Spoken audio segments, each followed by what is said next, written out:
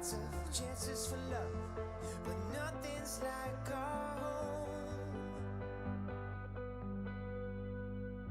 Every time you come up in my mind, a smile comes across my face. Even though I have no idea what we'll find, when I'm with you it falls in place. You're one of a kind. You're one of a kind. You're one of a kind. You're one of a kind.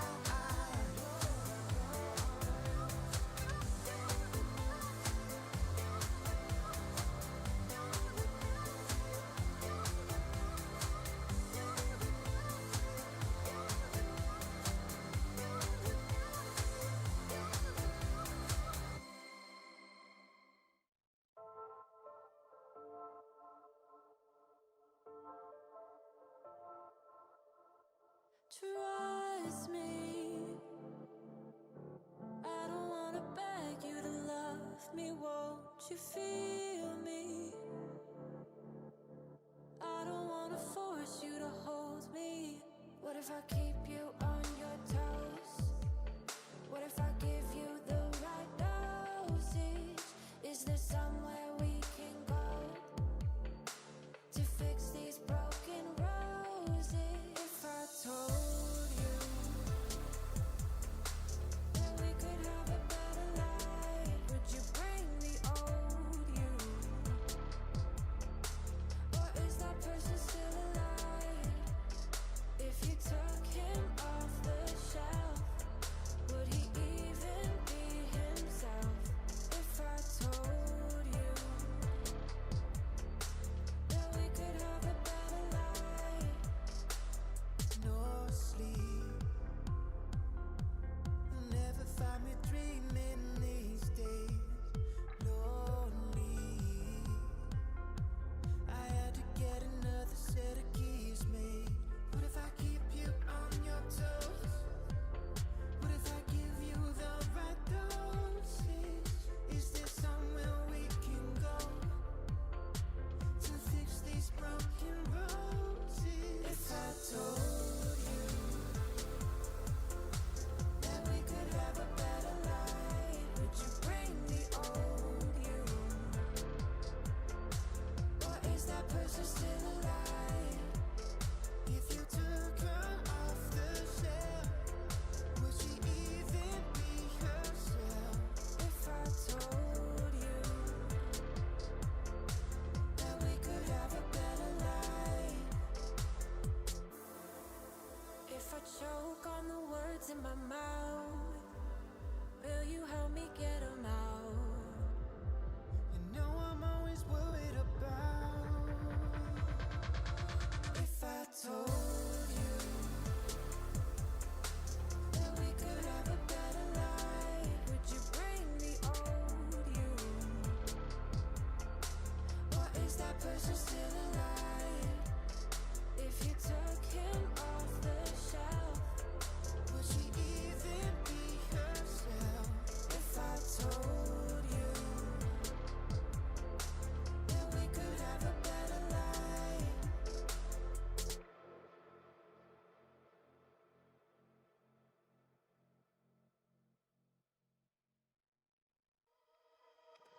I can never keep my distance from a little mischief, I admit.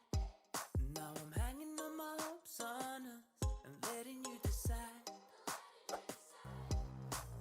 I will never lose my interest if there's something in this. I'm convinced there's a glimmer of a hope for us, or is it just a lie? So why you selling me a lie? La la la la, la la la la. Are you selling me a lie? La la la la,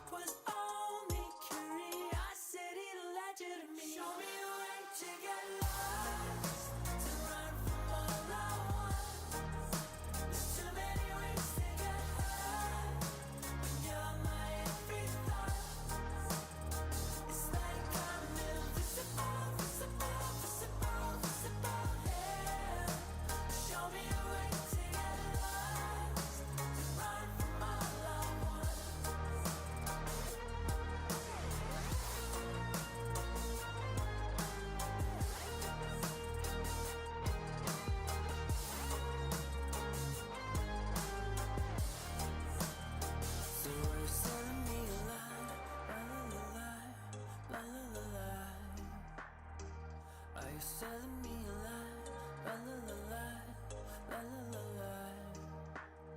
So why you telling me a lie, la la la la, la la la la. Are you telling me a lie, la la la la, la la la la. Show me a way to get lost, to run from all I want. There's too many ways to get high, when you're my every thought. It's like I'm invisible, visible, visible, visible here. Show me a way to get lost, to run from all I want.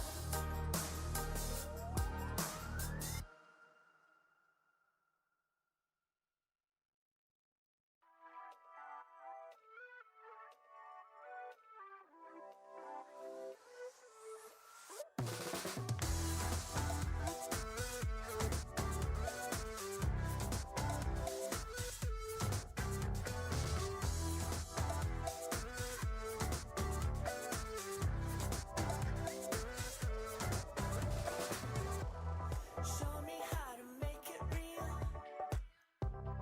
I won't let you down. If this is how we're meant to feel, I never had a doubt. Through every test, I gave you my best. I am obsessed, believe me. So take the next step, we'll make up the rest. Try to let go. Just take me for a ride.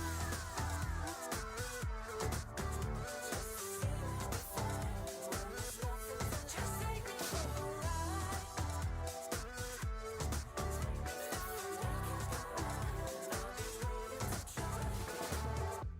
You wanted me to break the rules. I can read the signs. I can feel it burning through. You see it in my eyes.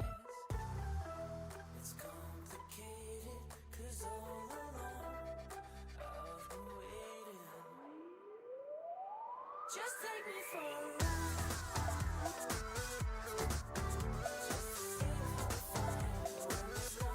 Just take me for a ride.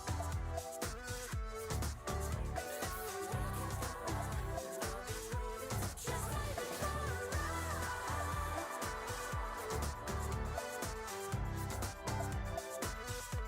Just take me for a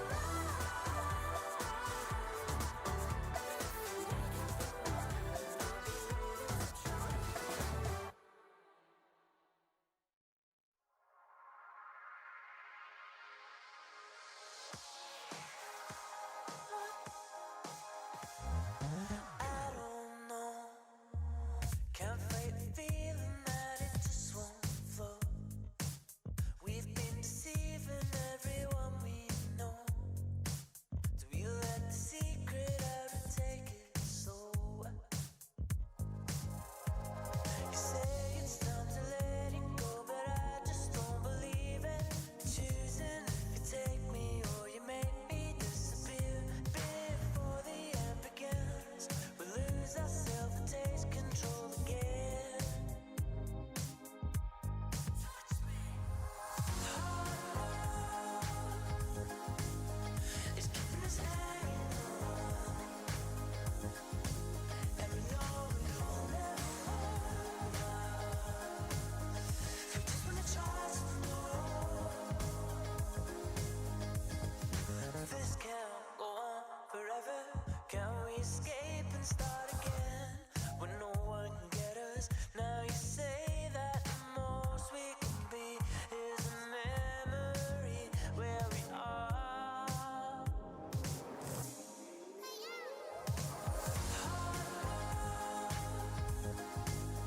It's keeping us hanging on,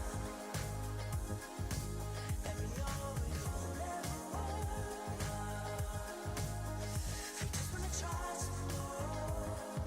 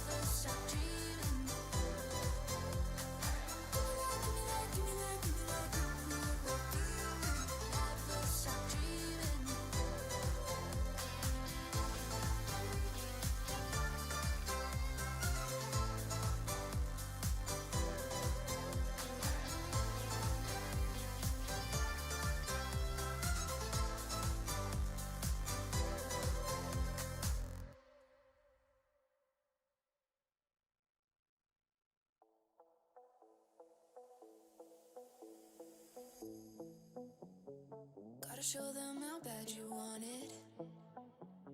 You don't always get them second chances. Don't start chasing till you got it. Do what I gotta do. I just break the rules like that. Maybe I'm just cool like that. Staying focused, don't sidetrack. Always when I don't come last. I'll never go less than 100%. I'll just keep waiting while you're catching your breath. I'm only living if it's close to the edge. So come and dive into the deep end, cause the best is yet to come. I'm like a song you can't get out of your head. You press rewind when you get close to the end. Each time you leave I know you'll come back again. So come and dive into the deep end.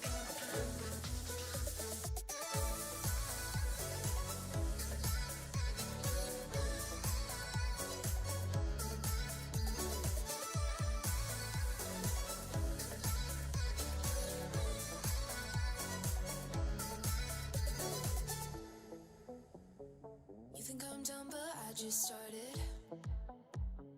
I'm the fire that lights the darkness. Don't get strong, confused with heartless. Do what I gotta do. I just break the rules like that. Maybe I'm just cool like that. Staying focused, don't sidetrack. Always when I don't come last. I'll never go less than 100%. I'll just keep waiting while you're catching your breath. I'm only living if it's close to the edge. So come and dive into the deep end, cause the best is yet to come. I'm like a song you can't get out of your head. You press rewind when you get close to the end. Each time you leave I know you'll come back again. So come and dive into the deep end.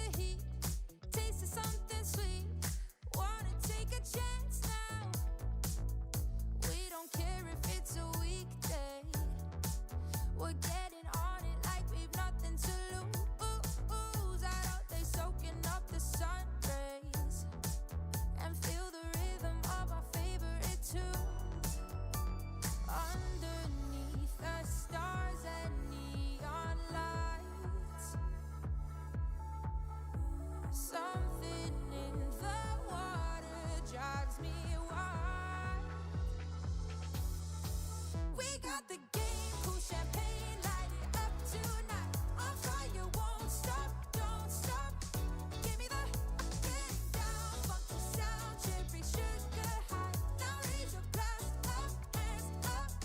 Give me the summer feels.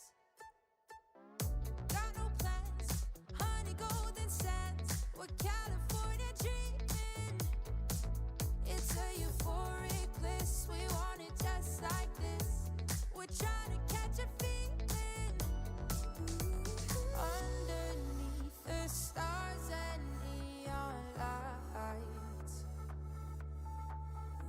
Something in the water drives me wild.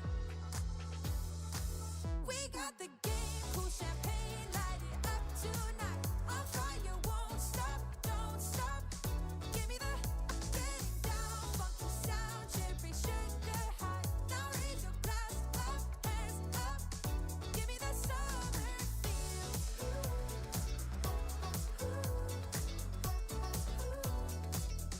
Give me the summer feel.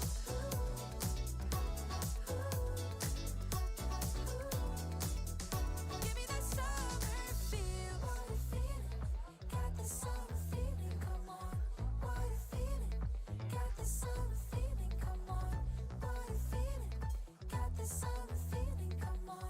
What a feeling, got the summer feeling, come on. We got the game, cool champagne, light it up tonight. On fire, won't stop, don't stop. Give me the getting down, funky sound, cherry sugar high. Now raise your glass up, hands up. Give me the summer feel.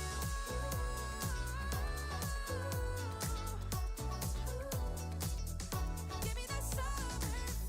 Give me that summer feel. Give me the summer feel. Got the summer feeling, come on. Give me the summer feel. Got the summer feeling, come on. What a feeling.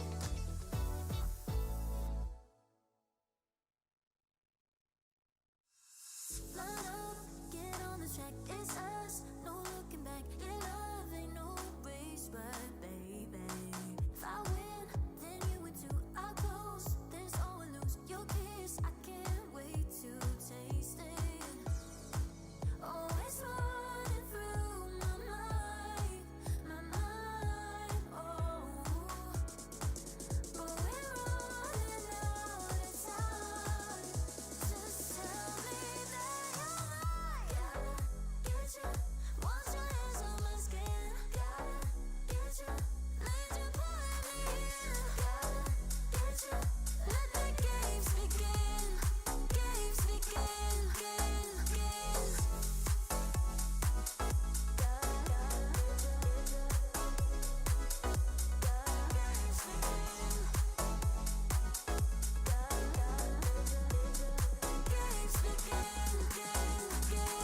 Green light, it's overdue, but right, don't leave me blue. We go medicine training.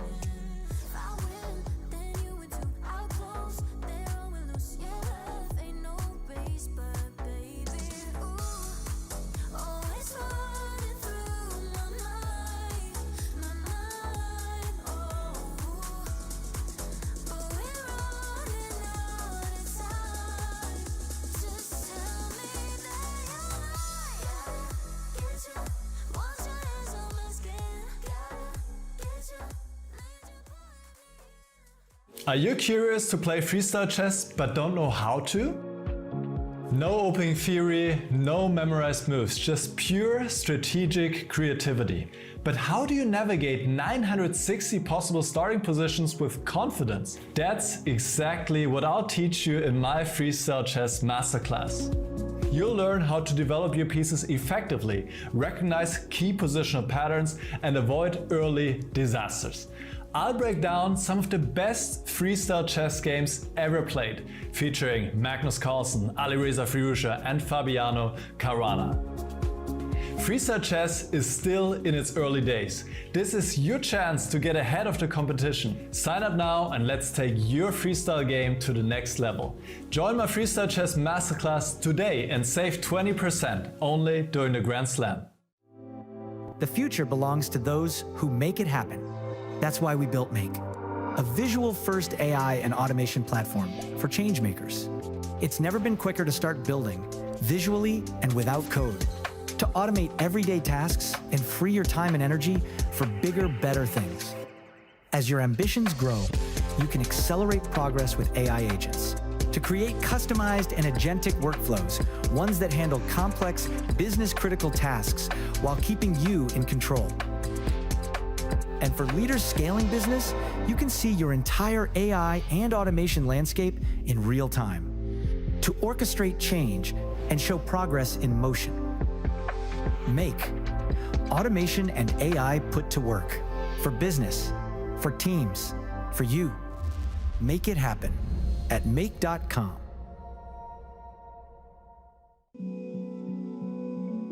Das Weissenhaus ist eigentlich zu dem geworden, was es ist, weil meine Vision sich weiterentwickelt hat. Inzwischen ist es alles Realität. 75 Hektar, 40 Gebäude. Aber irgendwie fand ich das doch ganz cool, diese Gelegenheit, also in einer industrialisierten Welt 3 Kilometer eigenen Strand zu haben. Was Hotels ausmacht, sind die Menschen hier drin. Freiheit ist wichtig, dass Gäste machen können und entscheiden können, wie sie ihre Zeit verbringen, um nachhaltige Erlebnisse zu sammeln.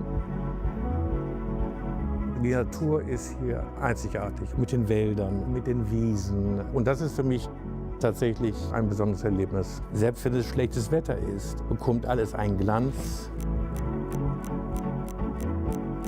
Wir werden jetzt die Familien mit ansprechen, wir werden die Golf-Zielgruppe ansprechen, wir werden die Management-Konferenzen haben, wir werden das ganze Longevity-Wellness-Thema machen. Das heißt, auf diesem großen Gelände von 75 Hektar kann man für jeden das spezifisch beste Angebot schaffen.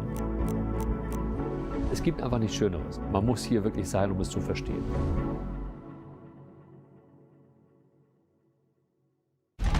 He's blundered. Oh no! He loses the bishop! Whoa, what? Moments like this are rare. There's been a complete transformation in one move from winning to loss. I'm your host, James Dash, and I couldn't be happier to be joined by David Hal and Tanya Sachdev yet again. Welcome to Weissenhaus. This is the first official FIDE Freestyle Chess World Championship. For the first time ever, the World Championship title in this format will be awarded jointly by FIDE and Freestyle Chess, two worlds coming together To compete for the Freestyle Chess crown.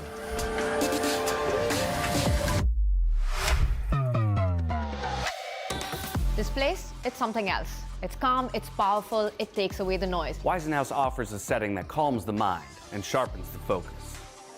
2 years ago, the journey of freestyle chess began right here in Weissenhaus. Returning now for a World Championship feels inevitable. We crown the first FIDE Freestyle Chess World Champion. Who will rise above the very best? And make history. The stage is set. Get ready.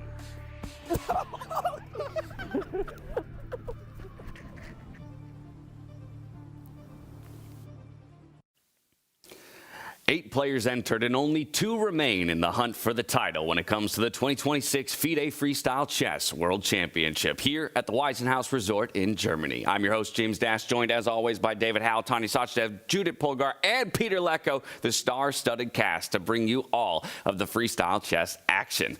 As we get into it, we're already on the final day. It's hard to believe, that this condensed format has kind of blitzed us to a final table, Tanya. We have 2 players staring down each other. It's Magnus Carlsen, it's Fabiano Caruana, poised to fight it out for that FIDE Freestyle Chess World Championship title. You know, it's been during the weekend of Valentine's Day. It's been a whirlwind whirlwind romance here at the Weissenhaus. And what a dream final we set ourselves up for between Magnus and Fabi.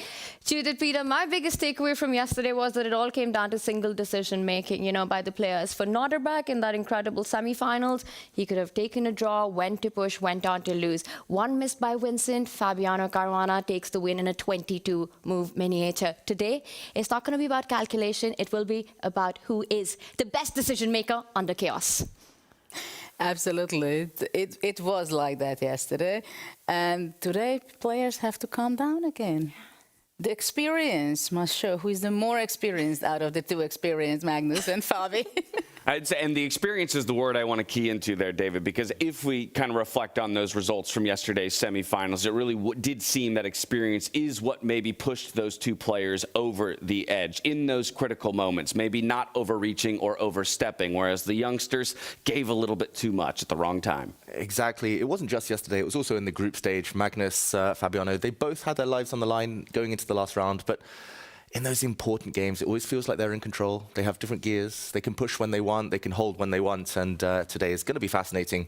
They've, between them, won everything. But this is the one crown. This is the one title that they would both love. Now, of course, we still have all 8 players competing for something here today, Peter. So while our focus will rightfully be on that championship bout, we're playing for 3rd, 5th, 7th prize money across the board, and still pride as well for each of these players wanting to show what they're capable of.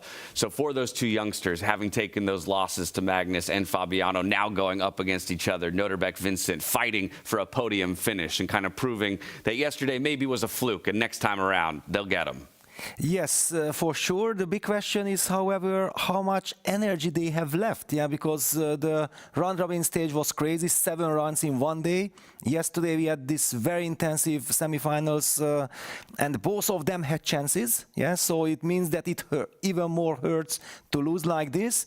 And nevertheless, they have to forget what happened yesterday and give them absolute maximum. After all, it's also a prestige duel between the youngsters. That's exactly right. Let's go ahead and pull up the brackets just so everybody at home has a good picture of what's in store for us today. Of course, we'll be focused on this top ticket bout, the finals between Magnus Carlsen and Fabiano Caruana as they overcame Vincent Keymer and Nodirbek Abdusattorov just yesterday in our semifinal.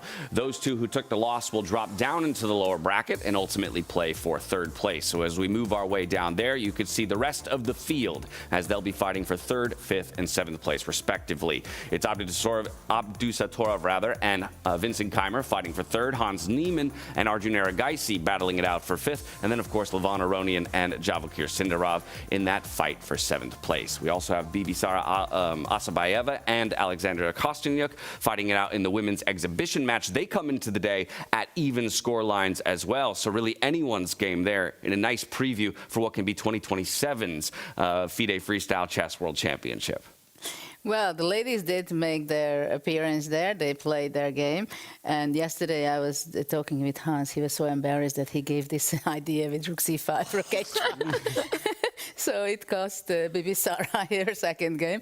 So they are battling it out 1-1. So I'm very curious how they are going to be dealing with the starting positions. Yeah, let's start with them because they do enter on even footing. But it's an interesting dynamic with them as compared to the men where they're playing the same opponent 2 days in a row. So what lessons could they have learned from yesterday and take into a repeat matchup as opposed to the guys who are flipping into a new player matchup 1-to-1? Well, it's of course sometimes it's one day and it's over, right? This is what we've seen in the round robin also. It's always different when you have a next day. You put into to the 2nd day your experience, your mindset, you shift, you understand where the weak spots in your opponent's play. You stop listening to Hans. Yeah, exactly. And of course it makes a difference whose team you are there, what kind of thoughts and mindset they have. But I'm pretty sure that they have a completely great experience. The chat I want to have is, how do we feel about these pre-game analysis that happens between players? Because with so much on the line, with so much at stake right now, we're talking about a world championship, how the groups are divided. I genuinely feel that plays a big role in how matches play out. We saw that storyline yesterday with so many analysis turning out to be the downfall for some of the players. Peter, I know you've got plenty of thoughts on that as a whole. Yes, now that it's really the FIDE World Championship title on the line, I also have this feeling like what was beautiful content before was lovely, and it's so nice to see the players socializing, discussing the ideas, but maybe when it's title on the line, it really has to be like the players focus on their own in those 5-10 minutes, and then you're also not getting distracted, because it's very easy to get, you know, if Magnus tells you something, you think like, okay, this is coming from Magnus, it should be fantastic, yeah? But maybe it's even fantastic for Magnus, but it's not good for you, because you have different kind of way of thinking about certain positions, so it's a very tricky kind of situation. I can relate to that. Bibisar and Alexandra will be certainly very careful today.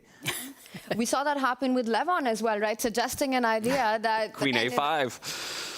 The legendary Queen A5. Pretty brutal there for Javokhir Sindarov. He'll be wanting that one back as well. Groupthink is a dangerous thing, but at times we've also seen it benefit. So you've got to weigh your chances, pick the strategy that's ultimately right for you. Let's narrow in a bit on the matchups that we have for ourselves today by looking at the starting grid. First and foremost, fighting it out for 7th place, Levon Aronian and Javokhir Sindarov. For Levon, definitely ringing or rhyming to last year's performance in Weissenhaus as opposed to what he showed us in South Africa. We had our 5th place matchup in Arjun Erigais and Hans Niemann. Vincent Keymer, Nodirbek Abdusattorov, they're going for 3rd place in a podium finish. But your grand final right here, Magnus Carlsen versus Fabiano Caruana. Let's start from 7th place and work our way up to the top. David, I'll turn to you. Levon, we know what he's capable of because of his most recent Grand Slam finishes on the freestyle circuit, and yet that hasn't come out onto the stage here in Weissenhaus. And by a similar token, I would say the same for Javokhir Sindarov. At the end of 2025, we were talking about how this guy is a true threat to the entire field. It's a bit surprising, I think, maybe to some, that that's our 7th place matchup. Yeah, it just felt like neither started off on the right foot. Javokhir, he actually won his first game in the round robin, but the second game losing in heartbreaking fashion to Magnus, suddenly it kind of collapsed from there. Yesterday, of course, that opening catastrophe, we should say, with Queen to A5. For Levon, maybe kind of it will free him up today. The fact that he's out of the running. Yesterday wasn't his best day, but Hans did look in good shape. So I think no matter what the result is, both players will just look at this as a fun experience, and they'll be aiming to move on. What about on the couch? How do we feel about this matchup heading into it? Do we have a favorite? Do you feel like it's a fairly even matchup heading in? Well, I just feel that this is why this tournament is so special, that we have 8 brilliant players. So far, somebody has to play for 7th spot. And this is now, unfortunately, for Levon and for Sindarov, these 2 incredible players. But otherwise, we'll be talking about other brilliant players fighting for the last place. And speaking of some other brilliant players who just barely missed out on the upper bracket, that would be Arjun Erigais and Hans Niemann. They were playing in the final round of the group stage, Tanya, for a chance into the upper bracket. Didn't quite break their way as Arjun fell down to Fabiano, and Hans only got a draw, missing a half-a-point tie that would have given us a massive tiebreaker at the end of the day. So, in effect, they fall to the lower bracket, and the best they can play for is 5th place. But they got it done just yesterday, and at least have that right. It's not the fight that they wanted, but it's the fight that they got. And I think David's player cards kind of put it out perfectly that this is going to be an incredibly close match, 87 to 89 on strengths. You might be changing some of those numbers post this World Championship right now, David. But I think whenever these 2 clash, just their ability to play for wins in position, their fighting spirit, their style of play just promises to be a lot of fun. Hans Niemann there walking in, hot pink jacket. And I think Arjun's form as well from yesterday, pretty hot pink itself. It's going to be a fun clash. If I have to pick a favorite, I'm going with my country mate here. Arjun Erigais, he takes it 2.5-1. It's a best of 2. Regardless, yes, that is correct. It's a best of 2. He takes it 1.5 to half. Okay, that's a big call out right there at the top of the day. The hot pink jacket and the fresh haircut for Hans Niemann making his way into the playing hall. But Judith, I think one thing is for sure when it comes to that 5th place matchup: fireworks. These 2 are aggressive fighters. They're going to come out swinging in every sense of the word. Well, I think for both of them, this is not what they aimed for, to play for the 5th place. The least they wanted to play for the 3rd place, but they will put it aside and they will put fire on the board. Yeah, they'll give us a show, to say the least. Let's talk about 3rd place, maybe where they would have been wanting to fight for, but it will be 2 of the other youngsters in Nodirbek Abdusattorov and Vincent Keymer battling it out for that podium finish below Magnus Carlsen and Fabiano Caruana. I mean, again, Vincent has found magic here in Weissenhaus before. He's somebody that we turn to constantly in freestyle chess as someone who has a deep intuitive understanding of positions, rocking the headphones in his headshot here. Peter, you talked about energy being so important for these two players, given the matchups that they had yesterday and how close at times they both were to pushing themselves to a final table. Is it going to come down entirely to energy here, or do you think there's something else at play between these two that will determine the victor? Yeah, also I think calmness will play a role, because it's clear that they are young, they are very energetic, but I have seen, for example, Magnus Carlsen and also Fabiano yesterday used kind of the Aikido strategy to use the energy of the opponent to get them to the floor, yeah? And they didn't do anything really special in the foregame, they were just waiting and then bouncing on the opportunity. I really hope that Vincent will be able to keep his calm and mobilize his energy, the last reserves, because I have seen the fearless face of Abdusattorov, Nodirbek Abdusattorov on that player's cards. Like, I would be frightened to play against this gentleman. I hope that Vincent is ready to handle it. Let's talk about both of their losses yesterday, because I do think that you know, in sport in general, sometimes momentum is a huge factor. Do you feel like one loss was harder to stomach than another, either in terms of who it was at the hands of or how it materialized? Yeah, I mean, for Vincent, it was an up-and-down match, I would say. He had chances. It felt like whoever had the black pieces could just counter, could just use what the opponent was throwing at them, as Peter said. But I think for Nodirbek, it just came down to one move. We see how he plays. He likes to shake at the board. The adrenaline's pumping. He senses momentum quite well. Unfortunately, he ran into, I mean, it kind of backfired what he tried. Yeah, is that easier to shake off, though, that one move, as opposed to the back-and-forth nature of the other matchup? Yeah, he's so focused. He'll be back. He'll be back. But maybe channeling that energy in the right moments, that's the big challenge. Looking for that killer mindset. We've got one matchup left to talk about, and, of course, it's the marquee matchup. Judith, it's going to be Fabiano Caruana and Magnus Carlsen, the world #1 going for his 21st world title. Fabiano Caruana still searching for his first, but that's hard to believe in and of itself. But just talk to me how you feel about these two players and what we're about to see. Well, it's amazing for me to see them in the final again. I remember when I was commentating 2018, the Classical World Championship, where they were so close to each other, only 2 rating points, which is practically nothing. So out of 12 games, they were battling it out to 12 draws. So it was so close. They are so experienced. They're so great. They're so good. So I think it will be really a question who has a better mindset, who is going to be more careful, what will be the first game. But of course, both of them have their support, as Magnus is coming with his father. And you see Fabiano, both of them have poker face, so we'll see what happens on the chessboard. And we most definitely will. Now, Tanya, we have to play your favorite game, which is the prediction game. I'd be remiss not to get everybody on record before we dive into the playing hall on that top ticket bout. Would you like to kick us off? Magnus Carlsen versus Fabiano Caruana. Who do you think takes it at the end of the day and becomes the 2026 FIDE Freestyle Chess World Champion? I just want to say I'm really hoping for a big fight in this one, and goes down to the wire, but I cannot in my mind remember the last time that Fabi beat Magnus in a match play. Yes, these two have been incredible in this tournament so far, and Fabi showing his A game. Magnus has to be the big favorite. You know what? I'll go one step ahead and say that we get one decisive game in the first 2 rounds of this matchup that we've got. And I think it goes 2.5, 1.5 to Magnus. 2.5, 1.5 to Magnus. We going Magnus or Fabiano Caruana as the victor? Fabiano. Ooh, Fabiano is the call here. Magnus or Fabiano? Well, no answer. I really wish. All right. Just because you're Peter Lecco, I'll let you get away with it this time. Who are you going with? I think Magnus wins this one. Fabiano wins the candidates. Ooh. That's big. The double prediction. I think Fabi would take that as well. How can you root against, or how can you vote against the world #1? A couple have found a way to do it. It's up to the players to determine at the end of the day. It's a best of 4 between 2 of the world's best here at Weissenhaus. The players are ready, so we're going to waste no time. Get ourselves into that playing hall for the position lottery for round 1 of the day. Fiona, take it away.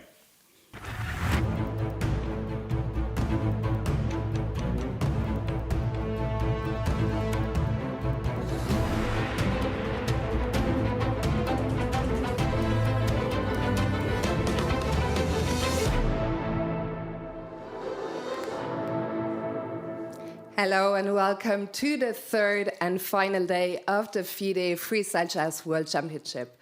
My name is Fiona Steil-Anthony. I'm delighted to be your host today. And tonight we will be crowning a world champion.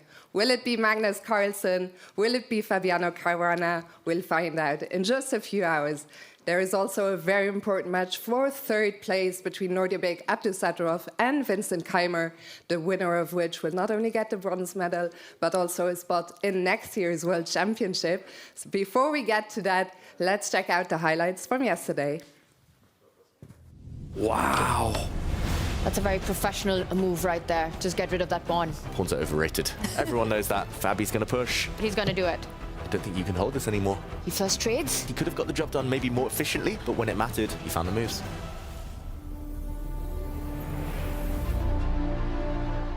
Day 2 of the first FIDE Freestyle Chess World Championship begins under blue skies and snow-covered ground. Outside it's freezing, but inside, the atmosphere is buzzing with tension.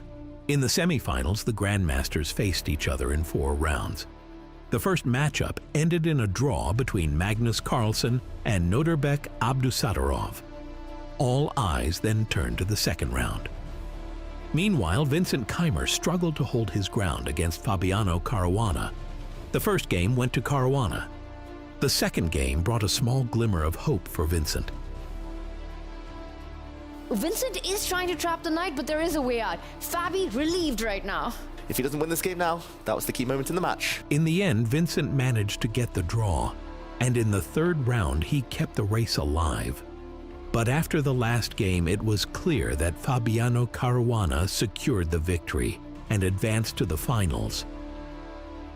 But it wasn't only the men competing on the stage. 2 women are playing in a special exhibition match for 1 seat in the first FIDE Women's Freestyle Chess World Championship. Bibisara Asobayeva and Alexandra Kostenyuk. 2 games have already been completed. 2 more are to be played on day 3. Even with only seconds left on the clock and 6 minutes less than his opponent, Magnus Carlsen managed a convincing win against Abdusattorov. Wow, handshake any second, surely. Yeah, Nodirbek knows this is over. Just no way to keep this game going. It's over.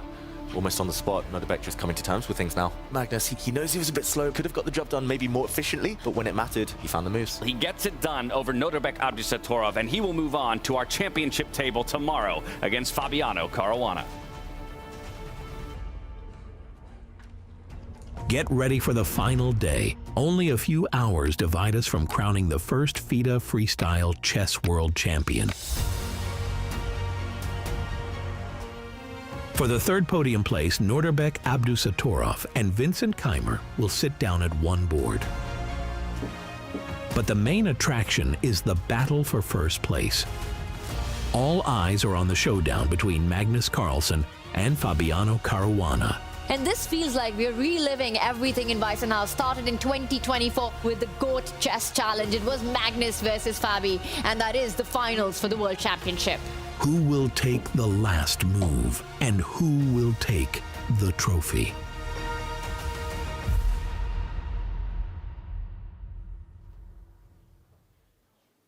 A tremendously exciting day yesterday. Today is only going to be bigger and better. And we are ready now to draw the first position. I'm delighted to be joined by Göran Aulin Jansson from Norway, Vice President of FIDE. And JJ, let me ask you, what do you expect from Championship Day? Great excitement, great chess, and hopefully a deserved winner. Short and sweet, I like it. I'm going to move behind the table, and JJ, are you ready?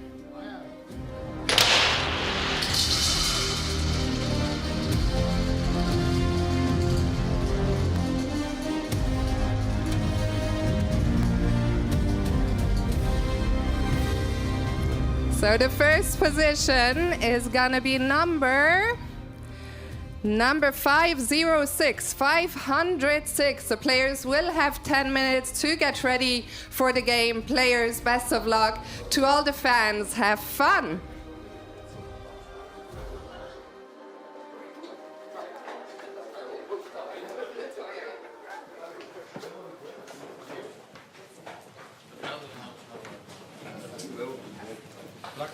Pure black. Is Levon black? Levon is black? You're black. Am I black as well?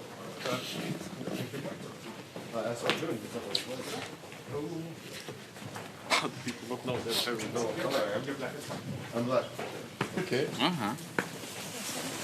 Can I? Pardon. Oh yeah, sure.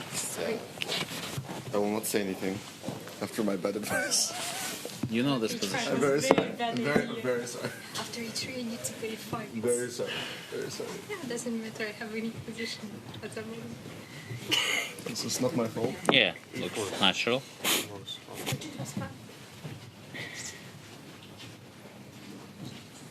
C5 before. I don't know if I like C5. I was trying to go knight f3, C5.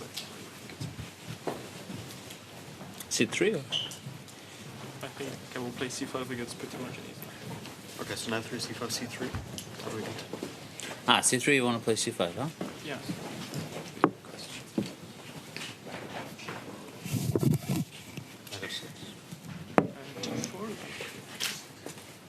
But I don't like locking our bishop here. Why don't we go 92? And we also want to play f4. I will go knight f6, right? If I get the chance. But now C3, C6, and then D5 next move. Right. But 92 blocks your bishop. No, is it wrong? Okay. Actually, also have f6, bishop h5 stuff. Yeah, I realize now. Kill this. And knight h3 makes also no sense. Yeah, f6. Yeah. Or I do like knight f6 and c6 plan. I mean, it looks very healthy, right? Knight f6, c6, d5. So you would want to play c6 here? No, I mean, if any move besides knight f3. I don't know about you. So we can try Petrov. Petrov looks reasonable. Here, I mean, b4, knight f6 is probably a move. Even before c.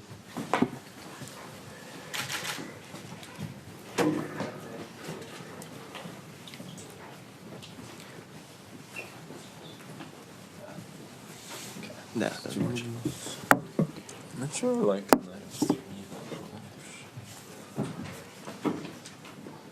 c3 and 5. Don't like this bishop. No. Maybe for other first move, d4, yeah, d4. If they play like d5, I think, logical. Yeah. Maybe knight f6 also. What about c4? Take. E4? Bishop e4. b3? Yeah, maybe it's a very good. Yeah, I think it's very good. That's very fast. And if they capture e4, b5, then they try. No, I mean e4, b5, what do you b3? I mean b3. Queen's Gambit Yes. accepted. Bishop h5. I mean, I don't know. I don't really see. No. So, changeable. I mean, it's a question. It's double sure. But yeah, c5 is also risky. It's just different kind of risk. C5 I'm thinking about before. And then c3. And d3? Yeah.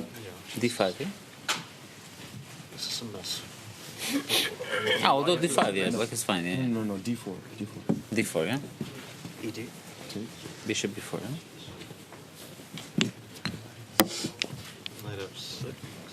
Bishop f8, rook f4. Yeah. Well, I have knight e4 intermittent. Knight f4, but queen b4. Bishop g7, bishop d4. I think we have. Oh, no, knight c3. Queen is in. Yeah, knight e4, but queen b4. Yeah, it's okay. Too much of a mess to. Okay, let's just why play is rook this f8. bad? Queen b4. Queen d6. Oh, yeah, maybe. No, queen d6 doesn't exist. Doesn't exist, right? So we stop. So knight e7 is probably necessary. But I can't believe there's. But we can castle. you can't castle, yeah? But we are doing well. You think so? Should be. I don't know. Bishop d3. Yeah, I'm a bit worried. Maybe we should check other ones. Maybe just not very good. I mean, yours is 6 is very sweet. Like these, they're not so impressive. This guy is stuck. So, maybe knight d6, yeah? f3. No, but this I don't like. I think, you can't. I mean, yeah. Looks nice. Yeah, it's too much for white. Okay, c6.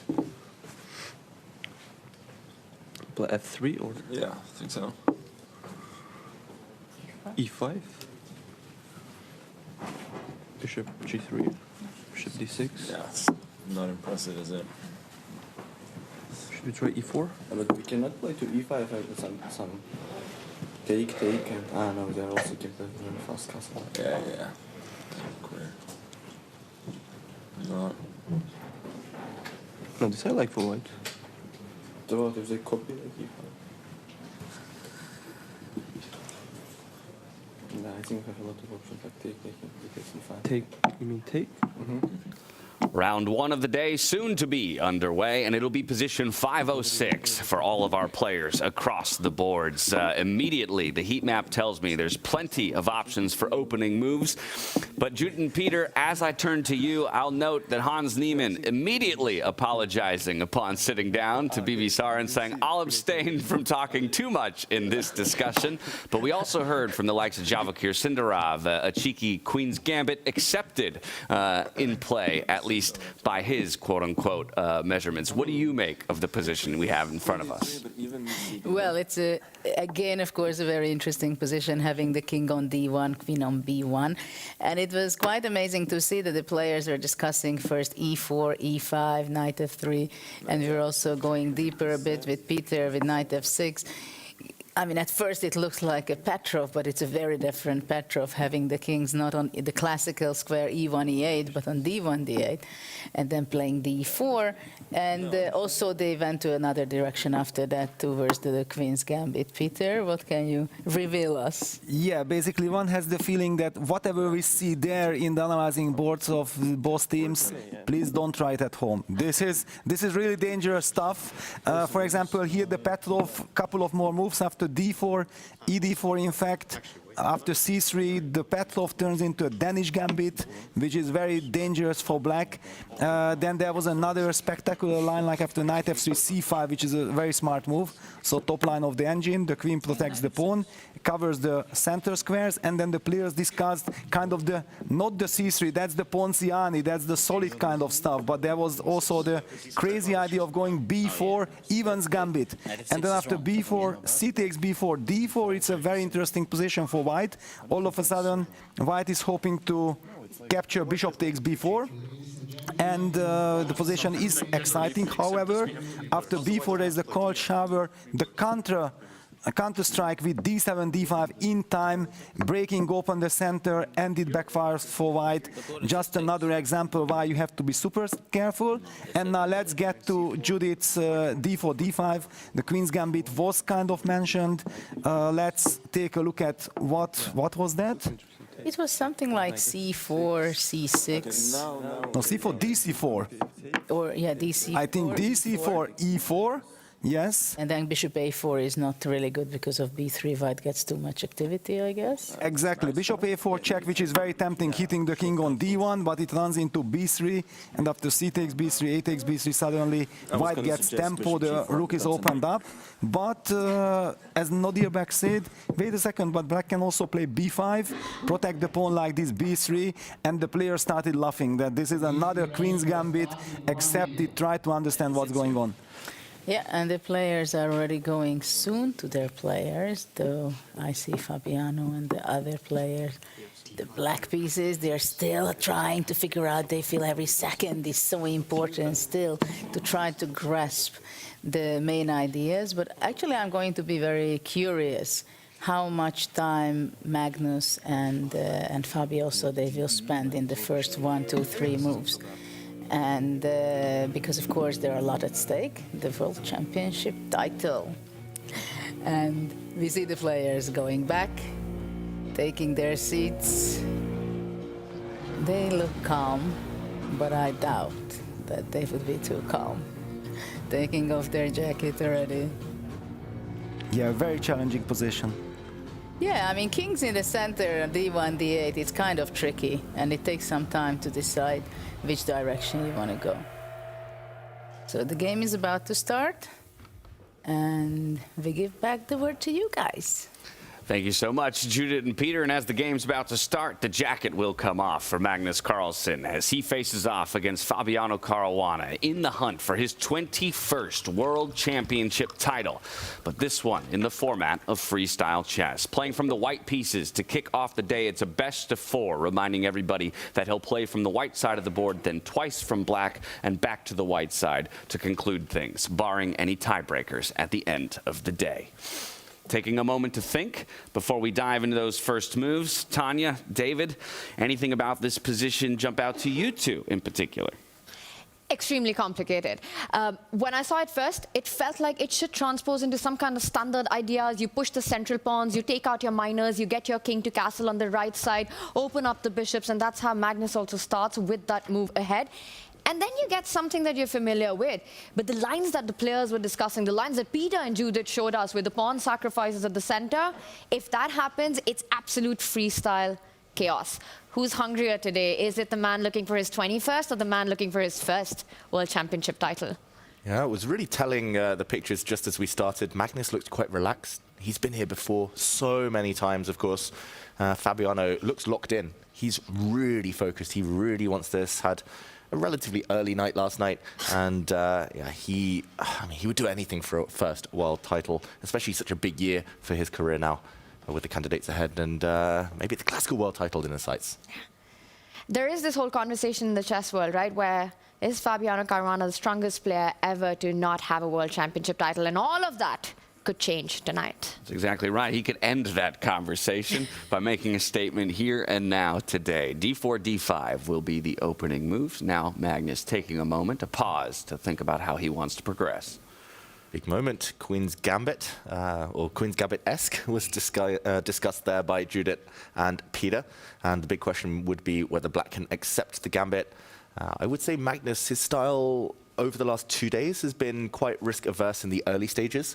Only later will he try to press with some controlled aggression, especially strategic aggression a bit later.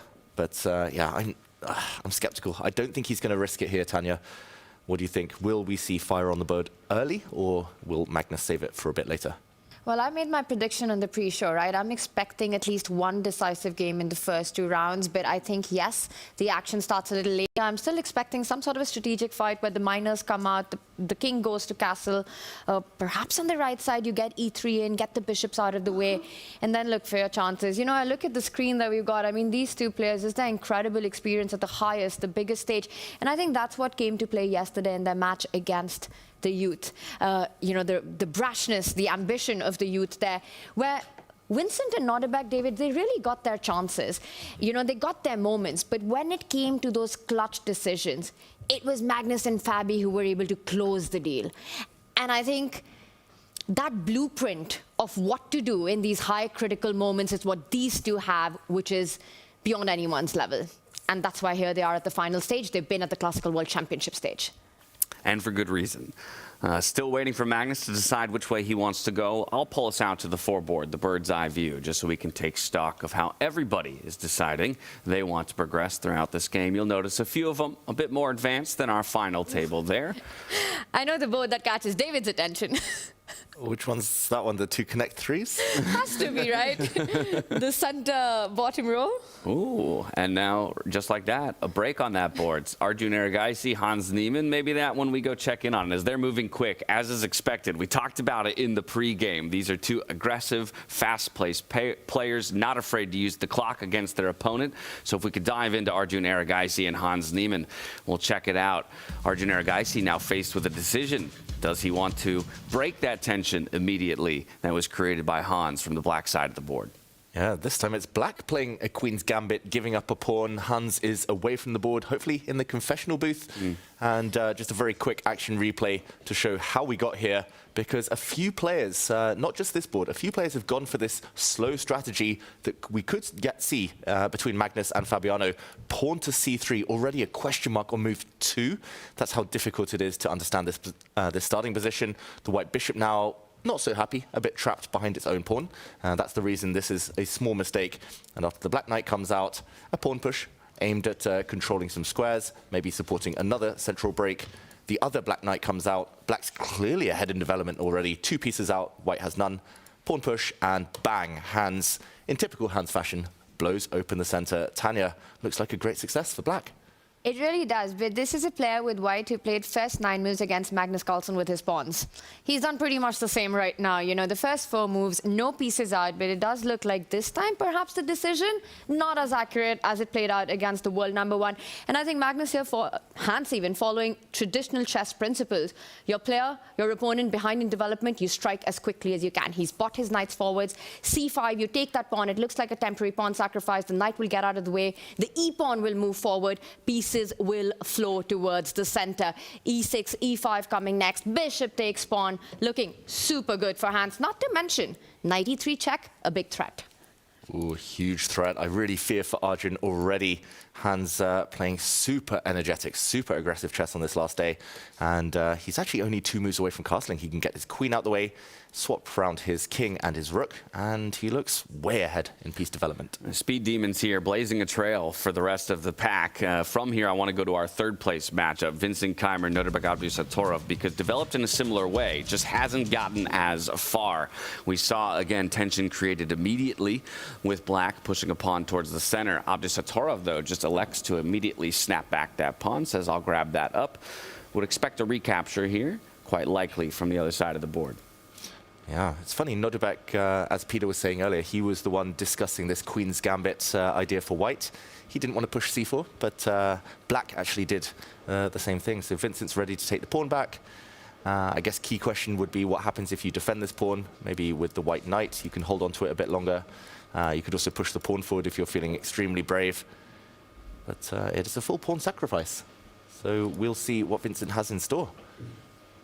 And with so much on the line on these players, I think it's Nodirbek trying to navigate the game into his terrain. I think this is a battle of styles where if we get tactical time scrambles, Nodirbek has the advantage. If Vincent is able to keep strategic, technical fights on the board, he's the one with the edge.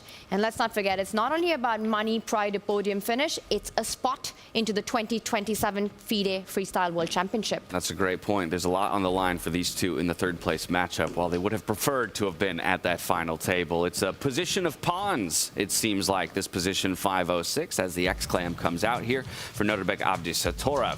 But we're going to go back to Magnus Carlsen and Fabiano Caruana, because I want to note that every other board had that C-pawn push on the white side. Magnus is the only one who says, I saw that question mark. I felt it in my body. I'm going the other way. It's an E3 pawn push. And this just looks more natural. I'm not surprised at all. Somehow it opens up a bishop. What could be more logical? The other pawn push opened up the white queen, yes, but blocked in this piece. Magnus loves going his own way.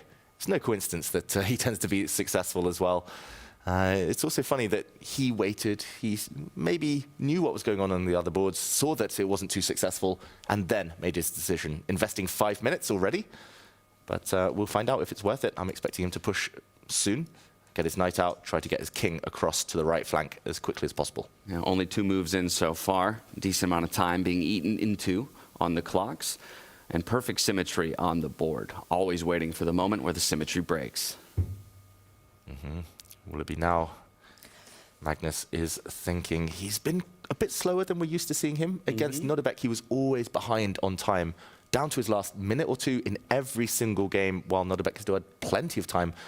Fabi might try to use that as a weapon. And he was quite vocal about that in his interview yesterday with Federer, coming off of it, saying, you know, I had given too much time at that point. Then I looked at my clock, I had 20 seconds, and I started to think, okay, at the moment I'm in a stable position, but if it starts to go wrong, I've put myself in such a precarious position with no clock that it could have spelled disaster for him. Maybe he got a little lucky there. You know, you make your own luck on the chessboard, but the clock, that's what Magnus does. Even in a position where he's got such little time, he's somehow able to keep his emotions under control, his nerves as steady, and then find ways to turn around the game. And that's exactly what he did against Nodirbek, where instead of rook e2, Nodirbek just went rook e2 instead of rook e1, and then just slipped the game, the moment out of his hand. And I will tell you one more thing. In other news, I was able to solve the mustache mystery of Magnus Carlsen. Please, reveal. I must reveal.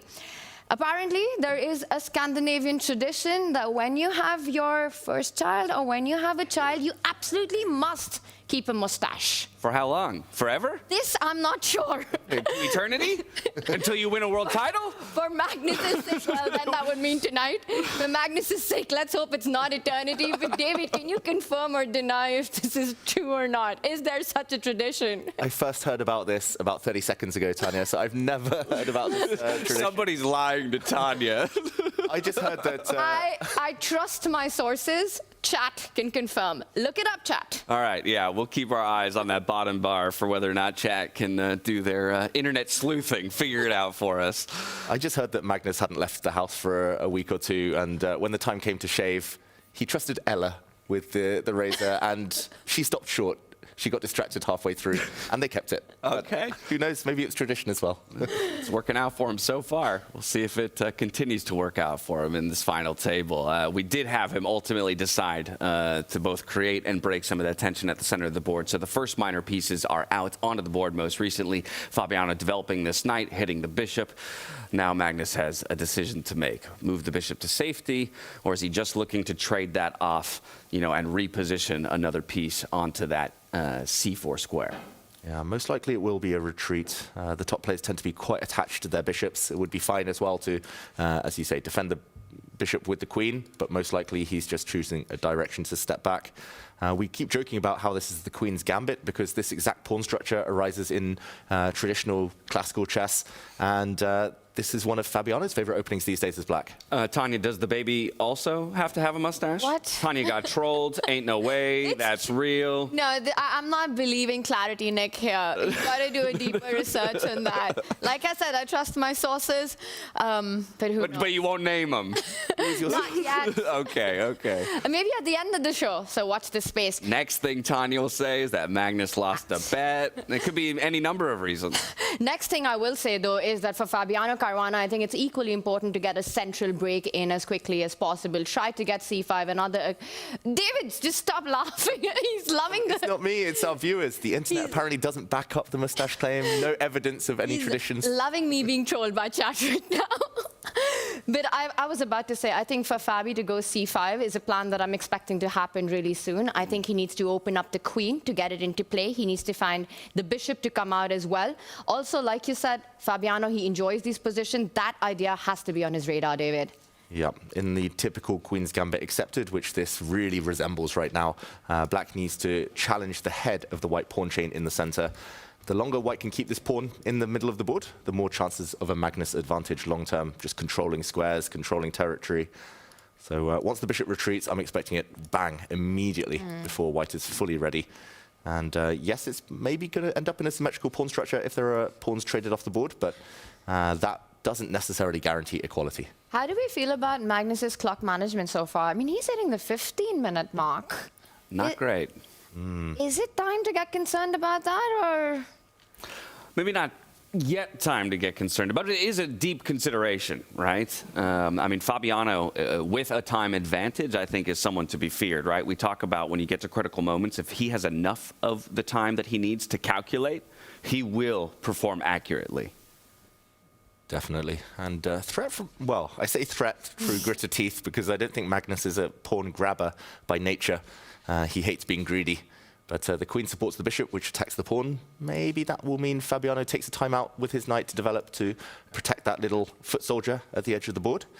But then Magnus has time to maybe stop this desired pawn break. So it's either here or now, but Fabiano will be calculating and hopefully quickly to keep the time advantage. So then as he calculates, I'm bringing in our legends for the first time today with a legend alert. Judith Polgar, Peter Lecko over at the Make.com Deep Dive Desk have had an eagle eye on our third place matchup, Vincent Keymer up against Nodirbek Abdusattorov. So as I hand things over to them, what do you have for us? Yeah, we have some interesting stuff because, as usual, the starting position was very interesting and also the starting moves were extremely interesting by Nodirbek.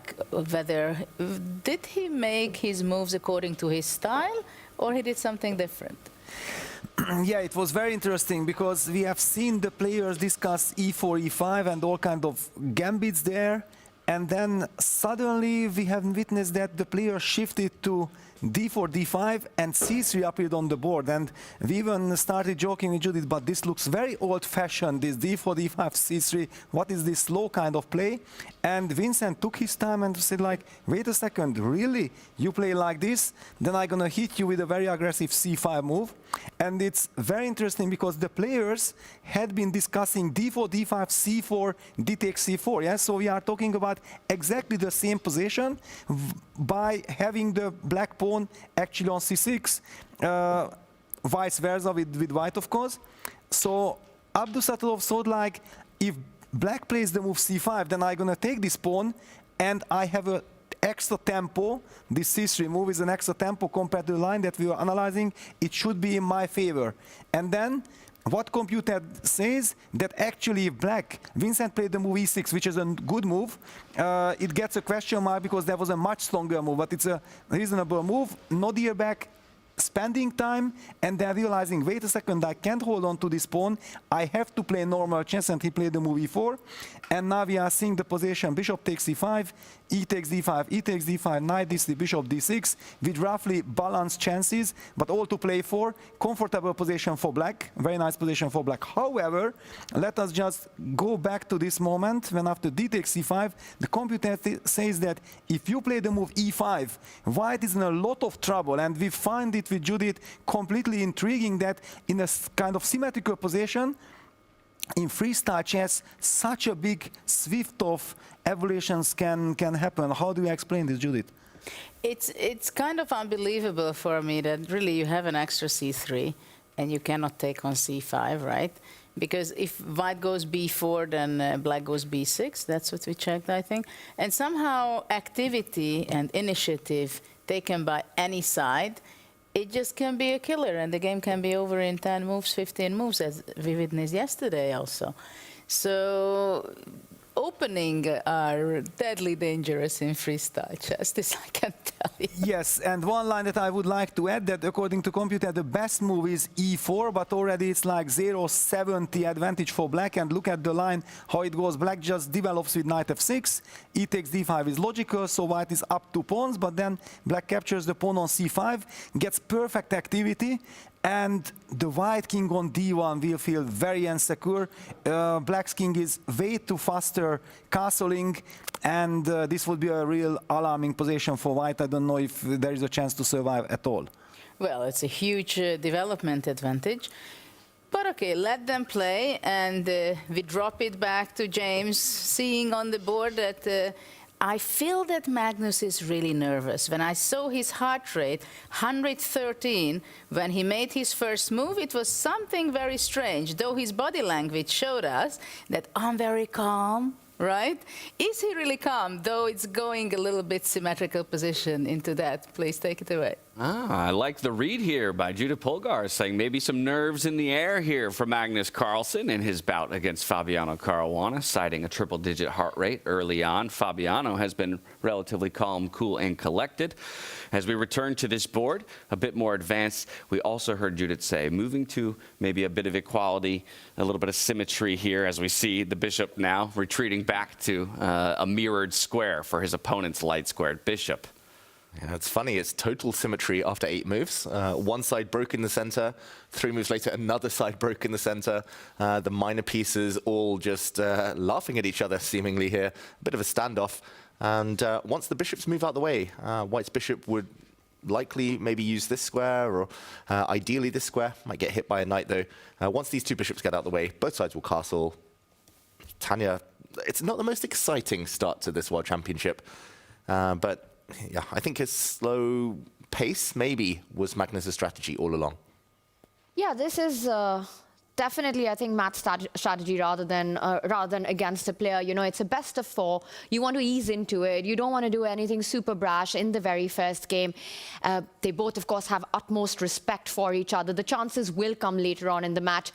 The position, the way it's played out, I think draw, it's maybe not even too early to say that draw is a very likely outcome in such pawn structures, pawn formations, where both open D and C lines, later on we can expect some major trades happen there.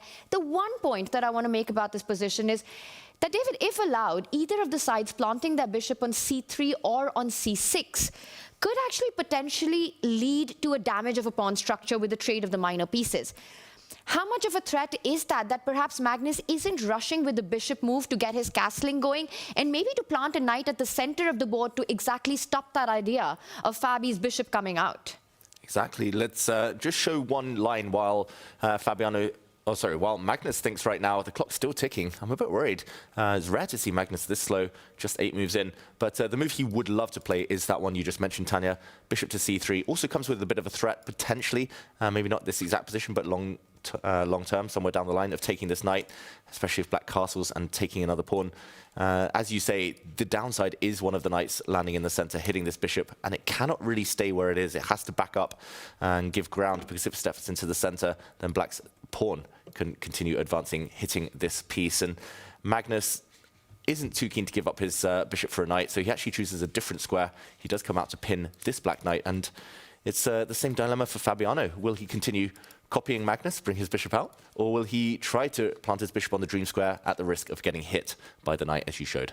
I think he's just going to continue playing copycat chess. You know, you get the bishop out, white goes castle, black goes castle. White occupies the open line, black occupies the open line. Trade, trade, trade, handshakes, draw, game 2. That's my prediction, guys. And I don't hate it. You're playing from the black side of the board. You're going to double white games after this. Why not? Just cruise to a draw and maybe, in effect, get under Magnus's skin a little bit. Stop copying me. Exactly. Copycat chess, I mean, it's one of the first things we learn when we start learning how the pieces move. But, yeah, must be frustrating. A draw would be a great result for Fabiano here. And I'd be proven completely wrong, and chat will be like, that was just an absolute disaster, because if Fabi agrees with you, then he would plant his bishop to that c6 square right now. It's absolutely essential that you get castle as quickly. I'm going to go with your prediction this time. I agree, because, I mean, the mustache theory has already been proven slightly suspicious. So Slightly being the key word, David Howard. Exactly. I don't think you would get too wrong there. You think there's more truth to the gambit? The gambit. Exactly. I mean, I just want Magnus in the confessional and for once and for all, you know, put the mustache theory to rest, or maybe just tell chat that's exactly what happened. The Queen's Gambit, that was the opening played in this game. Yeah. And ooh, a third decision. On our radar. Love it, though. A much more conservative approach here. Slightly surprising, because the bishop did look relatively healthy out here, not necessarily even to take the knight, but just out of the way, out of the center. This is a passive square, and as Tanya said, once the king castles, a rook kind of wants to occupy the open line, but this bishop will now be in the way. Bit of a strange decision from Fabiano. I don't really know what the bishop does on this square. And immediately Magnus goes for castle, expecting Fabi to at least now get the king to safety. Yeah, bishop d7, just c6, it was still easy to justify. It's a nice diagonal, but maybe Fabi felt it's vulnerable. Why he didn't place it on a4 is a bit of a mystery. I think it's not too far gone. Still pretty much in the realm of equality. No pawn weaknesses. Development done. Rook is coming to d8. My question for you, David, is that how does he solve the problem of the queen on b8 and rook on a8 if you're Fabi? Because you put it on c7, you're walking into a pin. The rook's going to line up and hit that queen. How do you actually finish and connect your rooks? How do you finish development here? Yeah, good question. I think for Fabiano, the lucky thing is that white has to also solve the same question, and Magnus has to solve it first. So whatever whatever solution he comes up with, Fabi can just copy. And maybe the queen has a nice safe square on e7. Takes a while to get there, protected by its pieces. Maybe Magnus will do the same in the near future. More likely, Magnus will bring a rook to the center first. Can I throw out one of my other wild theories? Do it. Okay. Does it ever happen to you? Because I know that I have felt this. When your opponent is making moves that you actually think you should be playing exactly like them, mirror them. For example, Fabi could have gone bishop to a4. After a certain point, you start feeling a little uncomfortable about it. You know, you psychologically want to switch it up. You want to change something, especially if you don't see a direct repetition, even if you feel that it might be the best approach. And I've actually been on the back foot of that, and it hasn't gone down that well. Has that ever played a role in decision-making for you? And could that be a potential factor here? I don't think in my own games necessarily, but I do remember reading a great book by Jonathan Rowson, a Scottish grandmaster, where he showed a game, and I believe black copied white for 18, 19 moves consecutively, White got so frustrated, he lashed out. He just decided he had to play a move that couldn't be copied. And of course, it was a blunder. And Black immediately won. So sometimes it can be effective to learn from the opponent. Yeah, I suppose if you were to try to look at how it could backfire from the black side of the board, it would be if at a point of copying, the initiative of a single move for White destroys your ability to copy on the preceding move. Exactly. You've got to be careful that White isn't setting up any sneaky threats. Right, some kind of a force. You eventually end up in a forcing move that breaks the symmetry itself, and now you don't have a decision of how you want to break the symmetry. It's been made for you. It's also reminiscent of this famous book, Black is Okay, and it's based on the premise that White, on move 1, is already in Zugzwang, has to show their hand, has to commit first. And yeah, I think most players prefer starting with White, but you could argue that it's nice to know the opponent's plans before you react. I wonder, do you think that mindset changes at all in the world of freestyle chess? It makes more sense to me in standard chess, you know, where again, there's more known theory, things like that. But in freestyle, with so much, I almost kind of like the idea of going second. You make the first mistake. I completely agree with you. I feel the same way. I think in freestyle chess, the dynamics with black and white are so much less relevant than it is in standard 5-1-8 positions. Of course, the easy explanation for that is how much theory has been studied. You know, you have the option to actually decide pre-game how you want to do it, where you want to steer it. But even, we've seen it so many times in freestyle chess. Down a match, down a game, playing with the black pieces, it barely means anything. Turn that storyline to classical chess. You know, you're struggling to even imagine where you're going to create your chances when you're playing at the elite level. In freestyle chess, playing with the black pieces, you know there's so much pressure on your opponent. He's seeing the position for the first time, has to navigate, and you have to respond to that. David, I don't know how you feel about it, but I would be happy playing with the black pieces in freestyle chess far more than in classical standard. And often, sorry, David, I'll just interject this before you respond to that. We see the clocks somewhat indicate a similar thing. I would, anecdotally, don't necessarily have the data to back this up, but anecdotally it feels like players with the white pieces typically lower on the clock because they're the ones who kind of have to navigate the position first. I 100% agree. That reflects this psychological kind of pressure with playing with white. I mean, it stems from our upbringing in classical chess. With white, we're fighting for an advantage. If it's an equal position, we feel like we've failed in the opening. Freestyle chess, it's hard to get an advantage. You don't know where to even aim. And if you don't, you feel like you've lost the opening battle, or you spend so much time on the clock trying to find that advantage that may or may not exist, that you pay the price. And I mean, yesterday's match between Fabiano and Vincent Keymer was one example where there were 3 black wins across the 4 games. I remember commentating with you guys in Paris. There were 2 or 3 rounds in the round robin where black was winning 60-70% of those games, because simply with white, it feels like a big, big blow. Unless, well, if you're not winning simply out of the opening. And Magnus definitely isn't winning here. That's the problem. It's just a dead level position. He's burned time off the clock. Fabi maybe needs to speed up. I wouldn't be surprised if he starts bringing his rook across, for example. Maybe now's a good time to improve his bishop. Maybe step this pawn out of the gaze of the white queen and bishop. Lots of choice.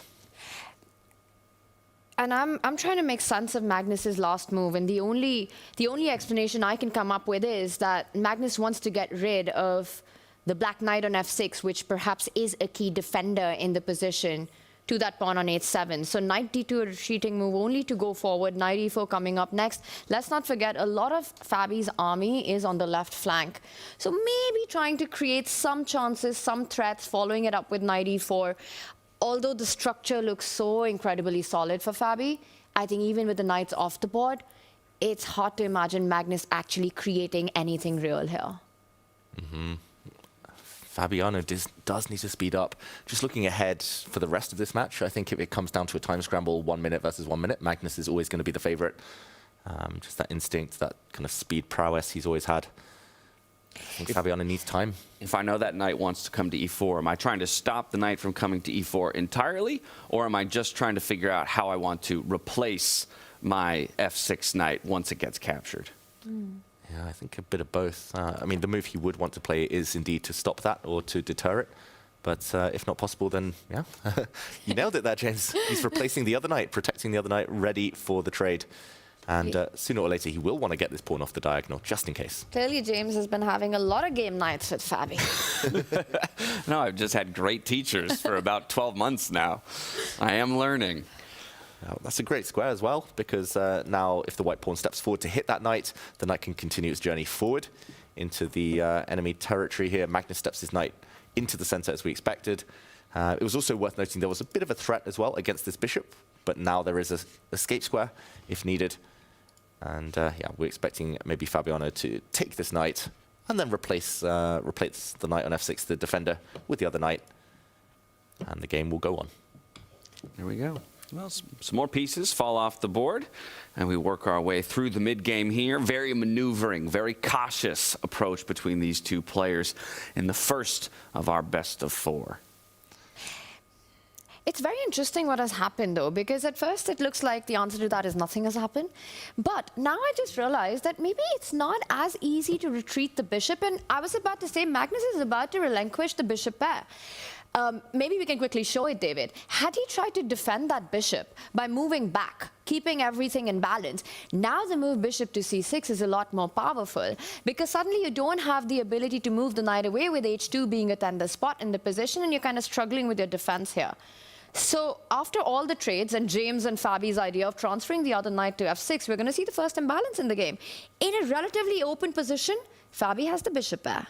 Yeah, suddenly something to play for both sides. We're assuming now that the knight captures the bishop. Fabiano doesn't necessarily need to rush, but a variation such as taking the bishop now, a positionally desirable move would be to play this one to blunt the power of white's bishop.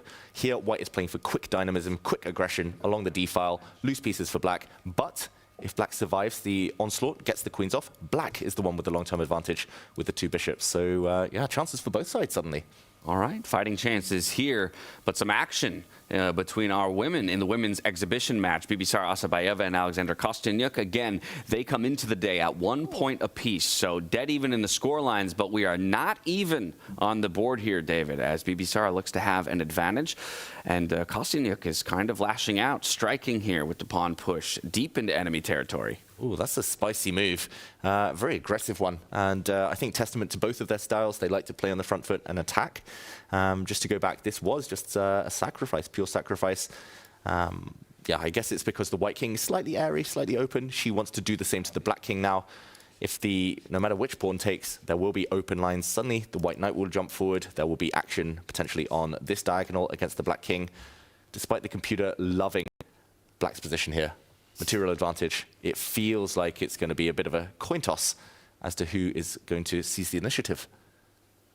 And right now, it's absolute material balance. For that advantage, you'd have to take the pawn one way or the other. And I would be very scared as black. I see the bar say that Bibisara is doing great, but that's what computers do. They grab material and they defend to perfection. But how easy is that with all the attacking ideas coming in, with 13 minutes on the clock, knight, queen, bishop, potentially a rook lining up as well, with checkmating threats? I would say advantage Kostyanyuk right now and ignore the bar from a practical perspective. Exactly. The next 3 or 4 moves could decide everything. Either Kostyanyuk whips up an incredible attack and just delivers checkmate, or Bibisara defends everything and she's up material. It's yeah, very unlikely this game fizzles out towards a draw. So deciding how to capture? Mm-hmm. If to capture, I mean, I guess you could ignore it, just plant your knight in front of the king, but brave. The king will be forced out anyway. Yeah, she's just got to capture it. Cling on, at least suffer for something. If you have to make that decision in 5 seconds, David, is it the H-pawn or the F-pawn for you? I'll give you 3 seconds, actually. Towards the center, always towards the center, if in doubt, unless there's something concretely wrong with a capture like that, or unless you have a rook that needs to be opened up, for example, on the line, always towards the center. I think for everyone at home, a good general kind of tip there. Now, there are one other set of pawns that are staring at each other in the center of the board. Okay, she makes a decision. She captures towards the center. She says, yes, David, I will suffer for something. Let's see if I can hold on now and weather the attack. Ooh, the queen slides across. I thought maybe the knight would advance, hinting at some sacrifices, but she is setting up this move. And she's also opened up her bishop's diagonal. Oh, I'm starting to agree with you, Tanya. This looks really scary for black. And especially given that Bibisara hasn't even started her counterplay. She's 2 moves away from getting a5, a4 in the game right now to create attack against Kostyanyuk's king. So she has to go into a full defensive mode. Bishop c4, knight g5 coming in next with full firepower. I'm again going to stick to what we said earlier. Ignore the bar. practically very difficult for black. Exactly. She needs to improve her pieces, those pieces we talked about for Fabiano, problem pieces in this opening in general. They're also true here. The most attractive move is normally to plant your knight on a beautiful outpost like this, but you would have to calculate what happens when the knight does arrive if the white queen slides. And here, the black king is going to have to start start running. Start running. And maybe that's the point, David, that the king is absolutely safe on e7 because you don't have a dark squared bishop. There it is. Ooh, captures in the center, the knight's jumping forward, creating that eventual threat with the queen sliding further down. The king will defend itself. Exactly, and that's the beauty of having opposite color bishops. Black will control the dark squares, therefore it is a bit of a safe hiding spot. It feels precarious, it feels scary, especially with the black queen so far away. But that is the only way, I think, to defend here. And you don't really want to put the knight in front of your own pawn, blocking that threat, because you are looking at the bishop developing further. I think e5 has to be the square and not f6 for black to keep things under control. You want to stop bishop coming to c4. You want to avoid any ideas of rook sliding on the f line and giving itself up for the knight.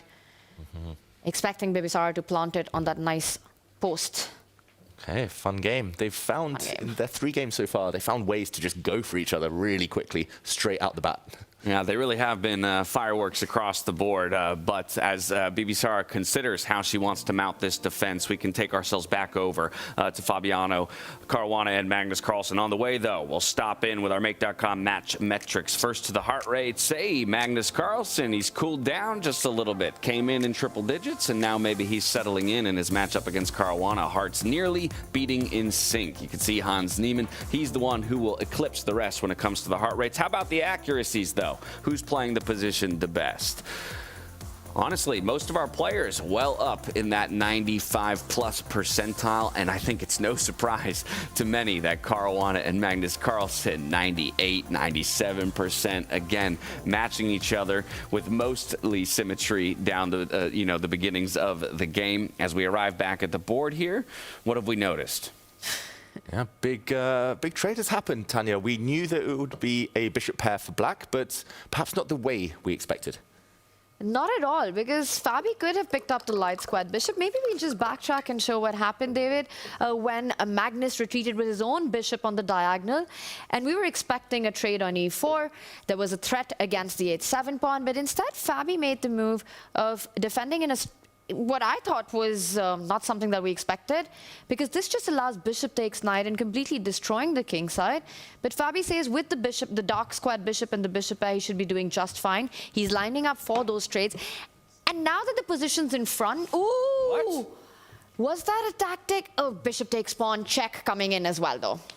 Game on, game on. The black queen is overworked here. She wants to take the white bishop, but she's also somewhat tied down defending her bishop. The white rook is staring down at that piece. Tanya did mention there that the black bishop can sell itself for a pawn. It's going to drop anyway. So bishop takes pawn, knight takes, queen takes bishop is likely Fabiano's response. It's level material, but now big imbalances. White with the 2-on-1 on the queen side, black with the pawn majority, but bishop versus knight is the big one. And very unclear which piece will thrive. The white knight coming forward as well. And Tanya, I wonder whether Fabiano calculated this. No, because look at the amount of time that he's taking. If you calculate this, you move your rook at the center line. After bishop takes pawn, you almost have an immediate response, right? Fabi's gone into a think. I think there's a very high probability that this was a blind spot, because that final position that you pointed out, suddenly the terrible pawn structure that Fabi has on that right side of the board with a knight and queen combo could be dangerous for the black king. It really could. Just showing it again one more time, this type of position with the knight jumping forward. You've got to be really careful. Maybe the king is the only piece that can defend things, but again, feeling scary for Fabiano. Again, long term, he's doing fine. But can he survive this next few moves? The clocks are both ticking down. Yeah, but still to think, 15-ish minutes ago, we were talking about this one maybe, winding its way to a drawish position, and we move on to game number 2. With stability, all of a sudden, Fabiano Caruana has been caught on the chin with a quick jab from Magnus Carlsen. Yeah, this is no longer sterile, symmetrical equality. It feels like things are really heating up now. This is the perfect way to kick off a World Championship final in style. Bishop takes pawn. Fabiano's still thinking. Wow. And that's the thing, right? Now they're both on the 10 minutes, and suddenly the position's hot in action. And big decisions ahead right now. Fabi keeps thinking, this is almost convincing for me that bishop takes pawn was unexpected for Caruana. Well, as things are heating up here on our championship table, I'm bringing back in Judith Polgar and Peter Letko. Give me your thoughts. We thought that maybe this one would fizzle to a draw, and all of a sudden it looks like fireworks between Fabiano and Magnus Carlsen. I think both of the statement is correct. But actually, in the last few moves, there were a lot of excitement, but we want to show what is the best move for black here, we think. Yes, actually there is just no reason to panic with black. Just take back queen takes b7, and after rook takes d6. Bishop c6 is a super cool move, and in fact, white has to kind of bail out and make a draw. And I think that this is what we're going to witness. That's the very professional way. And by the time we are talking about this, I wouldn't be surprised if Fabi already opted for this move. Did he not yet?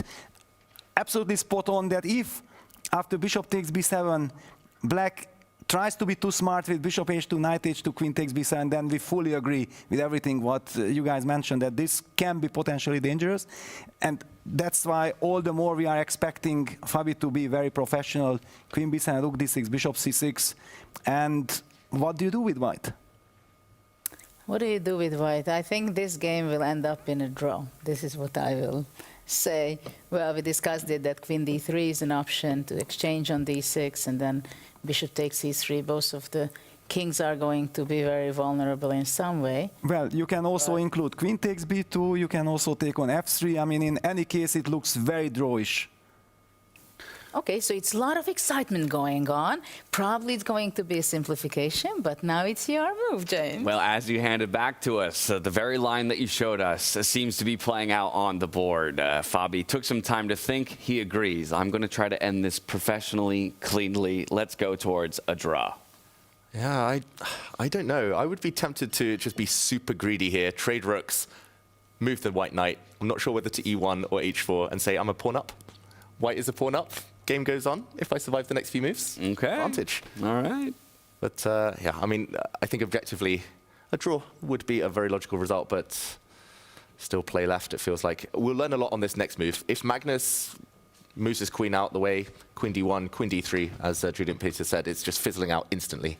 If he trades rooks, keeps the knight on the board, black is really, really active. So probably enough compensation, but he doesn't want to even try there to keep his pawn. Rook's off the board. Okay, now Tanya's prediction coming true. Well, Tanya's prediction might be coming true, but we're opening all the mics here in the studio. Judith and Peter, feel free to go back and forth about this one. You got something to respond to David on that with? Yeah, David became too greedy on the pawns, and we have our saying on that. Peter, if you go back on the board, after taking on d8 and knight e1, you're so passive just to keep one single pawn there. Yeah, my comment to Judith was, David, don't try this against Judith. Yeah, don't do that. Yeah, it will backfire. I might try it against certain players, but yeah, Judith, I would probably just bail out. I want to see this position set up at the after party tonight and played out from that position. Oh, ooh, do you really like this? Yeah. How much do you like it? Yeah. B3. I'm a pawn up. I'm a pawn up, he says. I'll keep relying on that. Well, we do see more liquidation here on the board. A lot of what Peter and Judith spoke about. And so, yes, it looks like Fabiano is more in agreement with our legends along with Magnus Carlsen. But I also want to point out that actually this was the only way to restore the material balance. You know, at first it might have looked that Fabi could have traded on f3 and also regained with interest by destroying Magnus's right side. If we just back up one move, there was a really nice in-between check that Magnus would have, which would actually end up in Magnus having extra material after bishop takes knight, queen to g3 check. And then you recapture with the queen, and then suddenly you're in this rook pawn ending that is David Howell's absolute dream. Oof. Grind like a grandmaster. Although maybe with the king off the back rank, black can still grab, since the rook would not hang with a check. I agree with Tanya. In this type of position, more likely that the first instinct would be to centralize the king here. Due to the fact the rook would drop with a check, you could grind forever. Pawn up, even if black still gets the rook active, and we'll get some drawing chances. Interesting that Fabi didn't go for that, so we have the live position of queen takes pawn instead. And now the question is, to take or not to take? I think I would be tempted, just to simplify. And we might see that being played out, right? After bishop takes knight, Magnus might still retreat with the queen, give a check, and then keep his own pawns healthy and recapture with the queen. But I think we all can agree that this perhaps is in fact steering itself towards a first round draw. With now so many trades, liquidation on the board, is there any tooth in the position? Yeah, I guess the question is how ambitious Fabiano is feeling. He's down to 4 minutes now. Magnus is suddenly up on time after all those long thinks early on. If he keeps the bishop on, there is still the bishop versus knight imbalance. There is still this pawn hanging. So if the queens disappear, with black having a strong bishop in the center, maybe it is Fabiano advantaged. But it is scary with an open king, queen still on the board. To be ambitious, what do we think? Is Fabi going to snap off this knight and hope to just guide it towards a simple draw, or does he want more? To be or not to be? Yesterday, Nodirbek had that question, and he made the wrong decision at the wrong time. Well, and speaking of Nodirbek making an improper decision, as we do see the minor pieces coming off the board here with the check of the queen onto the king, I want to take us to the third place matchup because we've got the double question mark on Nodirbek's most recent move. From what looked like a fairly even position one move ago, he leaps his knight forward. It seems ill-advised. Ooh, feels like tactics. When the double question mark appears to such a natural-looking move, an improving move, planting the knight on a good square, it must be tactics. And okay, I don't see many forcing moves in this position other than, maybe knight takes something along this diagonal. Tanya, help me out. I'm trying to figure it out as well, and I wonder if, exactly, it has to be combined with the diagonal, the b4 pawn being tender, the queen on b2 also defending the e2 bishop. I really like the idea of bishop to e5. I mean, we have to ask our tactical queen in the house. What's the move here, Judith? We will get her to tell us exactly how to do this, because I think we need reinforcements in this position. All right, well, reinforcements will come. As soon as they're ready, we'll bring them in. But Vincent Keymer as well, one thing we have to consider is if he clearly recognizes, something feels fishy in the position, he just doesn't have that much time to figure it out. So if we can maybe get our legend's opinion on this most recent blunder, what is at play here? What is Vincent searching for? Vincent is searching for... how is this move happened on the board? I can win with knight b4 and c takes b4 and rook e2. Yes. That's a problem. Queen takes e2, bishop e5 check is kind of checkmate. So and the bishops gives the party. Ooh. Yeah, it's incredible. However, after rook e2 there is this intermezzo with knight d7 check. Bishop takes d7, queen e2, and it's not checkmate, but it looks very promising because after bishop e5, well, I could have started with rook c8, but it's horrible. And the position is horrible. Takes, bishop e5 check, king b1, bishop f5. First of all, black hasn't sacrificed any material because 2 pawns for the exchange plus all the attack, it's game over. So I think let's head full screen on the players to see how Vincent is reacting to this. And if you want to see beautiful tactics by me with queen and 2 bishop, I played against Motilov. That was a big... On the board. That's night before. Homework for folks at home to check that game out. But as Peter says, we're going to put the spotlight on these two because Vincent has found the critical first move of the line. And you can see the exclam comes as he snaps up that pawn with his knight leaping forward to b4. Yeah, that was a big time investment. He's down to 1.5 minutes, but it's so worth it. Like, that was the key moment. He sensed it. He calculated it. And I wouldn't be shocked if that whole variation plays out where white is up the exchange, but suffering with the open king because everything else has collapsed. The knight now doesn't have enough protection. The black knight is ready to continue jumping. Tanya, it looks like that could be the clincher. Absolutely. It's that all-in moment, right? You spend your time, you spend your energy on it, and when you give a sacrifice like this, you've seen the line through, because there's no way back from this. It's absolute commitment. It's all chips onto the center of the board right now. And I think 1.5 minutes, he's going to get 10-second increment. He has seen that position that Judith was showing. We're going to see that being played out. And on that, I have seen the game that Judith did mention. It's quite a masterpiece. We'll see if Vincent can create a masterpiece of his own right here down the stretch. Start the day off with a 1-0 scoreline from the black side of the board.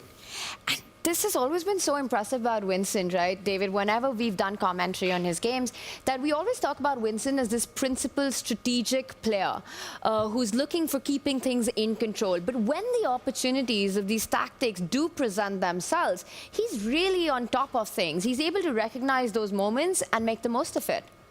Yeah, and it's funny, both players, every 30 seconds or so, just look at each other. Vincent there staring down the opponent. Nodirbek had stared down Vincent a few moments ago.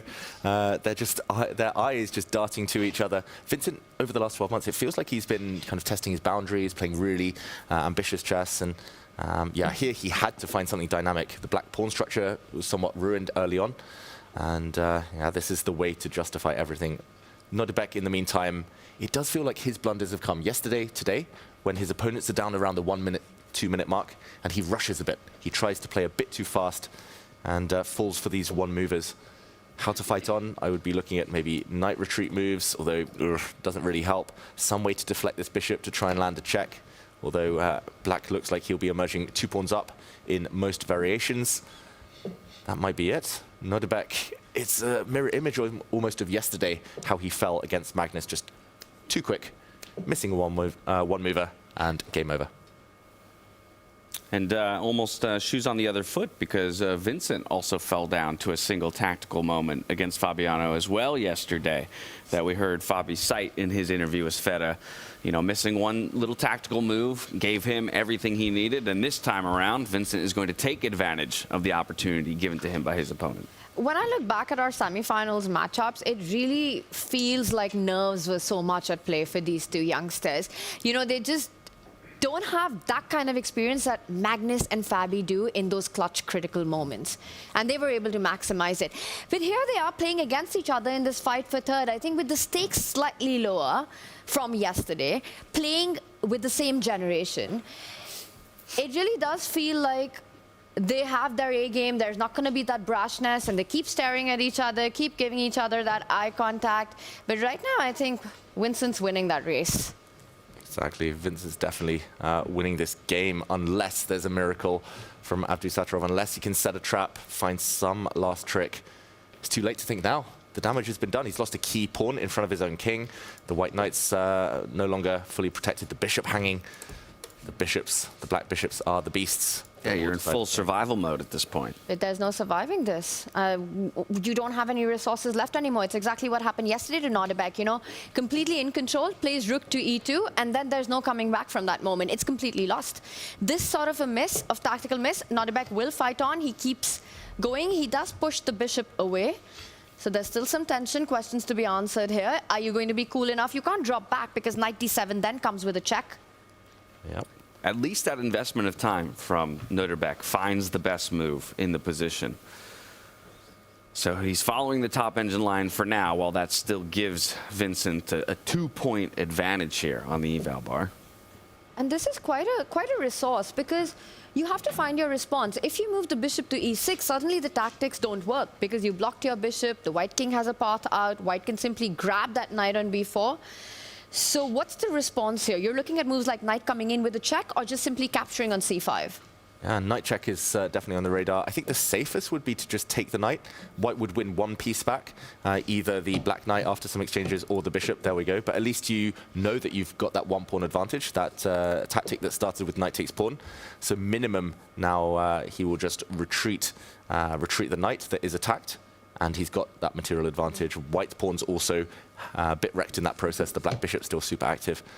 There we go. I think he's playing the safest now. Yeah. He's done the hard work. No need to be flashy. Maybe there were even stronger moves available. And we see Nodirbek improve his bishop, but the position is getting worse. The position is still so loose for white. All of the pawns are isolated or doubled. Yeah, super tough. Now the only concern for Vincent is time. So keeping pace with the clock, 48 seconds to his name, but he is making quick moves so far, buying back a little bit of time with the increment.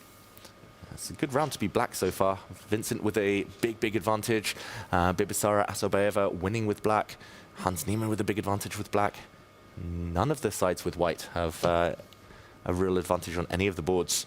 Ooh, and I like how Vincent's handling this. You know, he's up a pawn, and he's completely attacking each of those weaknesses that you were earlier highlighting. The queen and the bishop lined up against f2. The other f5 pawn, double pawn, now attacked with the knight, which is also defending its own central pawn. So much piece activity. Really nicely last couple of moves after winning material by Vincent. He retreats at the right time, only to go forward. Yeah, that's my theory in chess. You really see a player's personality once they get a better or winning position. Either they go extra hard, they push extra, they kind of go straight for the kill, try to end the game quickly, or they say, okay, I've won a pawn. Why mess around? I can slowly transition, slowly transform it to an endgame, grind it out, and mathematically do it. Vincent's one of the latter camp. The ability to switch gears in these kind of situations is just such a key skill in chess. Mm-hmm. The rook slides. A lot of tension on the b-file. That's maybe the one area that Vincent might have to fend off some threats. He takes a pawn, first of all. It's the white bishop. It's the white bishop g4, you're not worried about that. The skewer, because then the rook captures the f2 pawn and hits the white queen. Mm-hmm. What to do instead? Yes, Plays it anyway. Still the move that he wants to make. There goes a pawn. Ooh, it's chaos. That's a queen sacrifice. Rook takes queen, but the white knight has a check. Suddenly it's calculation time, and Vincent only has 20 seconds. This is getting fun. It's a big question that Nodirbek just asked. Showing us his fighting spirit here on the back foot. Doesn't have many options, but Keymer doesn't have much time. He does pick up the queen. Now we've got the check coming in with the fork onto the king and the queen on the other side. It's an incredibly forcing line, which means that Keymer will add up on the clock as well as the trades happen. And it feels like once the dust settles, white picks up the queen. There'll be trades of the rooks as well. Keymer will be left with extra material. Yeah, it's funny because all the moves were forced, but he had no time. Without the increment, I think he would have just suffered from shock. He didn't see this coming, but it's all going to work out. There are some lines, as we'll see now with the rook exchange, where the black rook is hit twice. White is also a piece up once the black rook is recovered, but black has this move sliding across, hitting one loose piece. The knight also hit and will regain the material, as Tanya mentioned. Too many pawns for black in that endgame. We have to recapture here, just with the king or with the rook. Mm-hmm. Oh, it's kind of fortune favored the brave there for Vincent. Mm-hmm. He's a bit lucky. Maybe I don't think he saw it coming from afar, but it all worked out. I agree with you. I think when the position played itself, he has this final resource, the only move in the position to keep the winning advantage. But once you reach here, you spot it easily. Yeah, but look at the energy in the bodies of both of these young players, right? I mean, pieces being twiddled in the hands. We've got the chairs shaking, both leaning over. They can feel it. Yeah, and unfortunately for Nodirbek, either the knight or the bishop falls, and Vincent Keymer will have at least 2 extra pawns.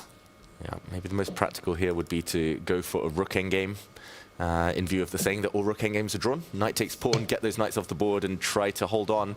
He's playing for more tricks, Nodirbek. That's a very confusing move, hitting black's loose piece.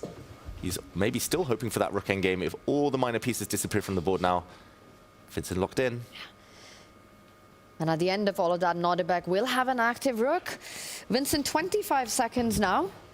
It feels like a bit of the tension, at least on the board, once the queens are off, has eased out. You're in this endgame, you know you're not getting checkmated, there are no more forks to really worry about. But Vincent's still with 124 on the heart rate monitor. Yeah, because he's feeling the clock pressure. He's down to single digits here. He just checks in with it. Ooh, that is risky, David. Why would you play this when you can go into a rook game 2 pawns up? Like, he could have snapped off the bishop, snapped off the knight. Like, it would have been a pure rook endgame. Black would have had 6 pawns, white would have had 3. Wait, he would have been way up. Material 3 pawn advantage. Mm-hmm. Why would he risk anything? Yeah, now we have the option of getting one of our minor pieces out of dodge, right? We can either slide our bishop out of the way or retreat our knight. Yeah. It will still be a big advantage, but this pawn will now drop. The white rook might get active. Ooh. Game on. Yeah, a lot to play for.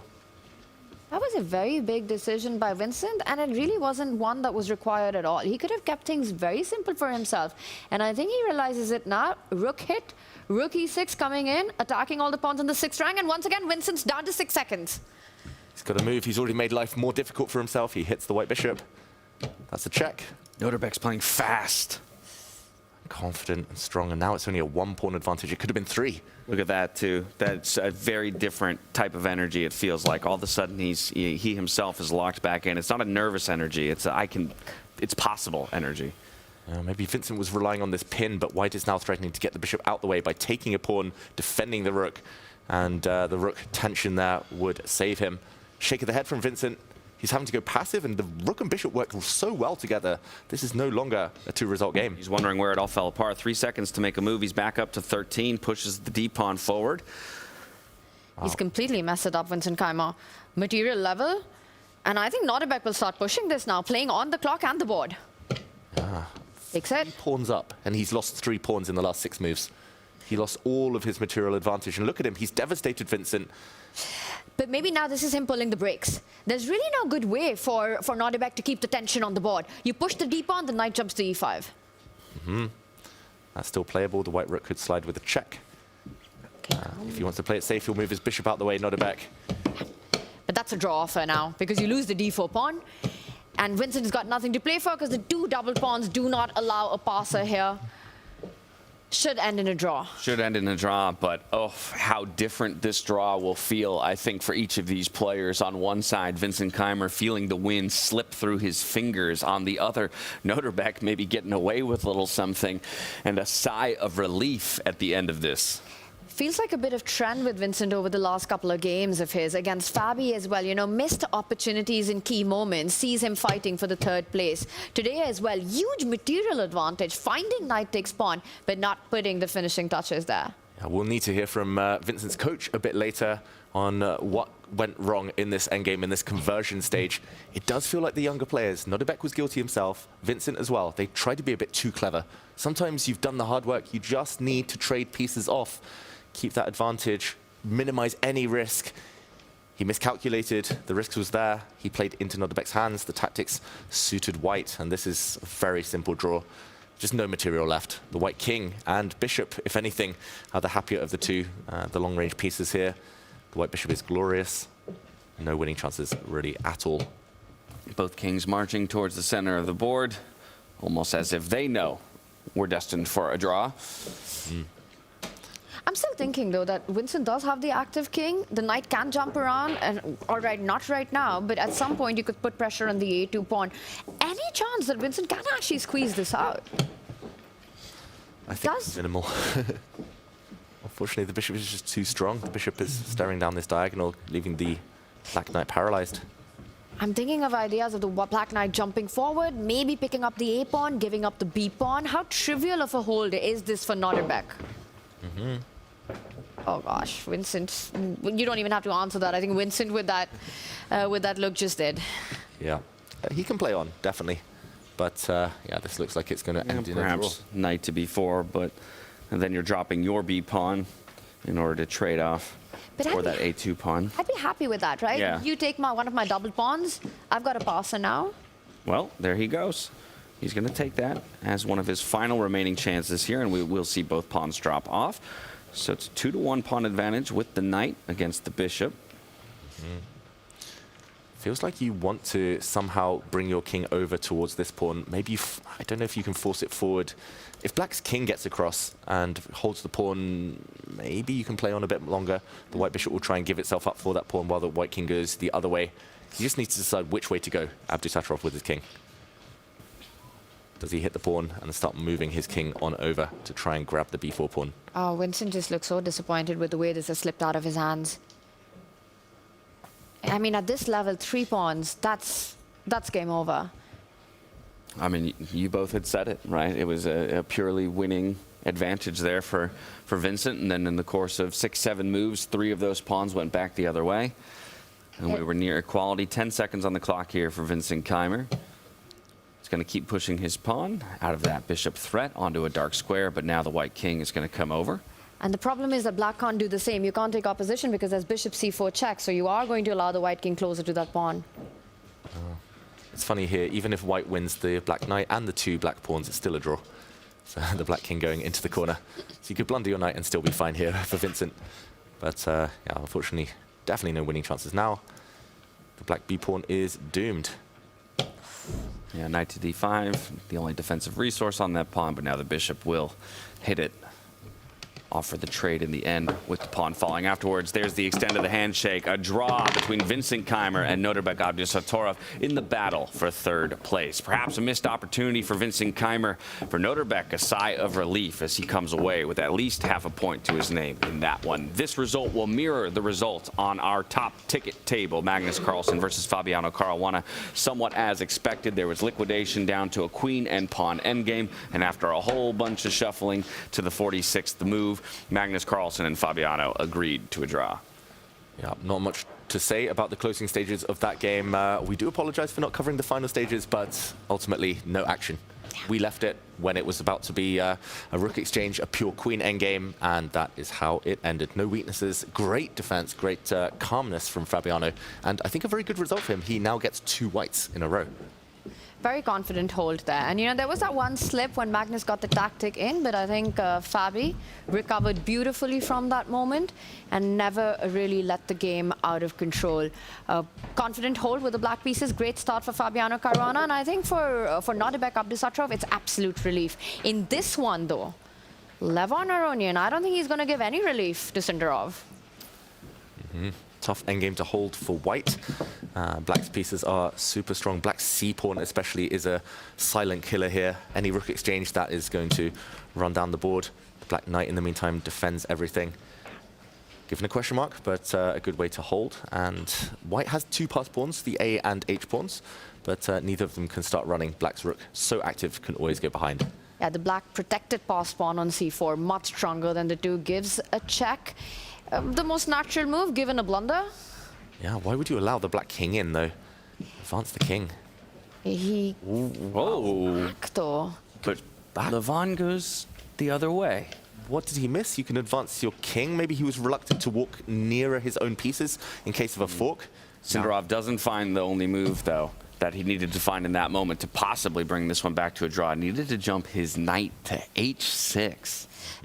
Levon now is setting up the rook to get traded on the 3rd rank, with rook b3 being a potential threat here. Oh, that is scary. The black pawns are so far away from the enemy pieces. That's a good move, however. Rook to b3. Yeah, I guess would cause a pin. Just want to get the c-pawn moving somehow. Pawn is attacked. I'm expecting white's king to try and defend its rook in the near future. Just the white knight needs to be released to attack this central pawn. Does it? Best position he's had in a while, Sindarov. Still fighting hard. The d5 weakness, you really want to give up that pawn for the a pawn. And he says, no, I don't. Defends it. Now rook takes pawn, a big threat.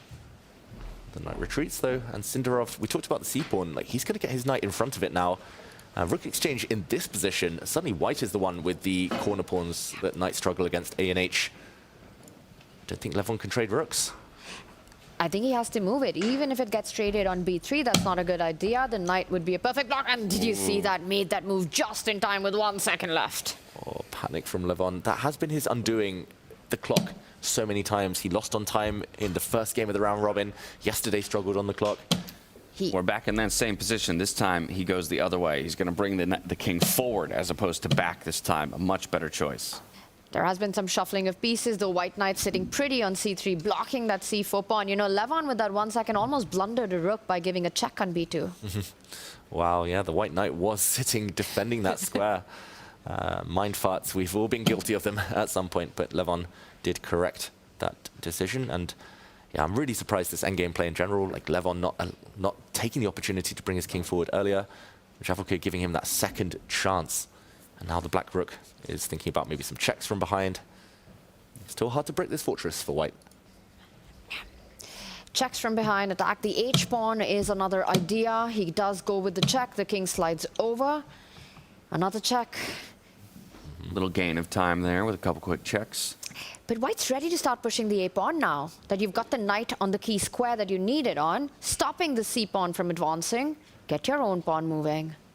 Here you need to break it down into steps for black. You need to win a pawn, first of all. Maybe that's the h4 pawn. Then you need to bring the black rook back, sit on the position. Maybe a knight exchange would help black in these positions, since black has the better pawn structure. Rook endgame should all be winning here. But first he wants to win material, turn his advantage into something more concrete. Rook to h1. Ooh. But not the move the engine wanted there to continue the advantage. And there's been history between these two players just a couple of days ago, right? Round 1 of the round robin was Levon Aronian against Javokhir Sindarov. Would have been a very different story for Levon from a winning position had he finished the battle off. But Javokhir getting super lucky in that one, getting the win. Will he get lucky for their second time? Oh, Levon is trying to stay away from the repetition now. The only way to play on is to take this pawn. If he goes back, it's a draw. That would be a huge missed opportunity. He does take it. He does play on. But now the white rook is likely to get active. And the black king is cut off from the rest of the battle. The knight is hit. And the knight moves away. Javokhir needed to counterattack against the black knight there. Go into a rook endgame where black's king is actually really poorly placed, but difficult to work out with no time on the clock. Levon pushes. The pawn's coming. And white's king just far behind to create any mating threats against the black king on h4. The knight offside as well. c2, big threat. Oh, Javokhir did have 1 minute when he made that mistake. He's trying to rush on the clock. These young players, they want to push their older opponents on time, but that was the moment. He didn't sense it. Got caught up in the pace of the game, right? And now there's actually no way to stop it. You might just have to give up your piece right here, right now. That pawn goes to c2. Knight is coming to d3 with a check to assist this. Rook is about to move to queen. Big missed opportunity there. Then white knight's also going the wrong direction, so that should have been the catalyst for a longer think, realizing, oh, why would my knight want to move away, unblock that pawn? And he goes into the long think now when it's too late. It was that one move. It's one move too late to burn the clock. 10 seconds now. Needs to put the white rook maybe behind that c-pawn. Sindarov's coach shaking his head as he walks away, knowing that he's lost now. Rook moves. Oh, can you go rook to h1? Oh, no, you have to watch out.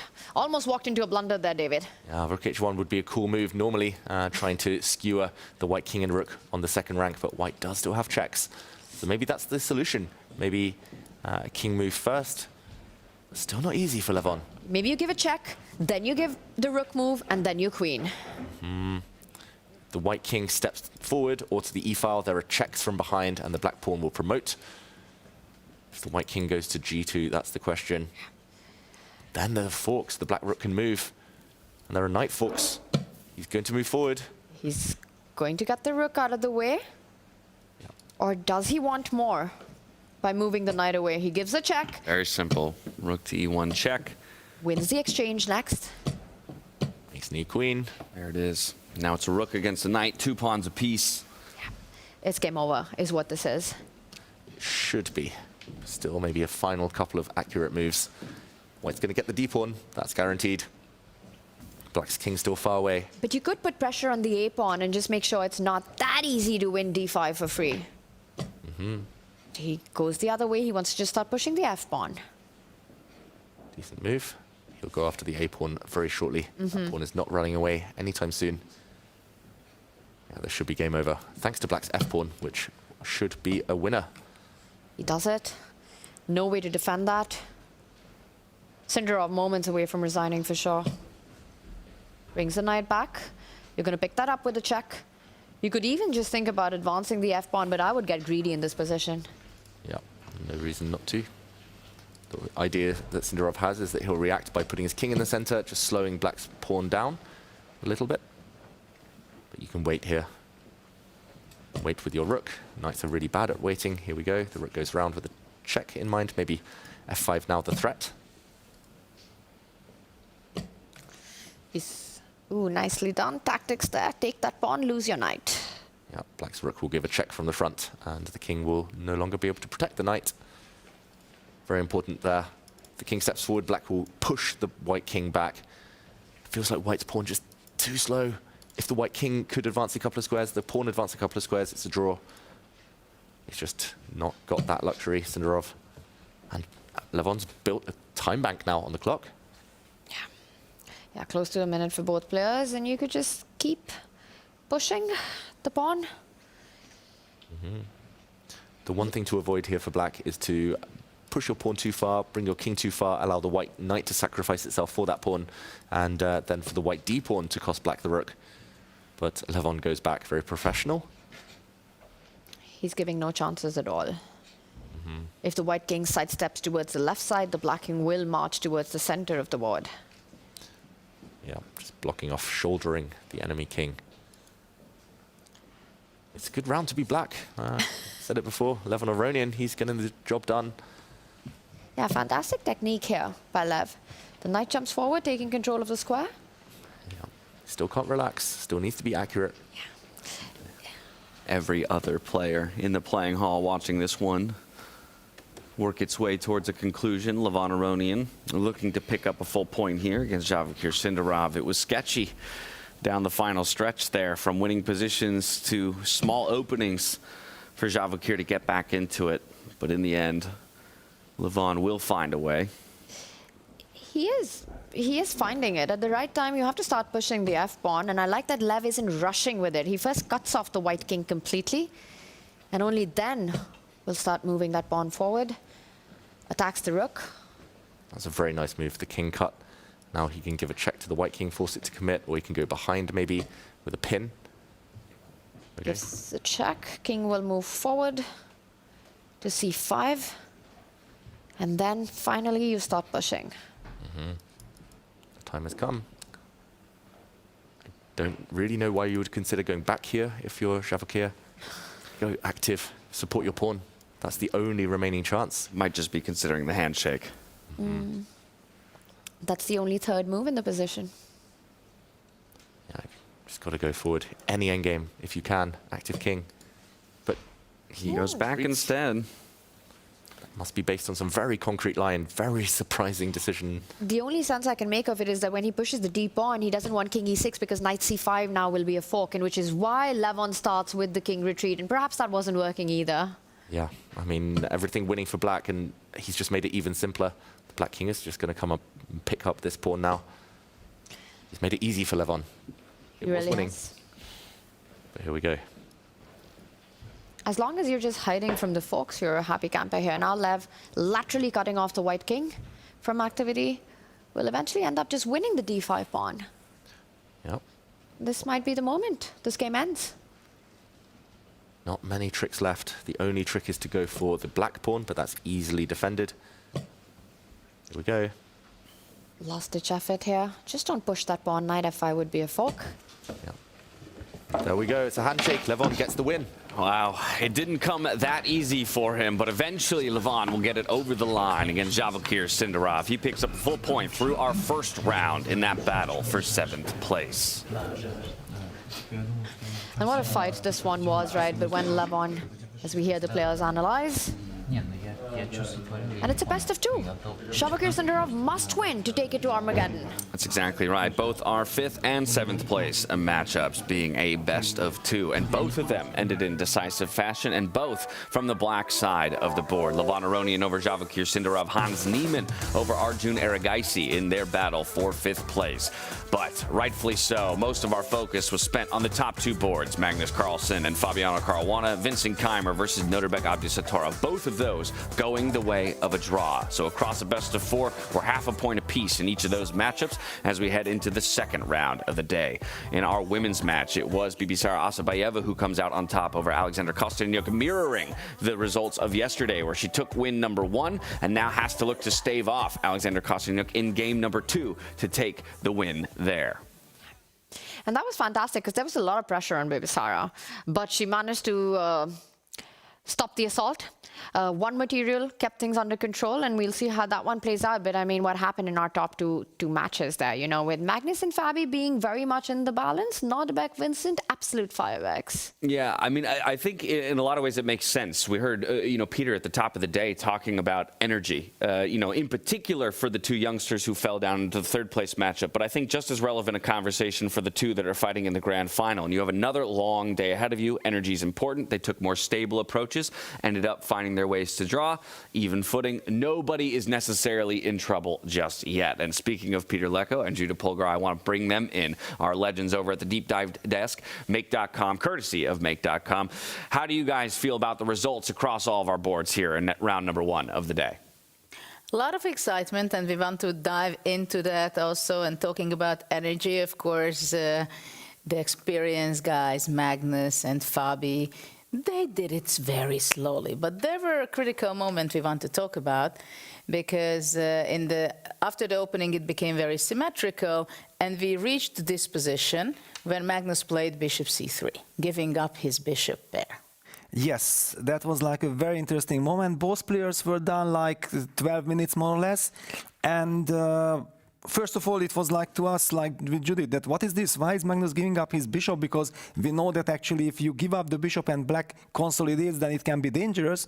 And we started calculating, and then we realized that, wow, after knight takes e4, queen takes e4, actually it's not so easy, because there is tremendous pressure on the pawn on g7. Black's bishops on d7, d6 are vulnerable. So in fact, black has kind of 3 different ways to play. One is bishop c6, which is very tempting, but it's easy to understand that actually bishop c6 runs into queen g4, targeting the pawn. If black pushes that pawn, then all the dark squares will be very weak next to the king. This is super dangerous and shouldn't be good. You certainly want to dismiss this. But if you can't play the most natural move, bishop c6, then there is a move like rook d8, trying to prepare defending that pawn on g7 with bishop f8. And if you get time to play bishop f8 and then bishop c6, all is good. But then suddenly white jumps with knight g5, hitting the other vulnerable spot on the king side, the pawn on h7. Then black is forced to make a very committal move f5, which weakens black's structure. Then queen d4 forces the bishop back all the way to f8. Now white plays queen h4, hinting at the h7 pawn, and after h6, white simply falls back with the knight to f3, and we looked at each other with Judith and we felt like, wow, with all the dark squares, this is very dangerous for black, and certainly Magnus would be very happy.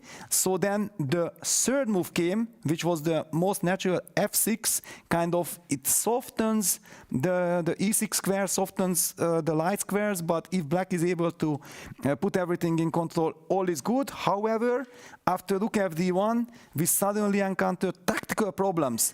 And here, in order to make f6 work, only the move rook f7 can help black maintain the balance, and this was very difficult to find. And here we want to give credit to Fabiano, that sensing that knight e4, queen e4 is way too complicated, after like 1.5 minutes or even less than 1.5 minutes, he discovered and played the very strong h6 move. So yes, it might look like it was an easy game, nothing really happened, but there was clinical precision by both players. Yes, exactly. And when we talked about this, that knight e4 was so tempting, but Fabiano has such an experience. He felt it. He smelled it, that no. We don't allow Magnus's queen coming out and squeeze and press for so long. So this game, after that, it became clearly a very balanced game. So both of them made the first draw, and then let's go for the next match. But let's see why Vincent could not convert his completely winning position. It was just so winning. We thought it's just winning on the spot after knight b4. Yes, but actually it all came back to what Magnus said yesterday, when he was so unhappy with his time management in the final game, that yes, I was doing well, I was winning, but I was so silly to get down to 15 seconds. If suddenly a surprise comes by Nodirbek, then I might not be able to convert. And this is what happened to Vincent. Nodirbek, with his incredible resourcefulness, finds some crazy tactics. Vincent was down on the clock, and he tried to be super smart with the move king d6 and do not this sequence what happened in the game. I just very quickly showed the line that we talked with Judith, that the most natural rook take g4. I wanted to hold the position or try to hold with white like this, rook f7. Black wins the pawn with due to the checks, takes, rook takes f6, king c5. That was the position that I had in my mind, and so like rook f7 is the problem. For sure Vincent had seen this position, and so like he has trouble defending the pawn, and if he loses one of the pawns it will be draw. And then Judith shouted out, well, whispered to my ear, that rook h6, yes, rook h6 is the sensational defending move, because rook b7 is met by rook b6, and otherwise if white is unable to take the pawn, then black slowly improves the pawns and should win this position. Yeah, well, it's a big upset for Vincent. It will be hard to recover from this possible victory which he could gain here. It's, well, chess is hard, it's heartbreaking, but I give back the word to you guys, because we're going to see shortly the second fight Well, if chess is hard for you, it's impossible for me. But a missed opportunity there for Vincent Keymer. We'll definitely be eating at him as he enters the second round of the day and tries to mount a victory against Nodirbek Abdusattorov. Let's take a look at our tournament tree before we head into that second round of the day, just to take stock of the field. Magnus Carlsen and Fabiano Caruana, they each have half a point apiece through the first round and heading into the second game of the day in their overall best of 4. From here to the lower bracket, we can check in on each of our matchups down there. Again, we're mirroring that upper bracket score line in our third place matchup. Nodirbek Abdusattorov and Vincent Keymer each at half a point apiece. Hans Niemann, he got the decisive victory over Arjun Erigais in our fifth place matchup. And a reminder that fifth and seventh place matches are best of 2s. So now the pressure is on. Do or die for Erigais. Get a win here to force a tiebreaker or fall down in the end. The same is the case for Javokhir Sindarov against Levon Aronian in the battle for 7th place, as Levon has himself a solid advantage against Javokhir. Women's matchup, same story. Alexander Kosteniuk looking to strike back as she did yesterday to extend to a tiebreaker. With that, we're back into the playing hall. Fiona standing by on stage for the position lottery. Take it away and enjoy. The future belongs to those who make it happen. That's why we built Make, a visual-first AI and automation platform for change makers. It's never been quicker to start building, visually and without code, to automate everyday tasks and free your time and energy for bigger, better things. As your ambitions grow, you can accelerate progress with AI agents to create customized and agentic workflows, ones that handle complex, business-critical tasks while keeping you in control. And for leaders scaling business, you can see your entire AI and automation landscape in real time to orchestrate change and show progress in motion. Make automation and AI put to work for business, for teams, for you. Make it happen at make.com. Welcome back. Game 1 is over. We saw a draw in the final as well as in the match for 3rd place. Meanwhile, in the women's exhibition match, Bibisara Asabayeva has taken the lead, so Alexandra Kosteniuk is now in a must-win situation, and we are ready to draw the next position. I'm very happy to be joined by women FIDE master and content creator Anna Kramling. Anna, you were at all the events last year, now you're here. What is your favorite memory of these freestyle events? I think it is being here in Weissenhaus a year ago and being a little bit nervous before interviewing all the players and then realizing just how friendly everyone is. And I think the atmosphere has been incredible in all the freestyle events, so I've loved it. I can only second that. Thank you so much, Anna. And my usual question, are you ready?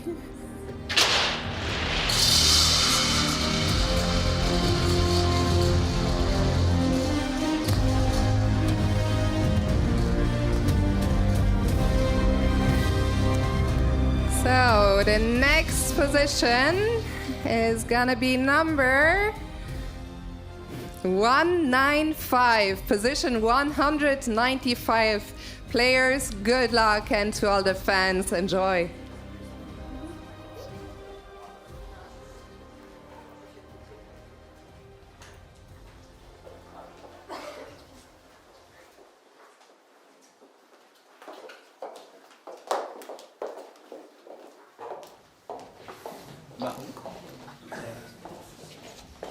We need to do better. I know. That was nobody equalized. Yeah.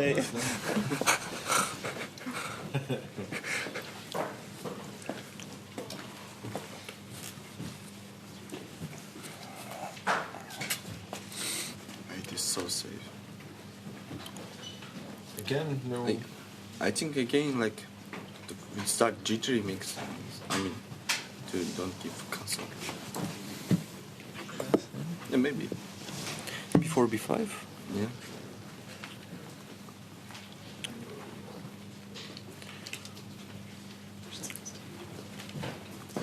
C4 is not the move, right? B5 gives B5, I think. I'm not so sure. C5, B4, B3. I think that's maybe a good version for us.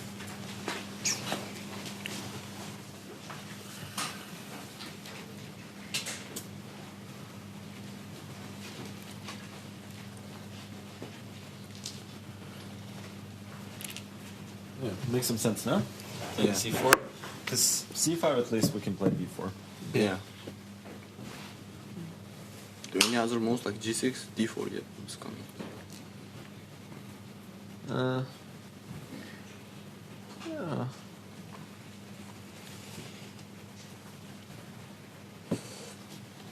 Yeah, actually, D4, I don't know. Yeah, G6, D4, yeah? Yeah. How? I don't know. This knight? Probably. I mean, you need e6 to get that knight out, but... Yeah. But let's start with... Okay, so what about C5? C5, B4. We're very happy about that. Take B6 and just... Okay, but D4. Free roll. D4 and Yeah, then exactly. Can you start with B4, I guess? No, before D5, yeah. Also I B4. think e5 is maybe the... I mean, it's not great, but... This is very scary looking for what? Bishop. How can we play with this bishop? D4? Okay, I mean, okay, this is the option, yeah? We can reach us from both, like... Because I really hate playing D6, no? I mean, D6 I have to go play B6. D4 takes knight B3. Knight E6. Knight D4, castle. Okay. Knight D4, bishop D4. Oh, switch. Okay, I'm blind. Maybe not D4. This By the way, is like G4 interesting? Just knight E3, G5, I don't know. Yeah, just thought about the move for that because now in B6. Yeah, take knight E3. Seven position. Okay. So it's knight E3, G5, knight G4. I mean, I had the... I mean, I had the plan of making something like this. So, okay. Yeah, I thought about this. Maybe you should castle first and then prepare. Oh, but then knight E6. Do you think you can take? I mean, how do you After deal knight with E3, knight you can play G4? knight E6. No, probably can't take. Okay, Just looks that's- Knight E6. Knight E6, yeah. That's a fair point. They don't By the way, also go- B6, knight G4 immediately was very dangerous. Just got the knight there. Scary. No, I don't like forward. B5. I mean, so knight E6. Yeah, I mean. E4, but it looks very risky. C5.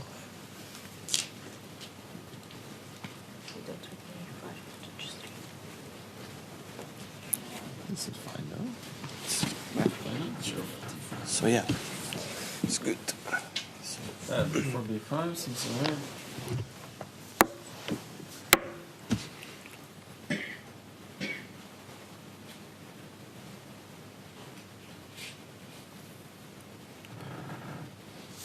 D3. Yeah, I was also thinking about this.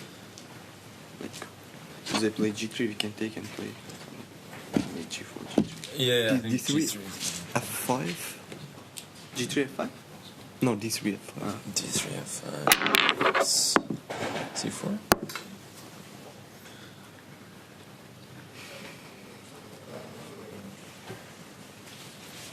Very strange.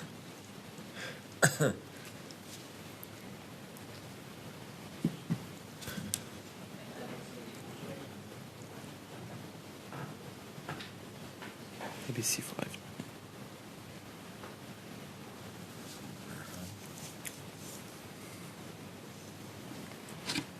Knight E7, D6 or something like that.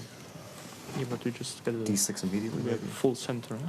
Like knight E3, G3, we have everything under control. There are like no weak squares. Yeah, and if D6 we just take, is that Yes. and then play G3 and We have more space. We should be better, no? should be better, yeah. Okay. Oh, I still feel like this is Yeah, I think in some way this, yeah, you have to take some space. To me this or you looks just- very so dangerous. dangerous. Okay, maybe different move for that. Maybe we should start D6. Okay, I know it looks stupid, but I want to play H4. H5. Off we go into the second round of our final day of play here at Weissenhaus for the 2026 FIDE Freestyle Chess World Championship. It's position 195 as the players sit back down and begin to analyze. Our top two boards enter in an equal state. It's do or die situations across all of our other boards as I pull in our two legends at the deep dive desk, courtesy of Make.com. Judah Polgar, Peter Lecko. What do you make of this position? What do you make of the chances for both those who need wins now and those in our top ticket bouts? Well, the starting position, again, is kind of challenging for the players because actually 4 of the bishops we see in the corner, which is kind of tricky first move, what you're going to be doing. Are you rescuing your A1 bishop or the H1 bishop? Which one first? And if I understood it correctly, Magnus said, well, this time we have to do better, right? Something like that. So it is a challenging round coming up. What do you think, Peter? What are your take on it, what the players were analyzing? Though I had the feeling that they are pretty confused. Is it this move, that move, B4, E4, G3? Yes, and I think it just sums it up that last time when we have seen this position yesterday, then the player said like, but this is boring. Yeah, and what happened? It was on the round-robin stage. I think that white was clearly better in almost all of the games. Yeah, it just shows that you have to be treating every single position with tremendous respect, because there it turned out that white was able to activate the bishop on A1 and black was always finding trouble to activate the bishop, because whenever after B4 black ever plays the move G6 and we trade on H8, then black loses the right to castle to the king side, to the right side of the board, which means that white will get the upper hand in the position. So a big question after G3, do you play the move G6 when you give white a chance, for example, to occupy the center with D4? Yeah, we talked with Judith about a very principled line. I want to highlight it just to show once again how special freestyle is and why it is so crazy that here the most tempting move was to occupy the center with E4 and enjoy life, thinking like, okay, wow, yes, now no surprises are happening, everything is good, and then computer says, no, forget this, because black can play the move F5, and it becomes dangerous, and with Judith we were looking at each other, F5, what is this, mamma mia? But the point is that after he takes F5, once again, the same thematic that black trades on H1, and after rook H1, white loses the right to castle short, and that's why it becomes, or to the king side, to the right side of the board, becomes very shaky, and once you spot all these kind of things, you get confused. Then what are the priorities? Judith, what do you make of all this? Well, I told you, like, I don't feel the game so much as the players, to tell you the truth. And I have the feeling that I will be making better moves, closing my eyes and just touching one of the pieces and make it. And then after 3 moves, look around and pray that I don't have a losing position. But I'm very curious what will be the first move of Fabi. And also, what will be the priority for white? Is it so important to castle after all? There is this knight on F1, maybe it can come to E3. I don't know, I'm very curious what to do with this H1 bishop in the starting position. But probably David and Tanya, and especially James, will figure out what are the best moves, so back to you. Oh, with that vote of confidence, I feel I will figure it out. Or, well, maybe I'll just take a note from Magnus Carlsen and Fabiano Caruana in how they evaluate the position. It's Fabiano playing from the white side of the board. It's Magnus flipping to the black side of the board after a draw in game number 1. Will one of these 2 players draw blood in game number 2?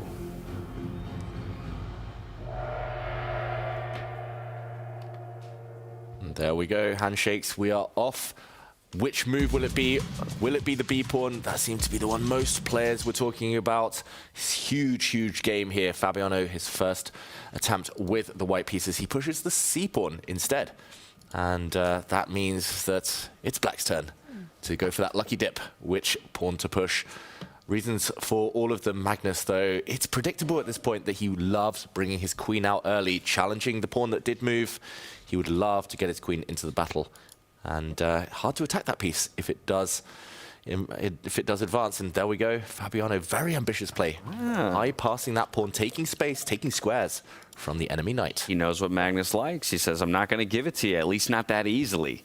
And this is an idea that Fabi has advocated for in many such positions, where you push a pawn and you're challenged, and instead of taking a decision or keeping the tension, you actually just move it towards enemy lines and cross over the halfway mark, gaining more space, especially considering that that pawn can be consolidated with B pawn moving forward, next opening up the bishop, opening up the queen. And I wonder how happy Magnus is. Looked like he had a smile on his face after seeing C5. I'll also point out that the position that we have with the 4 bishops tucked on the corners, very often that just leads to trades in a position where it's a bishop-less middle game. And we might be seeing that happen in this one as well, as Magnus opens the first diagonal. Yeah, I'm a bit surprised. Magnus looked up, smiled. So maybe something on other boards catching his eye. But this last move does allow White to back up his pawn, as Tanya mentioned. Also, the dark squared bishop's about to be exchanged, maybe making it less attractive for black to castle on that flank. Now it's hard for the black queen to get out, hard for the black knight. It looks like a nice start to this game for Fabiano. Yeah, also somewhat interestingly, both players moving at a much faster clip out the gate. Is that just because we're warmed up, or is it the position itself that just lends itself to being faster to play early on? I would say this one's just as tricky, just as complicated. So maybe it's just the fact they're feeling more confident and feeling a bit more in the zone now. Yeah, probably just settled in, but I'm expecting them to burn the clock a little bit more because it's still an extremely complex position that we have in front of us. And Fabi's decision, especially of moving that c-pawn forward, has already created dynamics in the position. Usually when you have this kind of formation, at some point, Magnus will have to try to break it, either with the d-pawn or the a-pawn moving forward, trying to target the base or the frontier right there on c5. My prediction on this is that this is going to be a really fun and interesting middle game, unlike what we saw in the first battle between these two, which was absolute symmetry. Yeah, no symmetry here, that's for sure. No quick piece exchanges, no quick peace treaty. And already I'm loving White's position. I'm really surprised. I thought on the last move, Magnus, his whole idea was to push his pawn forward to b4 to stop White connecting and making the chain there. I thought strategically that was the only really attractive option. But Magnus leaning back. Now is the time he chooses to invest on the clock, and I think it might be Tanya's move in the near future. The question is whether you trade off the bishops first. Probably just to prevent an exchange on White's terms, meaning that black couldn't castle any longer.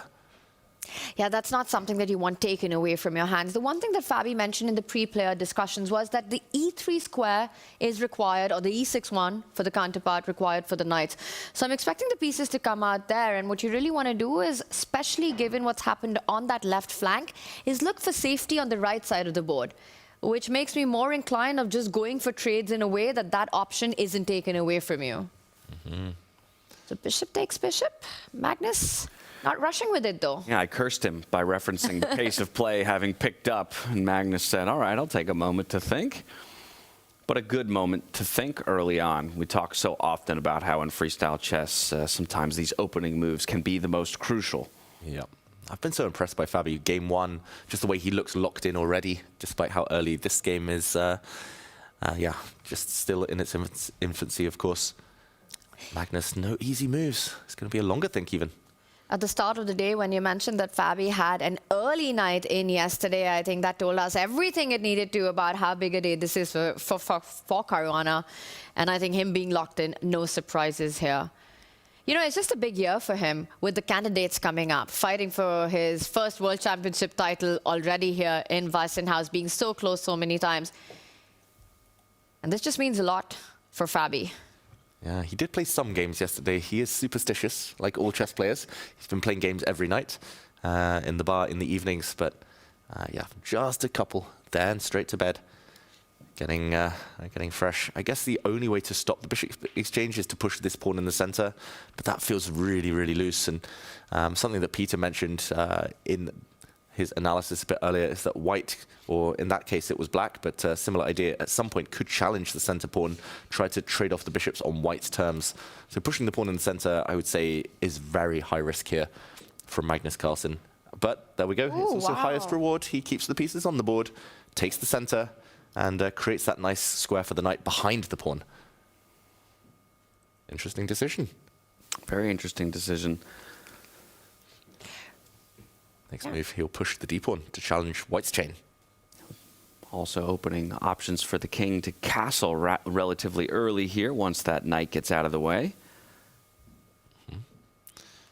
How will Fabiano react? Will he challenge pawns in the center? Will he just bring his pieces out and get castled himself?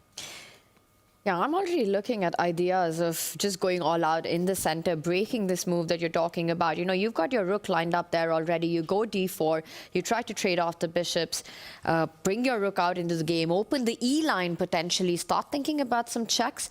Magnus obviously has a response ready to what appears to me the first move that should be on your radar when you play e5, when you commit to what Magnus just has? Yeah, it feels somehow a bit loose, especially with the black king here. I guess it will be protected very, very quickly by a knight, but I agree, Tanya, like d4 immediately on the radar.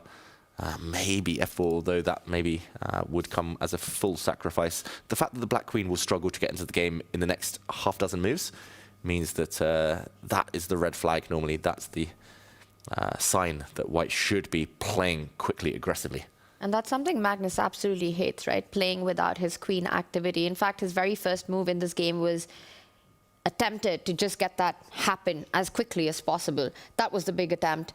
I'll also point out that after a move like d4, I don't think Magnus can start bypassing those pawns the way Fabi did, because that would just allow a massive center with the d pawn moving even further to d5 if given the opportunity. You might have to take a decision on that move to trade it off. Yeah, I think you will have to trade it off. Not many ways to defend that pawn. Black definitely doesn't want to, for example, play d6 there, because when the d file opens, there might be a rook trade, and Black's king would be forced again to lose castling rights. I love that move. Pawn to d4. Anything else, and I think Magnus gets the time he wants. I think that's key, right? How important is that? If Fabi was to take a more cautious approach right now and continue with piece development, maybe bring out the knight, or perhaps even open up the G pawn move forward, open up the other bishop diagonal, a more cautious approach, or instead just fire on the board with d4. I think that would also tell us Fabi's mindset, how much he wants to make of this opportunity of having his first white in this match. Yeah, he didn't have the best white games in the semi-finals, Fabiano. He lost one of them, should have lost the other against Vincent Keymer, but it already feels like a more promising start here. At least it's kind of a mix between classical chess, you know, you gain space, or classical themes at least, you fight in the center. Yesterday against Vincent, he was playing this weird flank play, allowing Vincent to attack him quite early.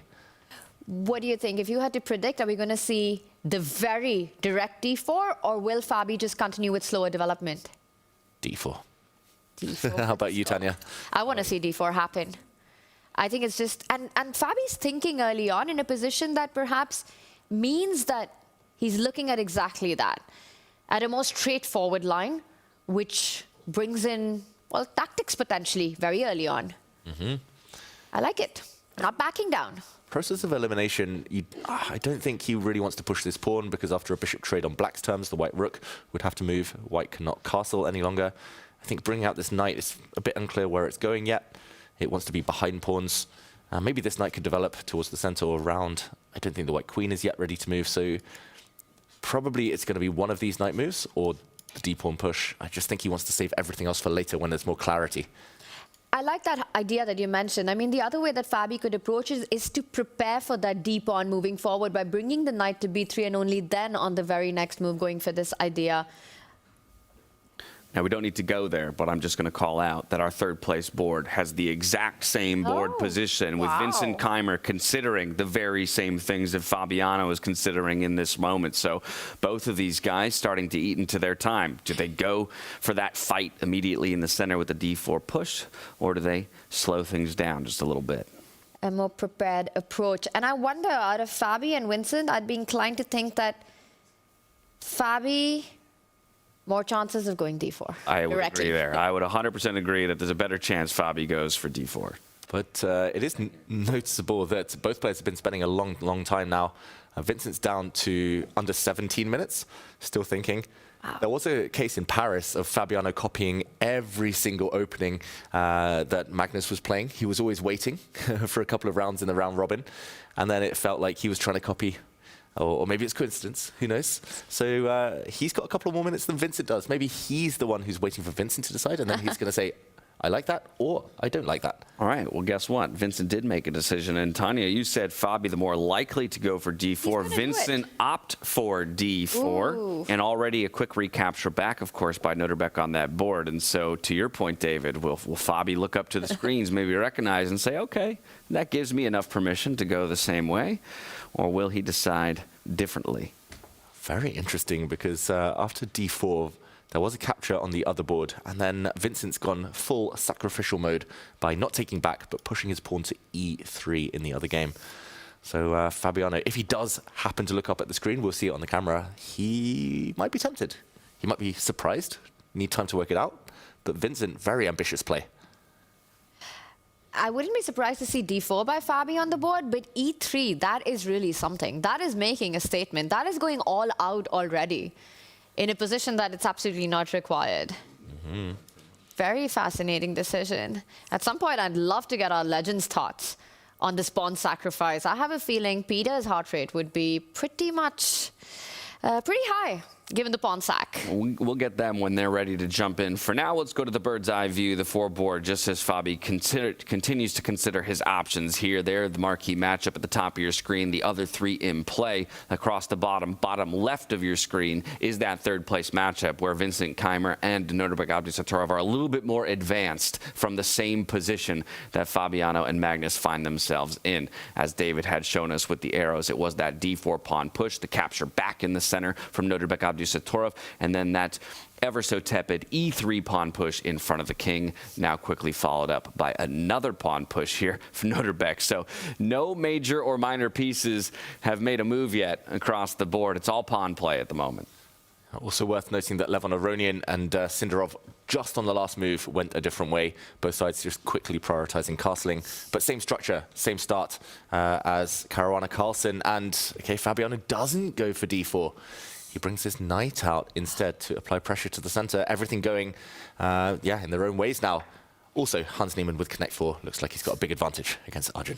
I was waiting for you to give that one a call out. I thought that's where you'd go first. And in the center, this is looking bad for Arjun in a must-win game, especially to land up in this position. That's that bottom row center board. But Fabi's decision right at the top there, it does put pressure on that central pawn, e5. And I would believe that Magnus isn't inclined to push it forward, would make it weak, would allow the bishop trade on Fabi's terms, not something that you want. Kind of like this, but this means that we're not seeing d4 anytime soon by Fabi. Yeah, he's not playing pawn breaks. I wonder whether he's going for the other option I did mention a bit earlier, and that was inspired by Peter and Judith's chat with a similar position, just with colors reversed. He might be playing for f4. Looks counterintuitive to my eyes here because the white rook was so ready for the center to open. Fabi's looking at the screens now. Oh, he didn't do it during that whole think, I don't think. Do you think he's happy now to know that he's gone his own way? Or do you think he's regretting? He's like, oh, Vincent, that's quite an interesting idea. Yeah, I didn't read much there. He's got a good poker face right now. He really does. I think Fabi's just super locked into this match. He isn't thinking about what's happening in the fight for third place right now. He, of course, had d4 on his radar, and he's decided that this is the path he wants. This is what he believes in, and I'm with you. The moment you mentioned, I think f4, that's the break he's eyeing, and that's coming up with its own fight. A different one, but a fight nonetheless. Yeah, and f4 will look inspired if white gets the knight out, gets the white king castled, and a rook ends up opening up on this f line. But for now, Magnus's most natural move, I think an automatic, if this were a blitz game, for example, would be to defend his central pawn. This also helps the black rook activate, makes sense of that piece.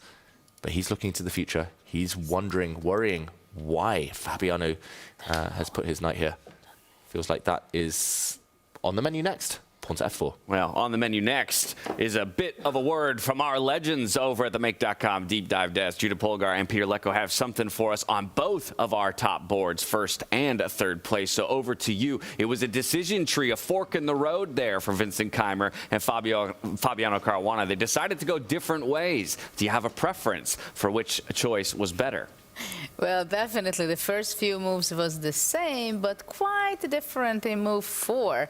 So let's see Vincent first, because it's quite interesting. Only the pawns were moving so far. Yes, and I'm about to get a heart attack because disaster struck again. Yeah, Vincent playing with the white pieces, and after move 6, he's already kind of almost lost. Yeah, it's yes, I'm emotional, so I'm a little bit exaggerating. You can already also hear it in my voice, but it is just crazy that by trying to being too smart, and he gets himself into trouble. He opted for the move d4, which is the best move according to the computer, the only way to pose problems. But after he takes d4, here the absolute key move is to play the move knight to b3. This gives the stability. Very important to highlight that if white trades on d4, bishop d4, rook d4, the reason why this is not preferable, since black gets that extra tempo with the knight to jump out on e6, and again black is ahead in development. Look at those pieces. They are not developed. Black is ready to break in the center and to castle. So knight b3 is the stabilizing move, because compared to what happened in the game, if black tries to open things up, then after d6, bishop takes d4, bishop takes d4. For example, knight takes d4, key move in order not to allow this knight e6, yeah, super important. And then you have to, of course, kind of being able to evaluate this d takes c5, b takes c5 structure. The players might have seen it and they were unable to understand what's going on. Computer says this is better. Instead of this, he played this super smart e3, trying to open up the position, but now Nodirbek played a brilliant move. This contrast strike. I don't want to get into your idea, I want to get my idea on the board, and he played the beautiful d7, d6. And now here the horror is what we talked about right from the beginning, that one of the key things is who opens up his bishops first. And now we see that in fact white is the one who got stuck with the bishop on h1 and will not be able to castle, will not be able to evacuate his king to safety. And that's why I'm so worried. So after d6, e takes d4, d takes c5, d takes c5 on the board, and now knight e7, another exclamation mark move. And by saying this, suddenly I noticed that this did not this exchange. Exactly, of course, rook takes d1. Clearly you take rook d1, destroy the chance for white to castle. And did we see bishop a1? Bishop a1. Yes, so all the correct moves are played by Nodirbek. And now knight e7, and there is a sad king on d1, middle of the board. Where is it going to escape, right? Yeah, basically it's game over. Yeah, so it's just shocking that just very quickly, yeah, in the openings with white in rapid play, you can get into trouble, because with white you have this desire, let's do something. I want to put my opponent under pressure, and then you run into a devilish control like this. Yeah, of course, it's very difficult, but it was kind of a gambit kind of attitude, right? After e takes d4, e3, and counterattack with d6 by Nodirbek. I want to visit the other game, because it's also interesting between Magnus and Fabian. They were playing very differently, but it's getting quite chaotic on the board. And instead of d4, Fabiano was playing the more careful, developing move, going knight d3, attacking the e5. Black played the d6, right? Yes, and f4, the stunning... This is what we were talking about. Yes. You said f4, what a move. And I said, yeah, but it's a human move after all. I mean, Fabi can do this move. It's the logic behind knight d3. Yeah, breaking up, trying to hit on h8. The same thematic, yeah, because if the opposition opens up and Fabiano will be able to destroy the chance of Magnus's king going to the right side of the board to be safe, then it will get stuck in the center. So how did Magnus react? He took c5. He took d takes c5, and now this is a critical moment, yeah, because the computer prefers to take b takes c5, but humanly also knight takes c5, getting that lovely outpost, even at the cost of sacrificing pawn on f4. It's very tempting. Judith? And we see both of the players are very much in their zone. I mean, look at that with hands. They covered their head. They're so focused. Both of them won that World Championship title so much. But of course, now they shouldn't think about that. But Fabi's thinking about whether taking b takes c5, knight c5, knight e5. What is the best version to do? But what I'm noticing here in this event, that Magnus is playing clearly slower than he's usually doing. At the same time, maybe his opponents are paying more attention to play as fast as possible, because Magnus can get nervous when he's down on time.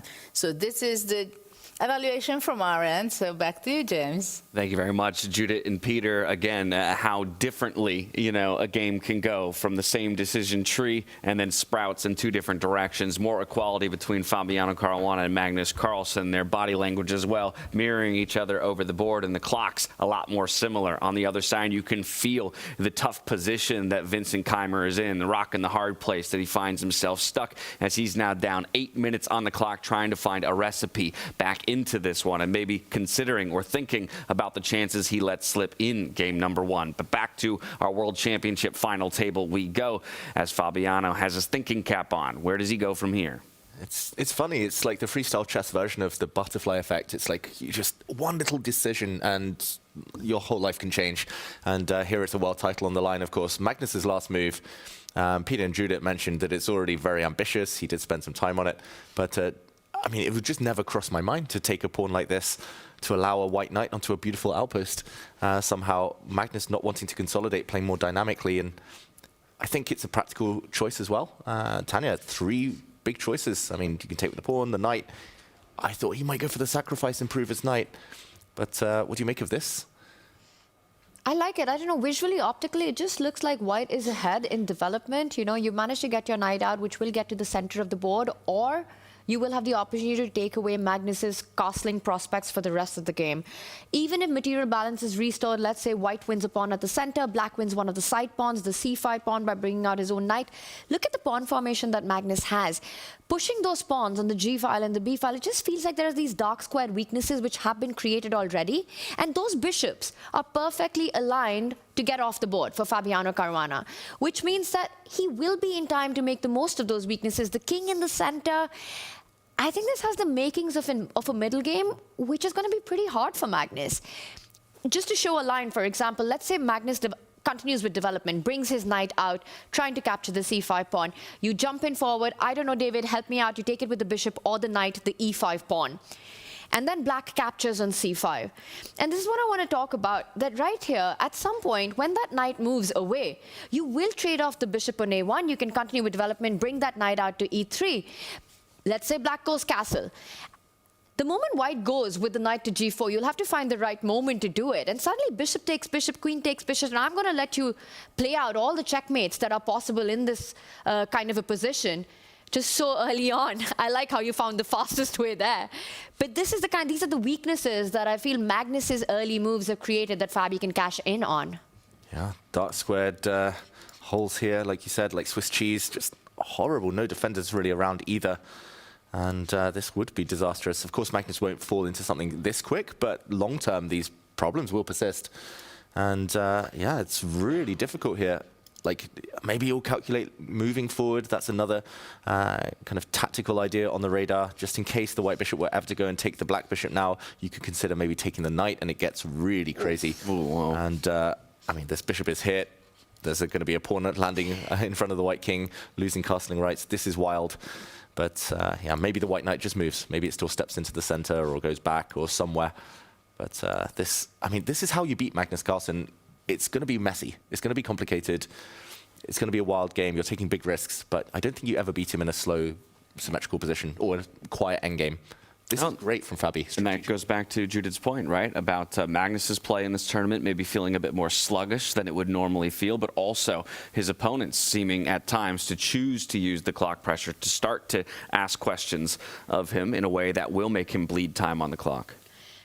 I really want to give a shout out to Fabi's decision to slow down on that move, not rush with d4, and find this alternative path to create these problems. You know, based on Magnus's move of pushing that g pawn forward, assessing it, that this would perhaps be the line that would pose the hardest questions for Magnus to answer. You want to pull him out into these complications where, once again, both players have the opportunities to go wrong, and completely agree. How do you strike at Magnus in a strategic battle? He's the master of strategy. When it comes to those positional grinds, I don't think anyone comes close, not even the second best player on the planet. And you really want to get him into these messy, chaotic positions where, once again, with little time on the clock, unfamiliar patterns, anything can happen. That's where you strike. You've got to take that risk. Look at Magnus, eyebrows raised. He looks concerned, deeply concerned. He's down 3 and a bit minutes on the clock compared to his opponent.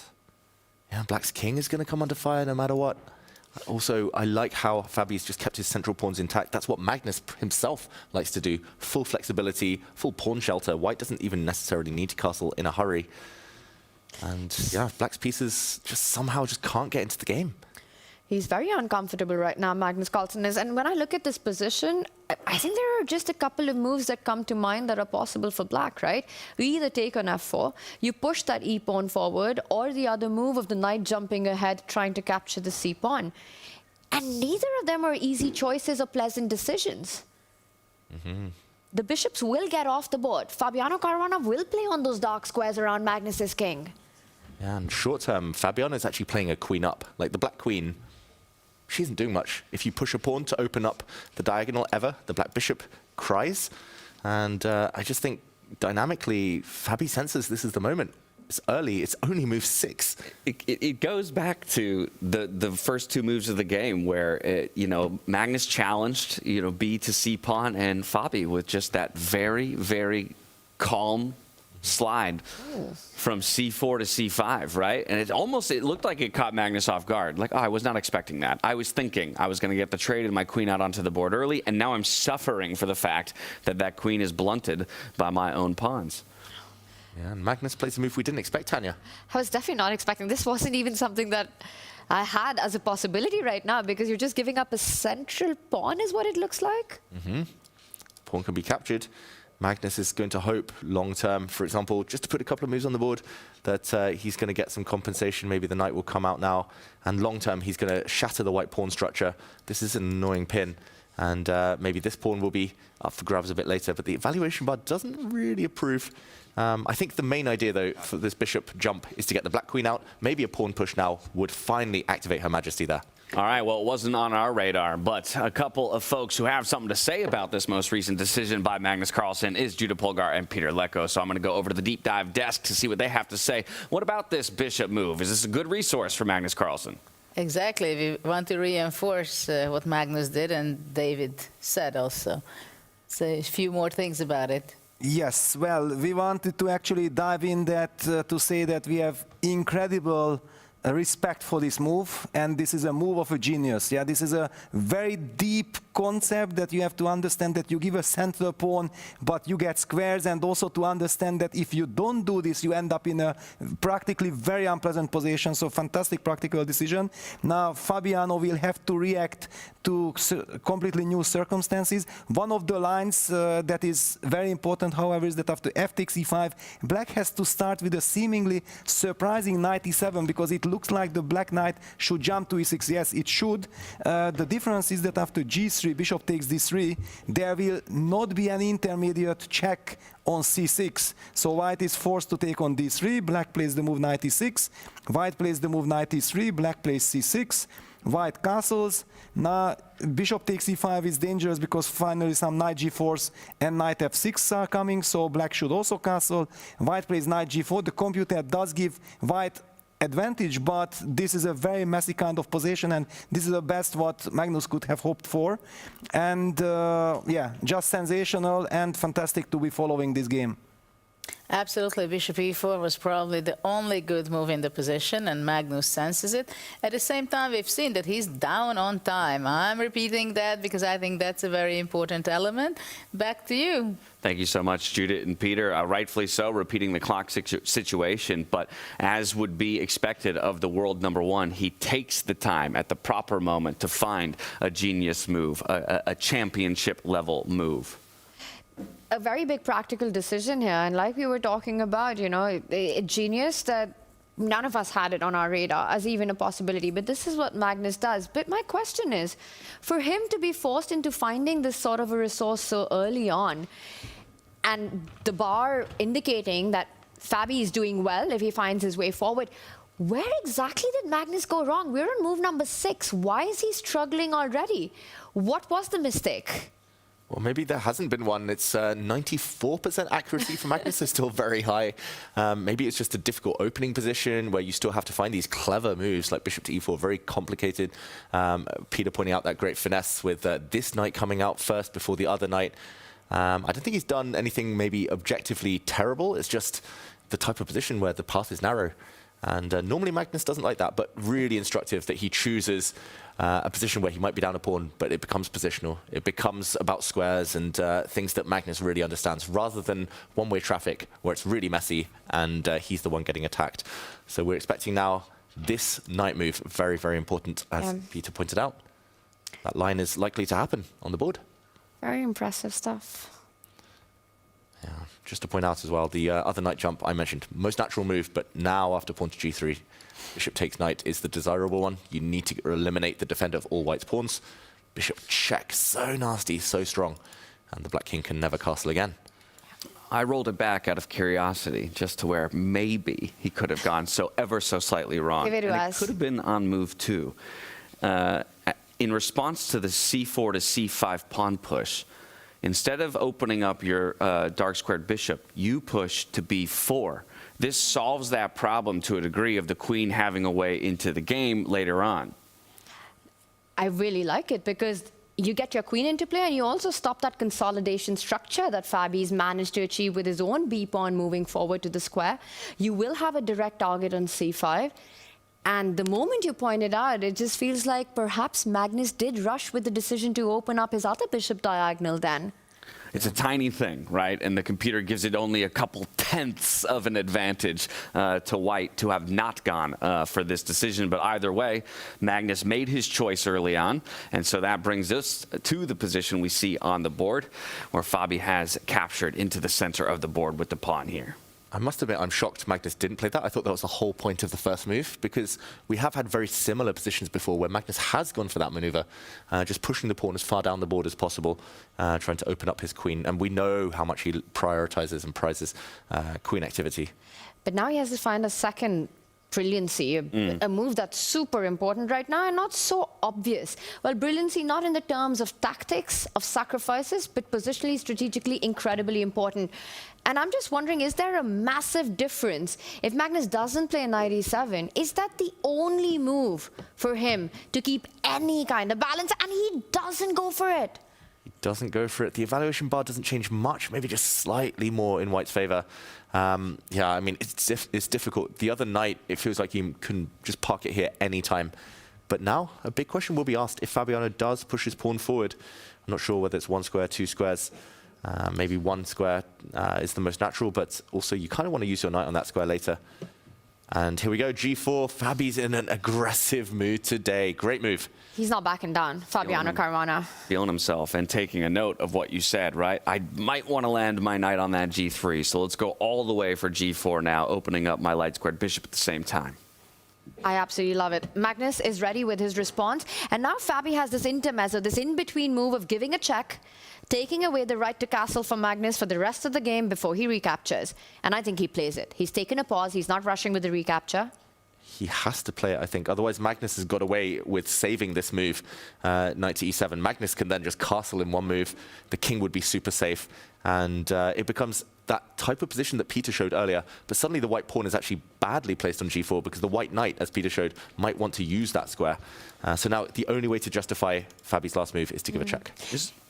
A critical moment. This is a 2-point swing from a 1-point advantage for white to a 1-point advantage for black if he doesn't find this move. And that makes perfect sense. You have to play it. Otherwise, black just has beautiful harmony, beautiful targets in the position. I'll also point out, with that check, after you take the bishop, Magnus will have to take time out to even defend the b5 pawn. He still can't finish his development.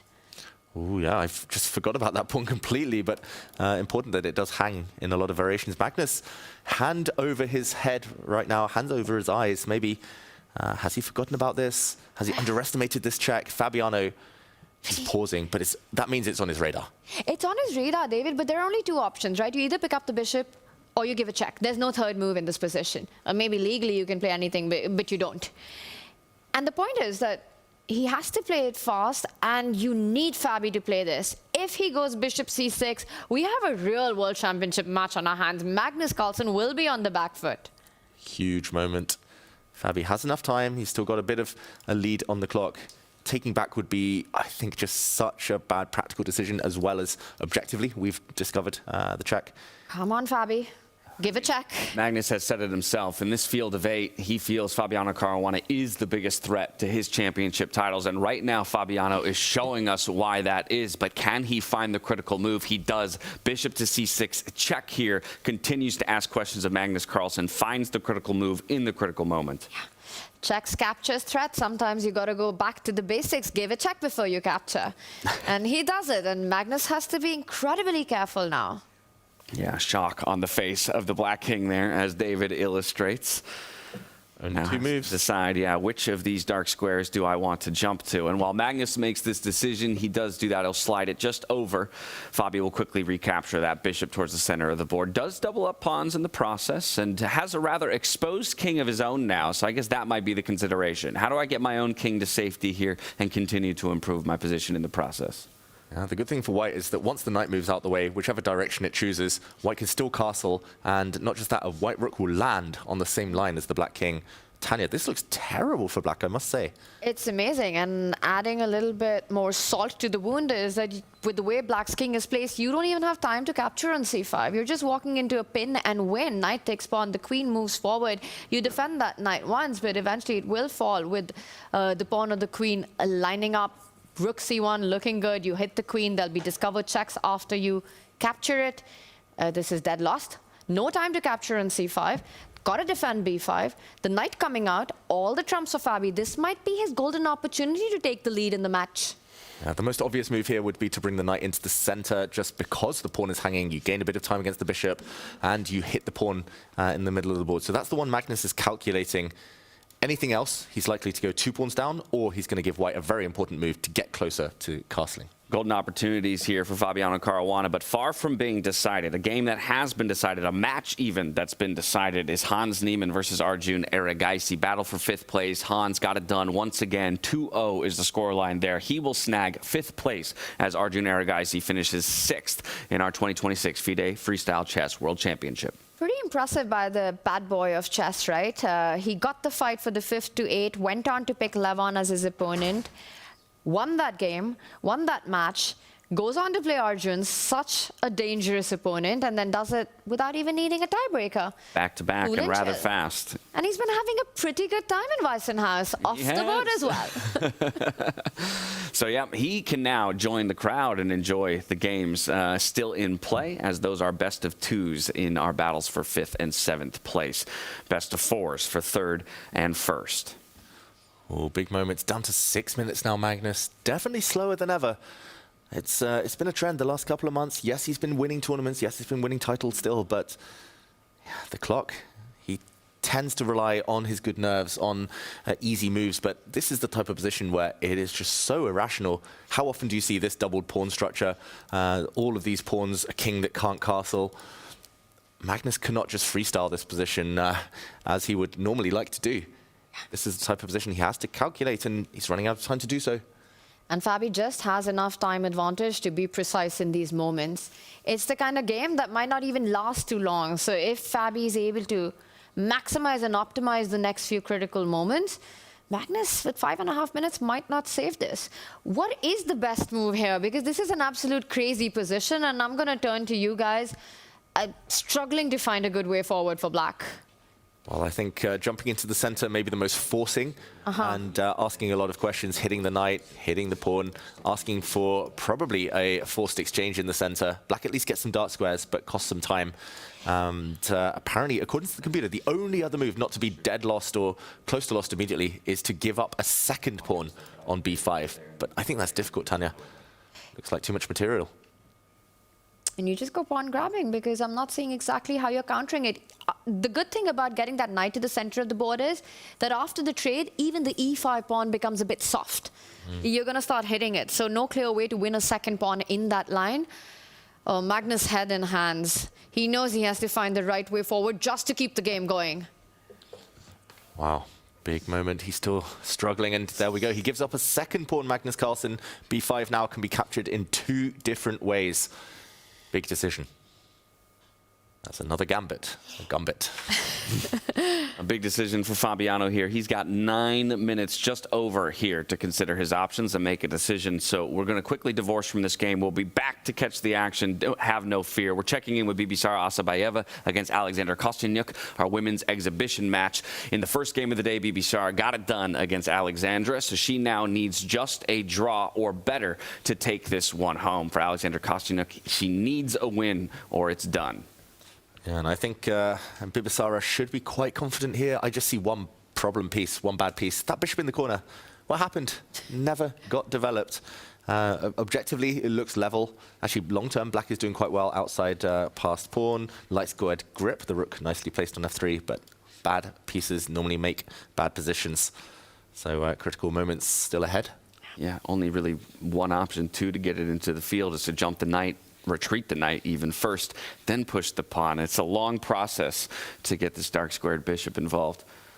Yeah, she might have to do it soon, before the chance passes, before action really heats up and she's just playing without a piece.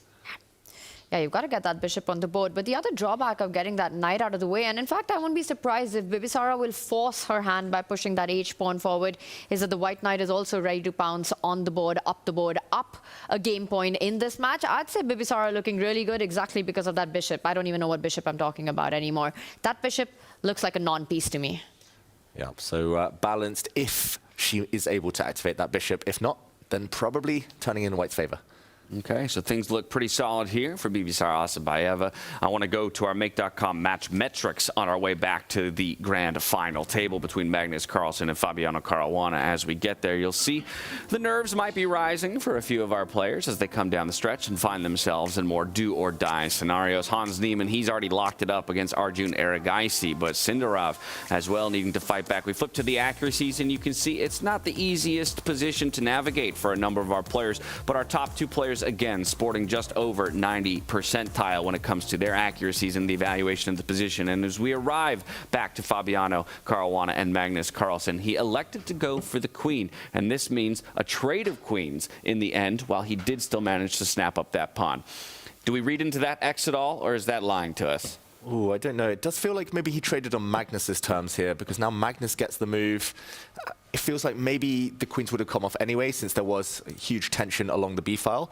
But by taking with the bishop, he could have dropped it back. Maybe if a queen trade had happened, the white rook would just be on a slightly better square. Also, I'm slightly biased, having watched so many Magnus games. I'm so used to seeing Magnus win in endgames, Tanya. Keeping the queens on, it's the only way to beat him, defeat him, to keep more tension. Yeah, even with 2 extra pawns, you can't call this a complete advantage for white just simply because Magnus is on the other side. And of course, the e5 pawn is soft as well. But I want to also come back to the dynamics of those opposite color complex bishops that we bring up so often. And I think in this endgame, that's something that Fabi will rely on. You earlier had pointed out that f7 spot. Bring the knight out, bring the bishop back, bring the rook, line it up against that weakness with no light squared bishop for Magnus Carlsen. Yes, the Magnus magic happens in an endgame. Yes, there's a vintage Magnus that always comes into play and grinds it out and saves difficult position, but I still believe that Fabi will push this out. And you know what? I think he gets this done. That's my prediction in this one. Bishop c4, knight e3, rook f1, and I'm loving white's chances here. That's what you think. Let's see what Judah Polgar and Peter Leko think when it comes to this top ticket bout. He had 2 decisions to make. Was it capturing with the bishop first on that pawn or the queen? I asked David, should we read into that X? I'll ask you the same thing. Did he make the right choice or the wrong choice? Well, there are a lot of things happen in the last few moves. Later on, we might get back to that very important point. But now, of course, all those moves which Tanya just mentioned, bishop c4, knight e3, all those are extremely logical because the f7 pawn can be a weakness.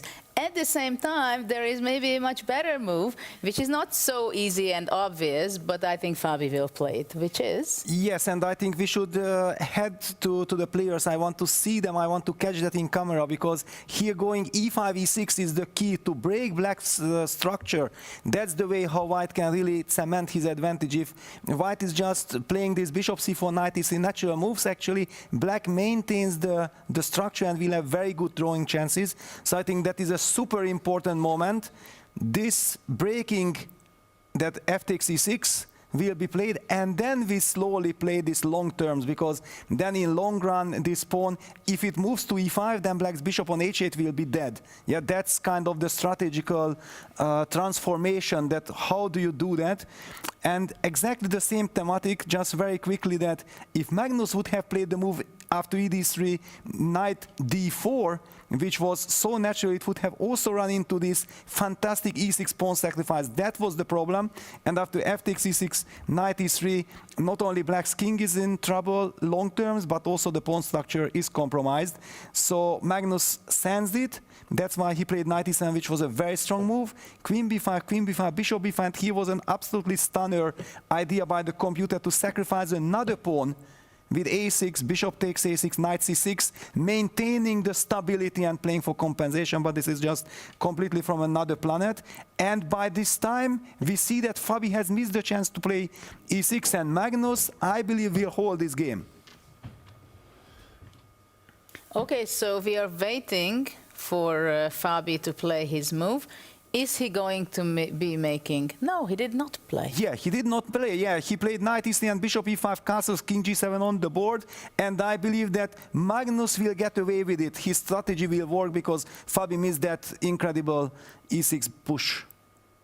Yeah, this is what it is, and it's a complicated game, even now without playing e6, but of course black has amazing bishop on e5, controlling so many important squares, and now g4 is a move which I'm not sure Fabi is so happy about. Maybe now he thinks maybe I should have been playing g3, but let's see how it unfolds. Back to you guys. Thank you so much, Judith and Peter. Still a complicated position in play. It is a small material advantage, at least for the time being here for Fabiano, up a pawn in total. Again, can he convert? This would be the time to do it. You still have a small clock advantage over Magnus Carlsen. You seem to have had him on the back foot for the entirety of the game.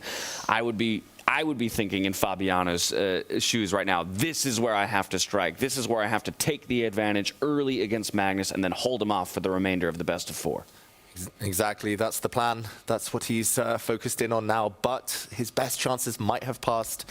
Firstly, in that middle game. Secondly, now we've seen e6. It looked so clear, so strong, so powerful.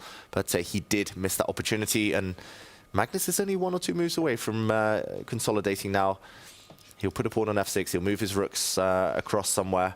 Still some hard work to be done. But White's pawns are all so weak. It's hard to imagine at least a decisive advantage in the near future.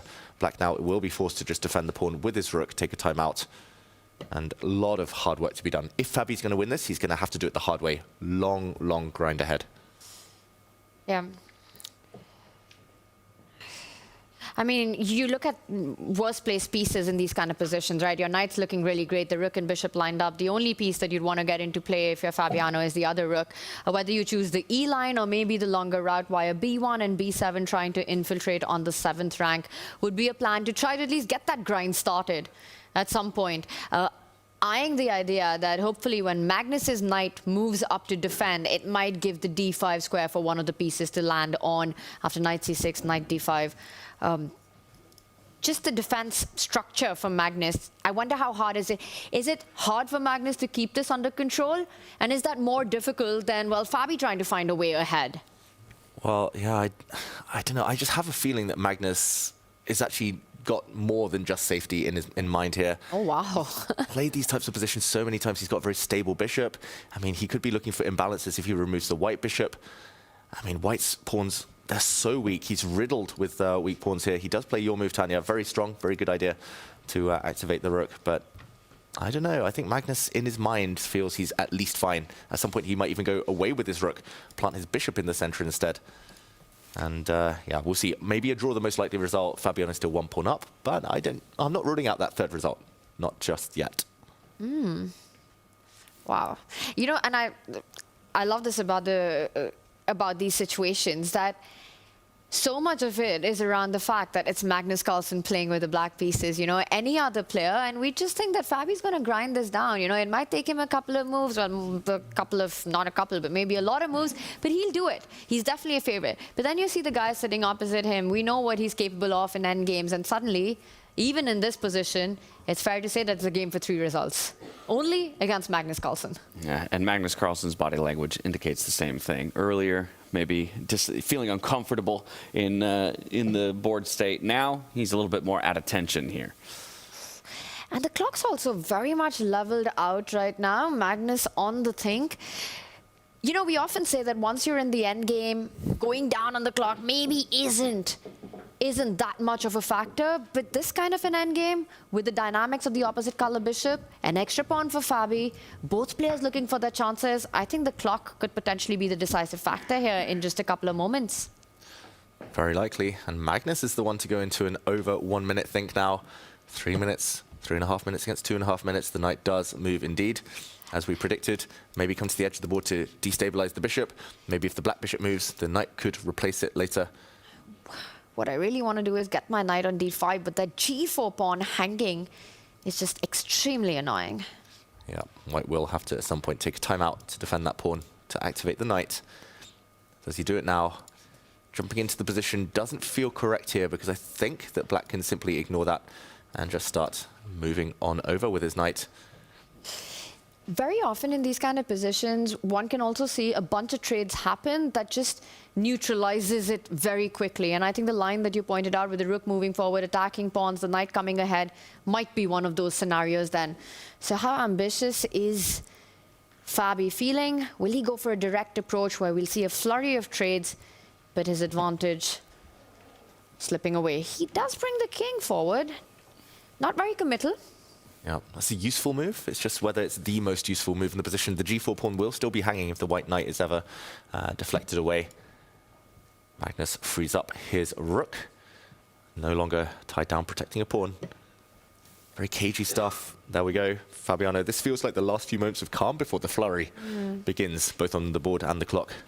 And to your point, Tanya, not that Fabiano is this type of player, but you know the one thing you have to avoid here is a mistake akin to what Nodirbek made yesterday against Magnus Carlsen, right? Feeling like, okay, at some point I have to take a risk to win, and that risk you take ends up flipping the game on its head and spelling disaster for you and your chances overall. So if this one, while it had good chances for you at one point, no longer affords you those opportunities, don't overreach. Don't grasp for what is no longer, you know, reachable for you. Get out of this one, move on to the next, look for your winning chances again there. Exactly, and that's where experience plays out so much, right? In those clutch moments, what kind of decisions are you taking? And for Nodirbek, again, it was the fire of ambition that made him play that rook move that he did, which cost him an entire point and cost him the semifinals matchup. Fabiano Caruana, on the other hand, you know, he's been a big stage player for more than a decade. He knows these clutch moments, he knows these critical moments extremely well and has the ability to pull the brakes when needed, understands the practicality of decision making. So I think if it comes down to that, he would be able to handle it. These two players have the blueprint of what it takes to be in a World Championship final.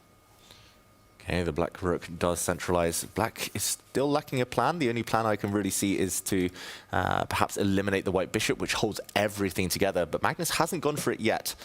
And now the white rook jumps in. Ooh, Magnus reacts immediately, but that immediate response. That square was needed for the black knight, potentially. Well, just like that. There's an opening in the defenses here And for the Magnus bar Carlsen. indicates that there's a big move in this position, David. Wow. That was a big jump. A big jump. Apparently something concrete here. It's not easy to understand. The computer is suggesting the move g5. That could not really be taken since the white rook would jump in. But g5, the black pawn would have pushed. Maybe the black position would have been looser. Very difficult to comprehend that decision, that move from the computer. I think long term, white is still doing very well. So this miss from Fabiano, not a bad decision. And logically, it makes sense because of what you were talking about in terms of black's plan. I wanted to jump the knight to a5. Okay, I've eliminated that square from myself. The only other available square to go forward, obviously guarded by the rook for the time being, but now defended by my own pawn, would be that b4 square. Okay, a3, I'm going to take that away from you as well. Knight is still kind of stuck where it is. Okay, I think I understand why white had this strong move. g5 would have destabilized the black bishop, and after the white bishop had moved, the white knight could have come and tried to trap this black bishop. Again, it's on the board. Magnus is going for the h-pawn push, but that's not going to help. Fabiano now has a winning advantage, apparently. And maybe this is a second opportunity to go for this exact idea, the concrete line. A very counterintuitive move where you put your own pawn on a dark square, get it fixed there, force Magnus to push f5, blocking that file. But because of the tactical variance of the bishop moving forward, hitting the knight, destabilization of the pieces, everything works. But g5, he needs to find this, David. Does he do it? I don't think he does. I don't think it's so obvious here after the black pawn moves that the black bishop is actually suddenly a bit loose. That long term actually helps black, apart from the immediate knockout. I think more likely we'll see the white knight jump into the center. That's the most human move here.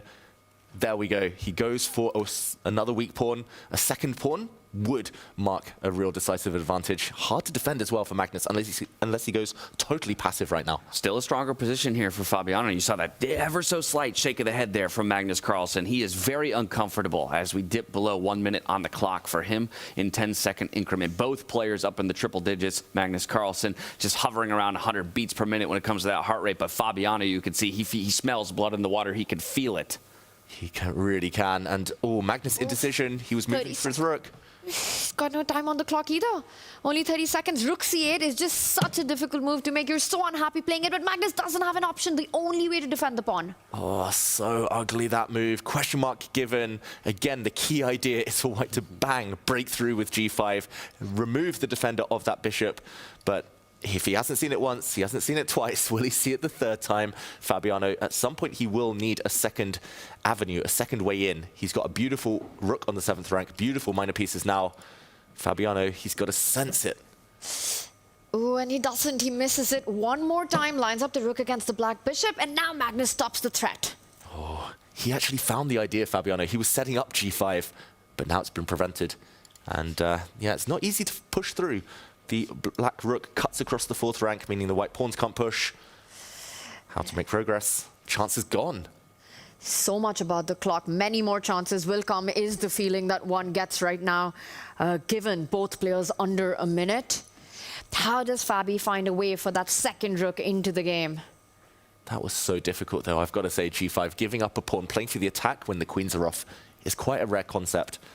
But Magnus with a really clutch move there, really instructive. He might just continue marching his king forward, given the time.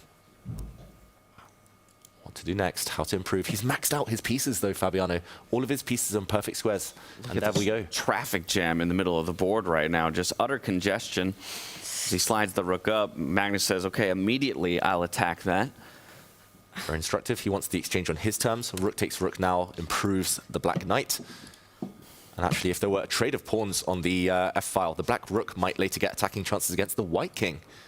Wow, this is getting very tricky now, because you will have to go for pawns on the left flank. Magnus coming in for the white king. Is this about to become a race again? Yeah, and the clock situation's turned against Fabiano. He was spent so long looking for that winning move. He knew it was there, but under 20 seconds. Make a move. It's not too often that you see his chair shaking, and in this moment he is 10 seconds, now down to single digits, searching for a resource. This is turning around now. He's coming back to defense. Momentum is shifting. Oh, that feels like a step in the wrong direction. The knight only came from the e3 square earlier. Now it's gone away from the action. Magnus is going to bring his king. Typical Magnus, activating the king in endgames, pawn trade. I don't know how he keeps doing this. In worst position, stabilizes and then punishes. He's going ahead with the king. He's creating a mating net. Notice how all of Fabi's pieces are on the left flank, the king left alone. And all of Magnus's army is coming through. Rook g8 check, luckily is defended by the bishop on c4. Yeah, if it wasn't for the white bishop defending this square, black has a huge attack. But I think Fabiano now wants to pull the brake a little bit and just get the knights off. That would remove some of the risk. Can't hit the brakes too hard, though, just because the clock continues to tick away. But that was exactly him doing that. He knows that the position slipped out of his hand, and he needs to make sure this doesn't go from bad to worse. Very important that the black bishop cannot go back and sit on this square, caging in the white rook, because we would see the white bishop kick away the black rook, some sacrifices. The white c-pawn is still a potential queen. So very important that white's rook is still free. Magnus still, he's the one defending. He's still a pawn down. You put that black rook a way to find itself on the G line, we're talking about a completely different game. But notice how it's almost impossible for him to free itself with that c7 pawn tying itself down. For Magnus Carlsen, how does he get the rook into the game? I don't think there's a way. a4 would be a typical Magnus move here, just locking down pawns, locking down an enemy pawn on a dark square. He's reaching for his own pawns, though. He loves pushing those corner pawns h5 instead. That's a waiting move. Oh, 3 results still possible. It's one of those endgames. Rook's off the board, it's a draw. Rook's on the board, anything can happen. And maybe this is the moment that Fabi pushes his own a-pawn, making sure that Magnus doesn't get the option to go a4 next. He starts with the other side himself. Okay, but that's a target. That white pawn sits on a dark square long term. Who can hold their nerve? The rook can't move, the king is optimized, the bishop is optimized. Almost feels like every move makes Magnus' position slightly worse, slightly less ideal. If Magnus has a dead rook, can we kill the rook on the other side by sliding our bishop back to b6? He doesn't go that way. Yeah, there would have been tactics there. The white bishop could have hit the black rook. When it moved away, the rook could have taken a bishop and tried to punch through with the pawn. There were tactics so he defends the other direction, but now black's pawns are loose. And now the black rook is coming. Tanya called for it. The black rook wants to reach this square to go for an attack against the white king. Yeah, just get it on the G line and you don't care about the pawns. Take the pawns, I'm coming for your king is what Magnus is saying. And this is Fabi rushing to defend. If rook e7, he wants to go rook to d7, challenge on the 7th rank, not allowing a check. Yeah, and even that might be a draw after a rook trade. The black bishop can prevent any promotions, but Magnus might want more. Magnus's bishop might move out the way. The black rook is coming. He does want more. He doesn't go for that rook trade option. Gets the king closer to that weak pawn on the h-line. And Fabi now attacks the bishop. Which will move. You can bring it forward. Keep it on the diagonal that it is. And the rook's coming in. Yeah, very important that the black rook covers some squares. And Magnus is taking a bit of a risk here. You've got to watch out for bishop. Rook takes bishop sacrifices, pushing through the pawn in conjunction with the bishop, but doesn't seem to quite work yet. You could also start targeting that f5 pawn with your bishop. The rook already lined up. Drop that bishop back. I want to pick up all the pawns that I can. f4. Oh, it gets so tricky, this position. He comes back with the king. Wants to give a check on e2. We should say this is an easier position to play with black. Like, you have pawns to push, you have pawns to grab. White's rook is somewhat clumsy. Which direction does it go? Magnus is pushing. He's got another pawn in his sights. He's making so much inroads in this game, right? Slowly and steadily, he's improved his king, he's improved the pawns, he's improved his rook. The bishop blocking the white rook. How many times have we seen him win this type of position as well? Countless. Bishop e2 check. King slides out of the way. Gonna take that f5 pawn. Yeah, but he will drop his f-pawn. And now if Magnus wants to draw, he just goes rook f8. Oh. That is a draw for right there. Here we go. And I think at this point, Fabi's happy to bail out. Very happy, very relieved. I think Fabiano, he's going to grab this pawn later. Maybe wise to, there we go, block the black king first. We'll see a blockade and fireworks. Maybe your draw's a fair result, but Fabiano with missed opportunities. How many of those do you get against Magnus Carlsen in a match? And there we go, it's a handshake. Wow, would you believe it? I mean, Fabi was throwing haymakers for a majority of that game, had Magnus Carlsen against the ropes, but still Magnus finds a way to keep himself alive, and perhaps a missed opportunity, an inaccuracy here or there from Fabiano means through 2 games, they're evened up at 1-1. That was absolutely fantastic to watch. You know, completely different narrative from what we saw in their first game, which was such a balance. This was an up and down roller coaster. Fabi with the golden opportunity, fantastic opening play. And then Magnus founding those genius ideas from the very start, keeping practical chances alive. And it almost felt, David, that the whole thing was about to turn around, but Fabi experienced knowing when to pull the brakes. Oh yeah, just in time for Fabiano, just as it looked like it was turning. But that was a really high quality positional game, just with tactical undercurrents, tactical missed opportunities. The clock playing a huge factor. I think if Fabiano had 3-4 extra minutes at the critical moment, he would have won that game. Magnus will be a relieved man, but he was suffering there, suffering quite a lot. But he's got to be feeling, Magnus, right, that this is going to be quite a match on his hands. He's not really made any chances in the first 2 games. If anyone, it's been Fabi pushing. Definitely. Fabi looking like he's in top form right now. Just that killer instinct slightly lacking, but so close. And if he can do the same again, apply pressure, he'll fancy himself to break through next time. All right, well, a bit of a breather for our 2 final table participants in Fabiano Caruana and Magnus Carlsen, because we have 2 boards in play, one of which is our women's match here. Again, you take a look at the score lines. It's Bibisara Asabayeva up 2-1, so Alexander Kasinyuk must win to equalize and force a tie. But what an interesting dynamic we have here. 2 rooks on one side plus a pawn against a rook and 2 minor pieces, bishop and knight for Kasinyuk with the black pieces. I wouldn't even know where to begin to evaluate how this dynamic interacts. Yeah, when in doubt, just say it's equal, James. Okay, well, I'll do that because the eval bar tells me so, but I guess my question would be, okay, in this endgame, what is each player playing for? Well, Kosteniuk needs to win, so she needs to find a way to make small progress. For now, it's really difficult since the white rooks do connect, do pin this black bishop. The knight is fully passive. It's baby steps. She needs to keep the rook on at all costs. A rook trade, and it's a guaranteed draw. White can even give up one of the rooks for a bishop or knight, since a bishop or knight cannot deliver checkmate on their own. So rook still on the board. That is the first step. She needs to activate her knight somehow, maybe centralize it, eventually use her knight and her bishop to team up against white's lone pawn. But there's so many ifs. There's so many things she needs. And the problem is, even if, dream scenario, she wins the white pawn, white can still give up a rook for a bishop, or a rook for a knight, ideally the bishop here, and still technically a draw. Rook and knight versus rook, a draw. Rook and bishop versus rook, a draw. She's praying for miracles here. what Kostyuk is missing is a single pawn in the position, and that would completely change everything. If only black had one pawn anywhere, we'd be saying it's a black win, because the piece dynamics of two minor pieces is just incredibly strong against the rook. But without that, this one very likely heading towards a draw, and Bibisara is doing a great job. You know, she's just keeping the pressure on the 6th rank, keeping her rooks at the right place, not making life easy for Kostyuk. And showing great composure in that, right? We talk about the youngsters in moments where they have, you know, winning position in the mini match here, as opposed to winning position in the board, and she's doing everything she needs to do to get it over the finish line. Yeah, very professional so far. And Kostyuk realized, I think, a bit too late that if she'd brought her rook round, as she did earlier, she left her rook defending her bishop. If she'd ever moved her knight, white just sacrifices the 2 rooks. Rook takes bishop, getting the rooks off the board.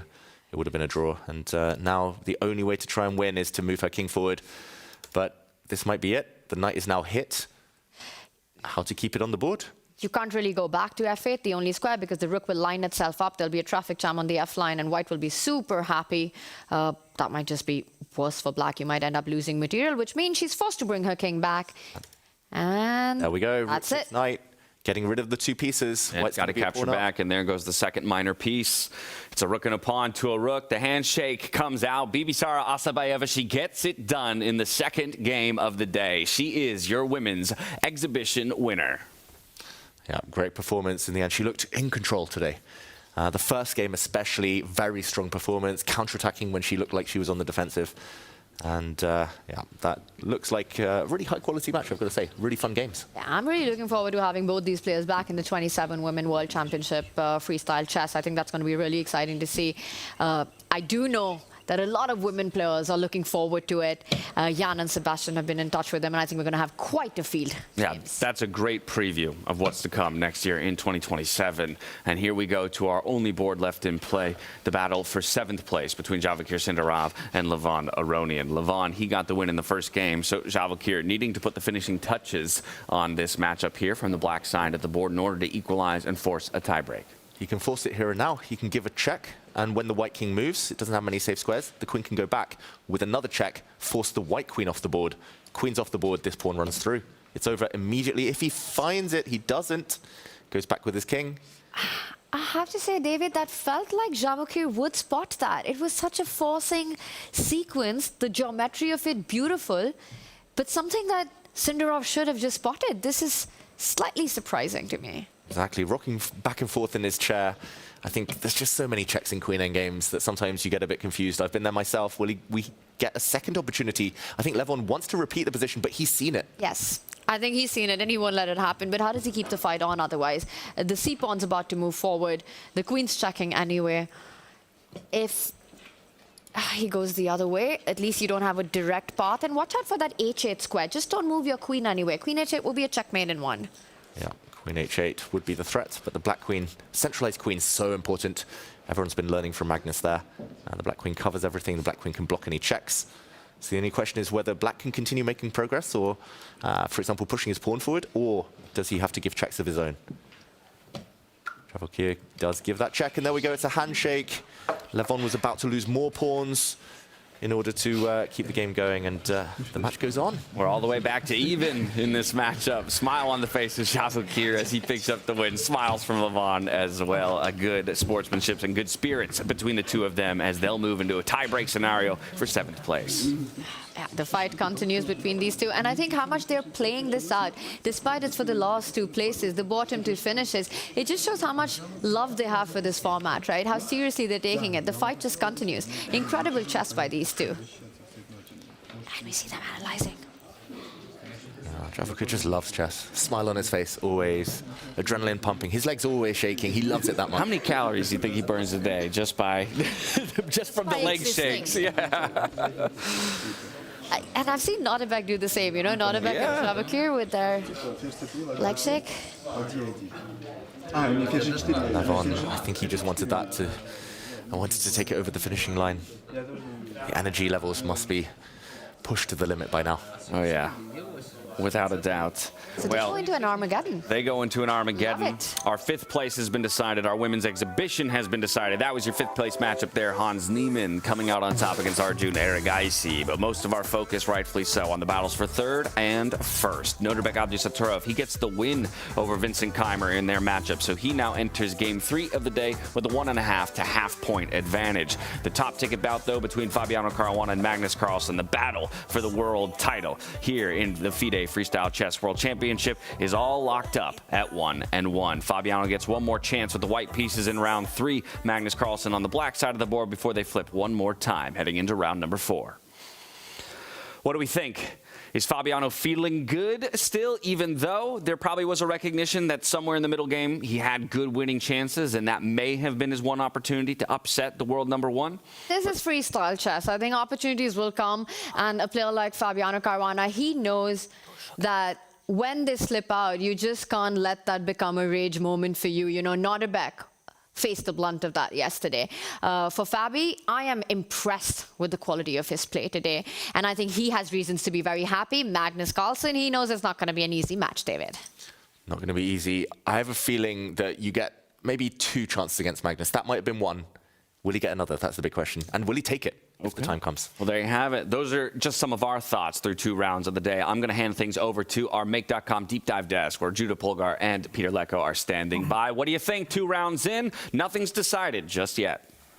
Absolutely. What a game it was between Magnus and Fabi. Kudos for the players, because I really felt like we are at the World Championship title match going on. I mean, the players were doing such a great job. Basically, Fabi took it over from the very beginning, so Magnus was sweating quite a bit, I think. Maybe it's time to take another shirt. I don't know how much he was sweating, but it was a very tough game. And Fabi had quite a few occasions to squeeze it more and give a... It was on the edge to win the game, of course, but there are these special moments we want to highlight, which is very small details, but actually it really gave the direction of the game. Yes, also from my side, a very big pleasure to be following this incredible match, because really we will be highlighting some moments where mistakes have been done, but the overall quality, the overall picture is really sensational. I really would like to reflect quickly on Tanya's quote that what happened there, that why Magnus got into trouble? Well, the answer was that Fabi also played so brilliantly. This knight d3 f4 kind of idea in the opening was sensational. Then Magnus fighting back with bishop e4. We already talked about that. So this is the position where things got out of control, because it's still such a complex endgame.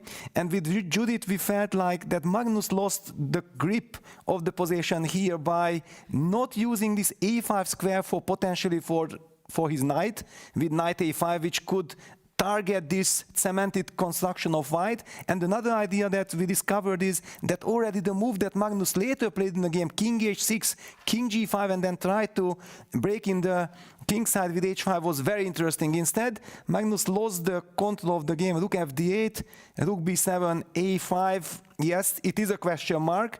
It is a question mark, and here was the first chance that Magnus Fabi missed this g5 option, but both players kind of had this impression that g5 is nothing special because I'm gonna react against it with f5.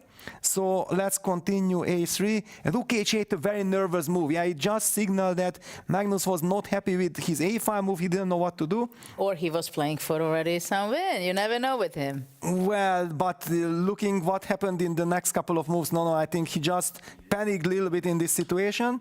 Fabi played knight d5, rook c8, and then here, of course, the computer was screaming that g5 is winning. Just open up the position. After f5, rook e1 is coming, and there will be this knight e7 motive, also very important, because kicking away the knight which defends the bishop, and it's clear that if white can trade the knight for the dark square bishop, then black's position will fall apart.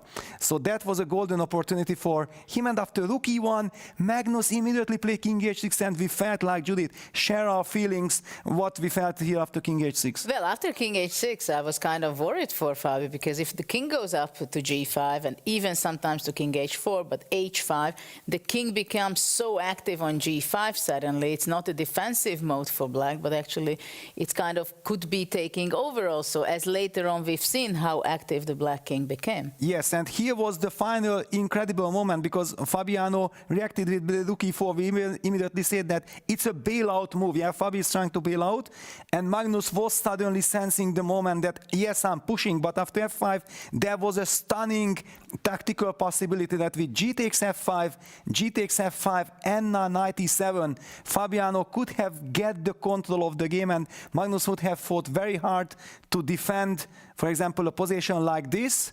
Then after bishop f6, knight takes d4, bishop takes d4, d takes d4. Try to compare this with what happened in the game when he had tremendous compensation and was even putting the pressure here. He is hoping to survive somehow.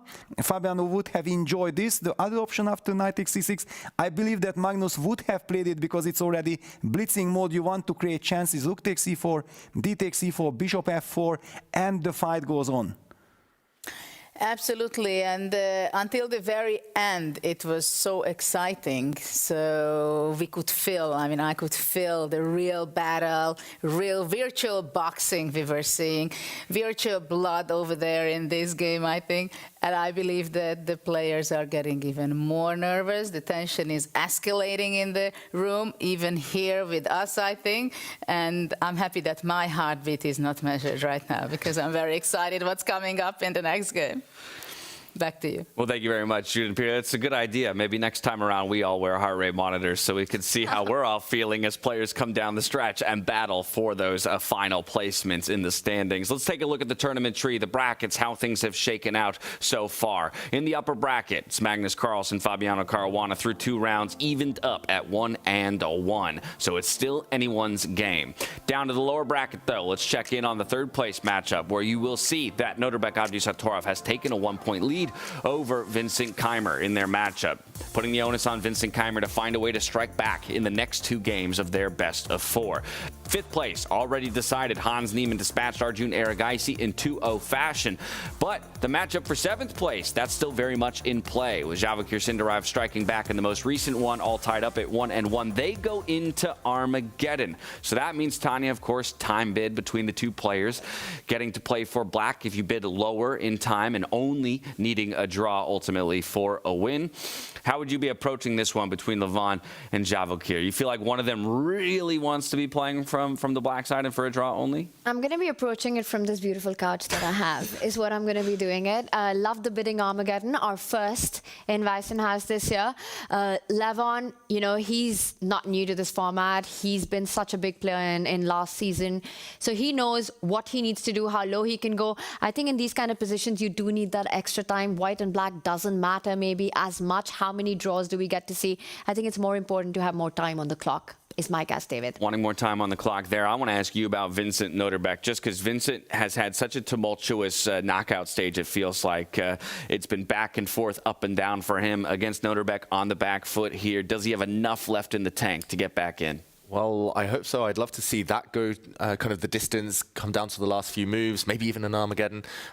It feels like, I mean, Peter mentioned it, it feels like his charge there, he's just taking too many risks, trying to be a bit too clever, finessing it a bit too much. I think he just needs to let it go and just say, okay, the next game I just play simple, clean, strong moves, and he's still got chances. He's not out of it. It's just been decided so early yesterday and today. Anytime he gets the white pieces, it feels like he's making a mistake on move 5 and can't fight back. If he can cut that out, plenty of chances. 3 battles ahead of us still. The battle for 1st place, the battle for 3rd place, and of course the battle for 7th. Armageddon will decide 7th place here and now. For the other 2 up at the top of the ladder, they are fighting it out in now effectively a best of 2 down the stretch. From here we go into the playing hall for that Armageddon time bid, followed by the position lottery. Fiona, take it away. The future belongs to those who make it happen. That's why we built Make, a visual-first AI and automation platform for change makers. It's never been quicker to start building, visually and without code, to automate everyday tasks and free your time and energy for bigger, better things. As your ambitions grow, you can accelerate progress with AI agents to create customized and agentic workflows, ones that handle complex, business-critical tasks while keeping you in control. And for leaders scaling business, you can see your entire AI and automation landscape in real time to orchestrate change and show progress in motion. Make automation and AI put to work for business, for teams, for you. Make it happen at make.com. Welcome back, everyone. This time I'm surrounded by players, which means we get our first Armageddon. It's going to be exciting. The players are now going to bid a time under 10 minutes. The player who bids the lowest time will play with that time, will have black, and a draw will be enough to go through. White is in a must-win situation. So players, you can now place your time bets.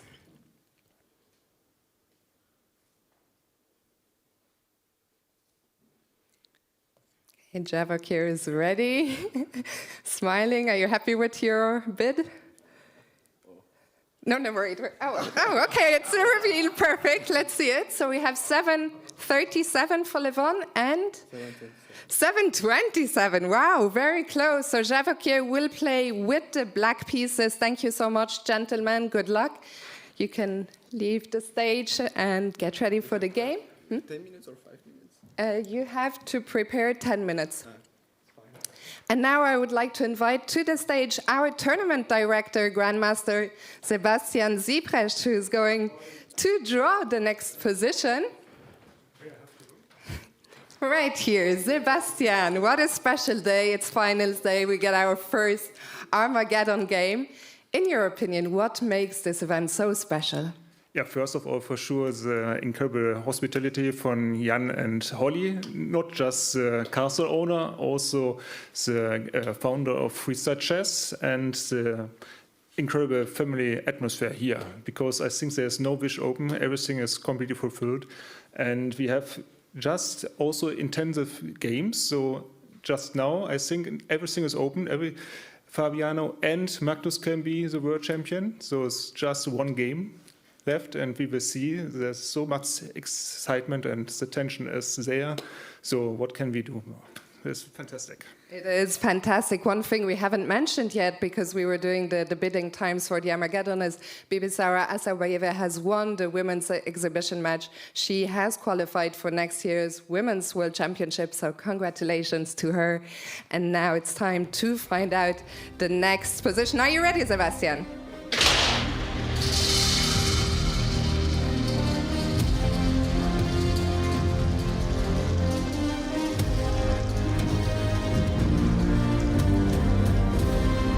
So the next position is number, show me, sorry, 889, position number 889. Players, good luck, and to all the fans, have fun.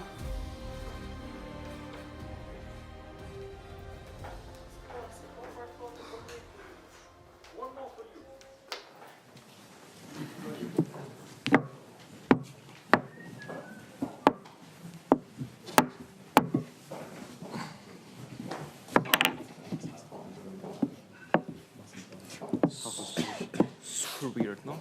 Super weird. Okay, I see A7 is hanging. I don't know if you want to take it, but it's hanging.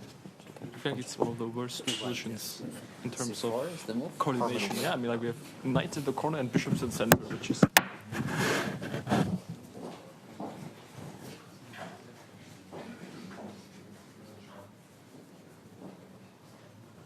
F5, I guess. F5 already, like knight.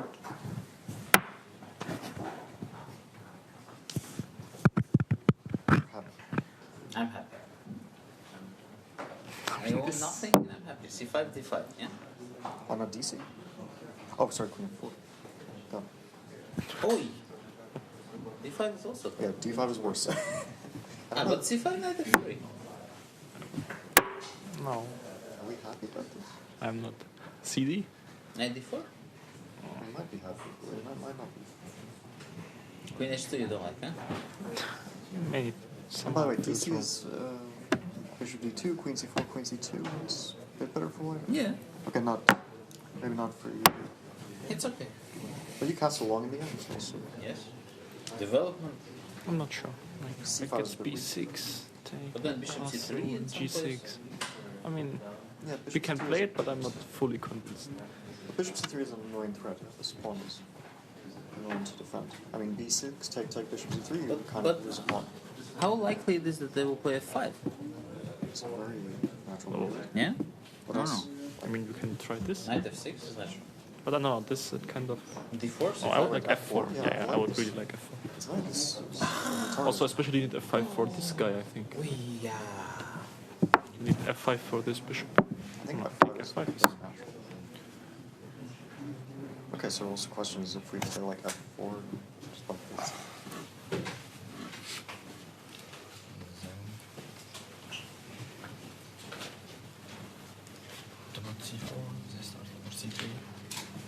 Yeah, but we play F5 now. Yeah. It doesn't matter, is it? Play F4.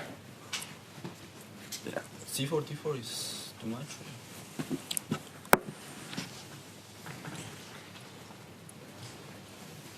C5?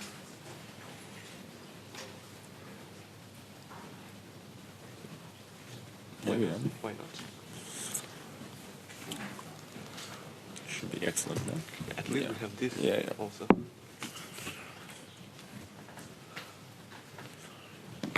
Yeah, should be good.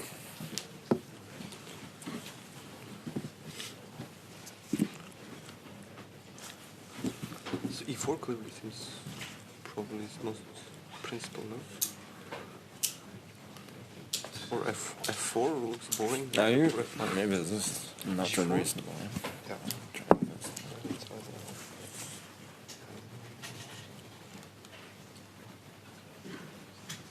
Yeah, this one makes no sense.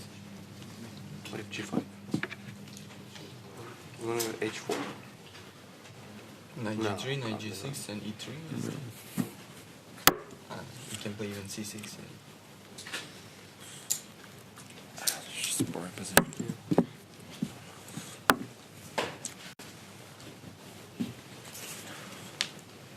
Alright, C3, F5, G4. Yeah, Is it too much? G6 now. That's the problem. Nah, I think even we can take on G4 and Knight Even- F6. yeah. It's,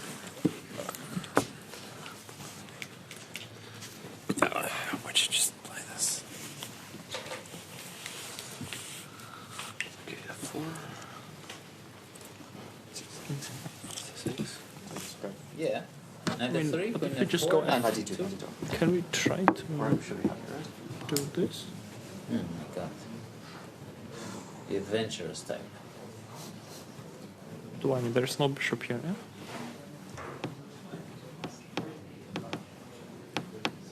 It's also possible.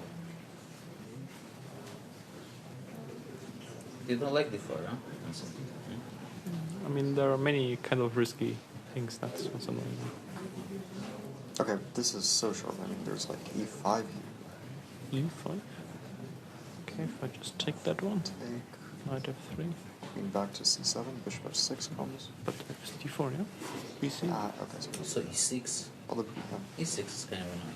yeah, I was wondering maybe why just sax the exchange? BC, bishop F6, knight F, or maybe not knight F3, but some other move, E3. But maybe it's Well, maybe it's good because G7 hangs. E3, yeah? Yeah, maybe. Okay, Knight F6 has to be. Oh wait, maybe I want to have this bishop F3 option. D3. But bishop H5. Yeah, maybe it's not. Maybe it's not. Queen C7. It's a big deal. Yeah, it's Okay, no B4. I take that back. Too much. No, let's check the first C4, C5 stuff. DC. Can we do anything else here? No, nothing. Yeah, we should take. So we are happy about Queen H2, Knight F3, Queen F4, Knight E3, Knight E2, and then some. I'm not happy about that. I don't like Takes. this. I'm also not happy about that. I feel like our knight is So just what out. about Knight G3 here? Bishop. We can, yeah? Yeah, we can. Queen G3. Yeah, this I like more. F4. Knight E4, that one I like. No. Yeah. Queen knight comes here, c5 fast. Feels like not so keen. Not d4. I kind of have to play with Even if d5 plus works, you can think about d5 secure. Yeah. No, I was just scared about e3 and g4. Can put bishop d7. Maybe the g4 immediately also works. Okay, let's do this first, yeah. Yeah, it's not a 6. Solid.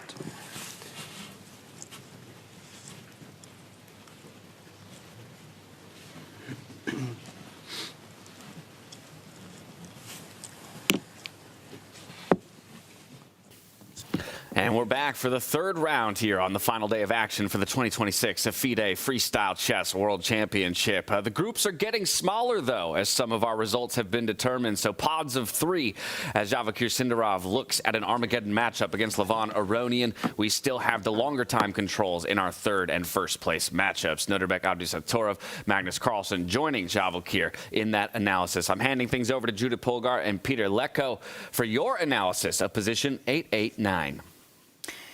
Well, I want to point out the body language, which I have the feeling they have. Like, look at Magnus. He's not sitting just on the couch and observing and sometimes saying some moves. He's leaning into the board, and he's just focused so much already with this analysis, with Nodirbek and Sindarov, but he was kind of looking at from distance. But the players are going already. So just a few thoughts, Peter? What do you think they will start? Yeah, it was very interesting that first the players were completely lost in this position because it's very tricky.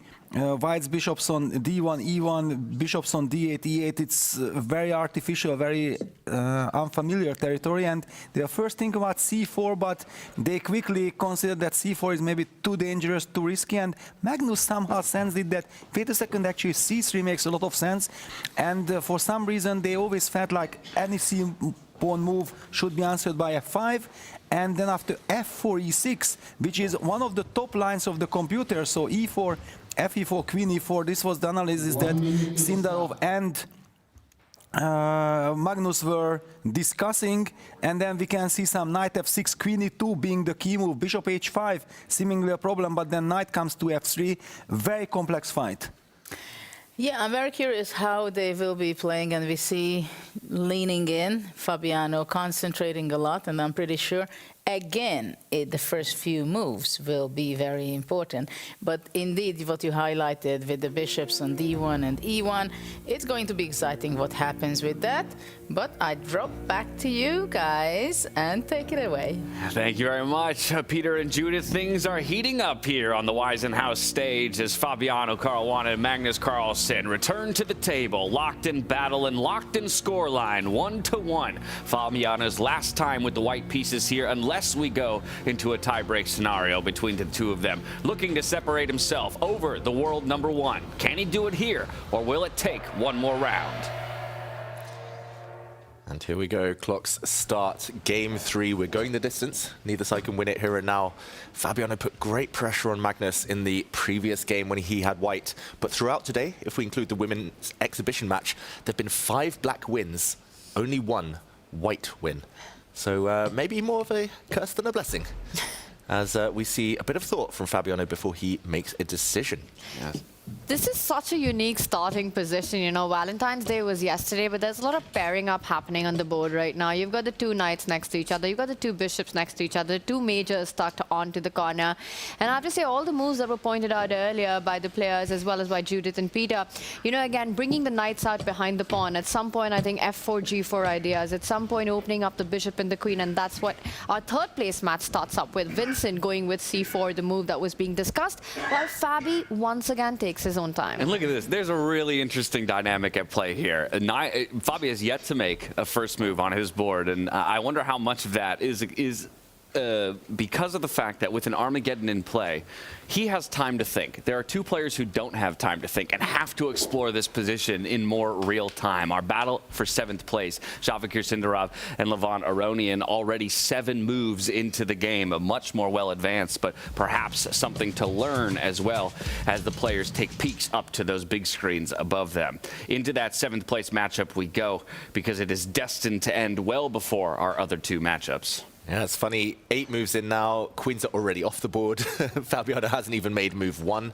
And yeah, it's Sindarov with the time disadvantage. He's now down 3 minutes because he gets the draw odds in this Armageddon. And I've got to say, just first glance, looks very nice for white. Nice pawn here, clamping down on enemy territory. Nice, beautiful centralized knight. White can castle, even here and now if he wants to, just by bringing his rook across. Looks like a great position. Black has the central pawns, but maybe targets and lots of passive pieces for Sindarov to have to deal with in the next few moves. Levon, great start. A very good start, but like you mentioned, needs the win, right? A draw won't do for him, so he's going to have to keep pressing what is this slight advantage that he's built up. I guess my only concern would be that the most powerful piece on the board did already exit the playing field, so he won't have that at his disposal. And for Sindarov, he'll be glad to have that threatening piece of the queen no longer in play. That's right. First, though, his best piece kicked around again. That piece has already moved twice. He'll have to move a 3rd time, most likely. And I think Levon's just getting ready. There's enough pieces left for now. Sindarov would love to trade off maybe more knights, maybe some pieces. Just going back to d6? Oh, no, he's just going to look to defend the piece. Now, Levon will, next move, if given time, starts developing his remaining pieces, maybe at some point pushing forward if the knight starts to lack squares. Difficult position here for Sindarov. This maybe will be a cautionary tale for Magnus, for example, who also has the black pieces in this round. They might have learned that these early queen checks, the way that the queens came off the board in this game, something to avoid. And wow, breaking news that Fabiano still seems to be thinking on move 1. Yeah, if I'm to believe the board I have in front of me, though, I don't see the clocks moving. Granted, perhaps because the first move hasn't been made, they might really be taking a note of what's playing out on the other boards before he wants to commit to anything with the white pieces. Wow, that's a shock. Why would you think this long on move 1 in a 25-minute game? We've seen Vincent Keymer do it before, but that was in longer classical time controls. And okay, we see both sides castle now on this board. And it's up to Levon to try and find a plan to turn his advantage into something more concrete. Well, at some point, I think he has to try to break in the center with the D pawn and get more space, find a spot for the bishop. Does it come out from f7, or will it look for another diagonal? The knight from g8 coming out, but it does look like white's made far more moves than black has. Now expanding further on the left flank, the b4 pawn will not stop there. Allowed, it will go to b5, and that threat has been stopped. Space advantage, better placed pieces. Open position. I do like Lev's chances, but still too early to call. He's insisting. He wants to get b5 in. Yeah, Levon loving life. He loves space in general. He loves active pieces. Tactics seem to always fall in his favor when he gets this activity. I really don't envy Sindarov's clock situation either. It does feel like already he's feeling the heat and he's rushing because of the Armageddon situation.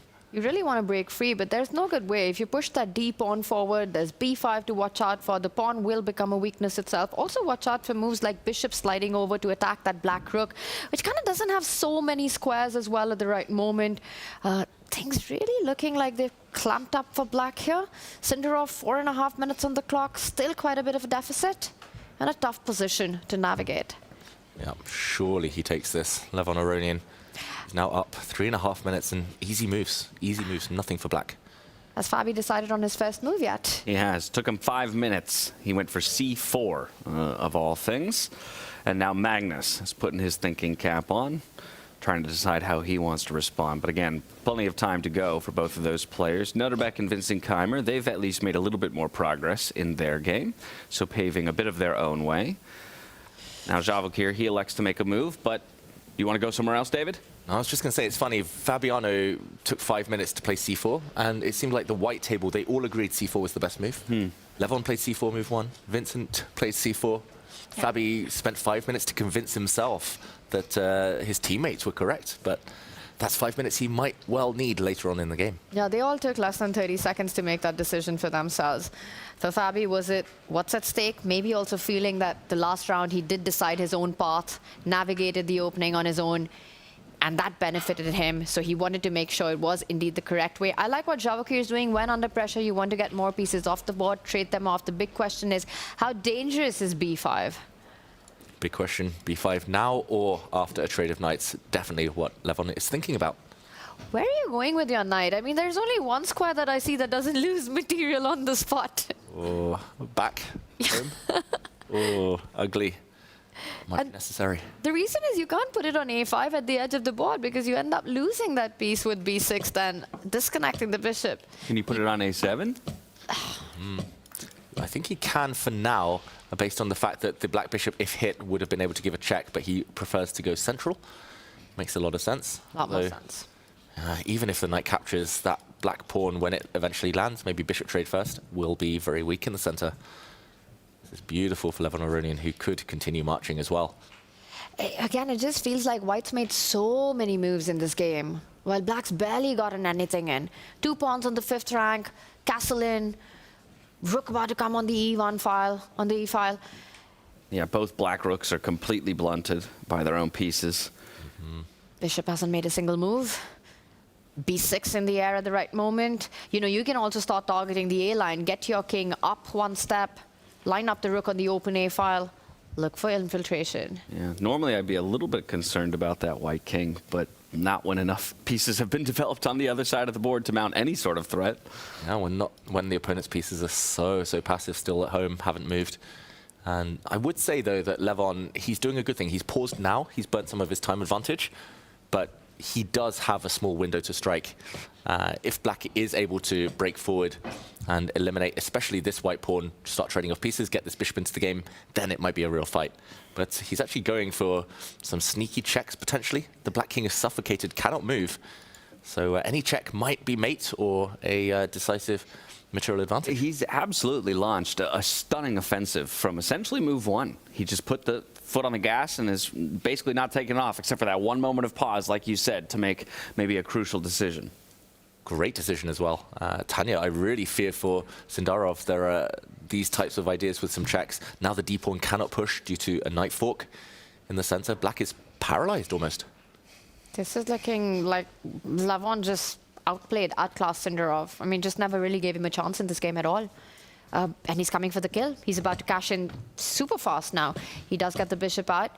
Knight jumps in. Finally, the rook comes to the open line, but is it too little, too late? Bar keeps slipping in the direction of Levon Aronian. Can you win this immediately with the check on A7? But you're pointing out that the rook also creates a breathing space for the black king, so you're not forcing the trade. Oh, it is ugly. Yeah, knight check. The bishop could also take, but then yeah, it's going to be hard for the black rook to defend that promotion square forever. Levon's looking for the immediate kill. You've got to be sensing it. It comes in. All right, let's see. Javokhir, is he brave enough to allow a pawn on the 7th rank? I would dare not. But king d8, not a happy move either. Oh, that just looks like you're walking into the crossfire. Nope, he does step his king across. And Levon, relentless. Oh, my goodness. He's not even stopping. He's not even pausing. He's not even thinking. Just putting Javokhir in full retreat mode as well. Where's this Levon been all week, all weekend? That's a good question. Lion. He's unfettered. He's feeling a bit more free. Yeah, now he has the option of taking a knight. And yes, the rook will drop, but he'll get 2 pieces for the rook. And that's the thing, right? You need time at the start of the game, and just banking on trying to get black with this much deficit, and then you just end up with a dead lost position right out of the opening. Yeah, this is crazy. We're about to have move 24. Our World Championship final is only on move 3. So we will have plenty of time. Don't worry, you've not missed much, and we'll make sure to walk it back to the beginning after this one concludes. And that's not going to be too long. That's a beautiful move. Whoa. Whoa, that's checkmate. Rook takes pawn is checkmate. He didn't even bother capturing the bishop back. A nice Zwischenzug there. So, got to defend the pawn. And I think every move Levon's played has been the best move by the computer. That bar has just incrementally been going up and up and up and staying there. Whoa, and as I say that, but still very powerful. He doesn't care about material, he's only going for the kill here. Wow, he was on almost 99% accuracy until this last move, but still totally winning. Now only, oh, actually, back to 99.2. Exactly. Yeah. Not too bad. Still hasn't even given a full % of inaccuracy to his opponent. You know, one gets the feeling that this has to finish here and now. You can't go c7, unfortunately. Black will give up the bishop for the 2 pawns, so that's not the move. It is totally winning, but maybe he underestimated the fact that the black rook can now defend its bishop. Do you just go pawn takes pawn, threatening knight c6 checkmate? Oh, wow. Tanya, that would be sneaky, the knight replacing the pawn. That's one of the reasons the black pawn couldn't have captured last move. There would have been some sneaky forks. Yeah, I mean, which pawn do you capture? Do you have to capture either? I was thinking the b7 pawn, but tricky. Big moment. Levon senses this is the win. He's got 3 minutes to find it. Where is it, Lev? Show us. He goes for it, but a mistake. Ooh, oh my goodness, a big mistake. Levon, he's forgotten that the black bishop can save itself and cover this diagonal. Now he's actually the exchange down, and he's only got one move not to be worse. A shake of his head as well as he realized, I have to say, pawn takes pawn just looked so incredibly dangerous. And the only resource that Sindarov had, and he finds it. Yeah, there still is one solid move in this position, but it is the only move that he can find here to keep himself alive. How easy is it to find? He does it. Bishop to c6. Beautiful. Got a pinned pawn there, so of course can't be recaptured, gets the exclam. It's the only thing to hold on to an advantage, but that advantage has lessened. I mean, David, we got to show that checkmate, right? How often do you see a knight giving a checkmate to the king at the center of the board with a pawn on the 7th rank? Yeah, we will watch Sindarov's arms. He hasn't made the move yet, but bishop takes bishop would be a huge blunder. This is a beautiful smothered mate with that pin. Instead, he has chosen to block the diagonal. Great move. Only move, it looked like, to keep that bishop alive. That bishop's a key defender. All he wants Sindarov is to trade off pieces. He's material up. And if he can get this pawn, he would love to grab it. And this could turn any moment. If we have the time, let's back it up just before that little bit of an inaccuracy. What was the recipe? I think it was, strangely, bishop back to d2, threatening the reroute onto the dark square diagonal. That would land a check onto the king, looking for more ways to suffocate that king that is ill-positioned on the back rank. Yeah, that would have been a silent killer. No way to actually defend this square. If the black rook tries to defend it, then check this out. Bishop check anyway, giving itself up, and a beautiful checkmate, deflecting the rook away. This was a hidden resource. Retreat moves when you're going forward, so hard to see, but that would have ended the game in conjunction with the pawn landing. And so interesting because it feels like Levon's mind has been, and now he's reaching for bishop to d2. Is it as effective now, though? It's a great move, fantastic move. It would have been a knockout 3 moves ago, but better late than never, as they say. And Sindarov's king has to run out into the open. Can it survive? Double question mark given. White is winning yet again. Yeah, but maybe the best of bad moves, right? At this point, almost nothing feels comfortable or good in Sindarov's position. The knight leaps in with a check on the king. The rook is hanging as well. The king in absolute danger. The bishop's joining the attack. Where do you run? You need to stay connected to the black rook as well if you're Sindarov right now. King f8, bishop b4 check. Yeah, wherever you go with the king, you will get checked along this diagonal, along the other diagonal. It looks like he has to part with his rook, and it will just be a clear piece advantage for white. One pawn will drop. The black rook will gobble up the farthest advanced pawn here, but totally winning now for Levon.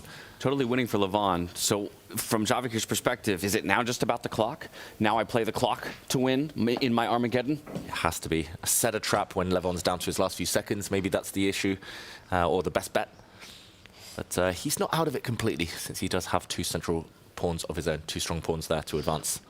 And those pawns are pretty flexible. They are mobile. They are moving forward. You push the E pawn, then the D pawn, and then suddenly you're talking about a game in hand. Right now, Levon Aronian still trying to put the black king in a kill zone.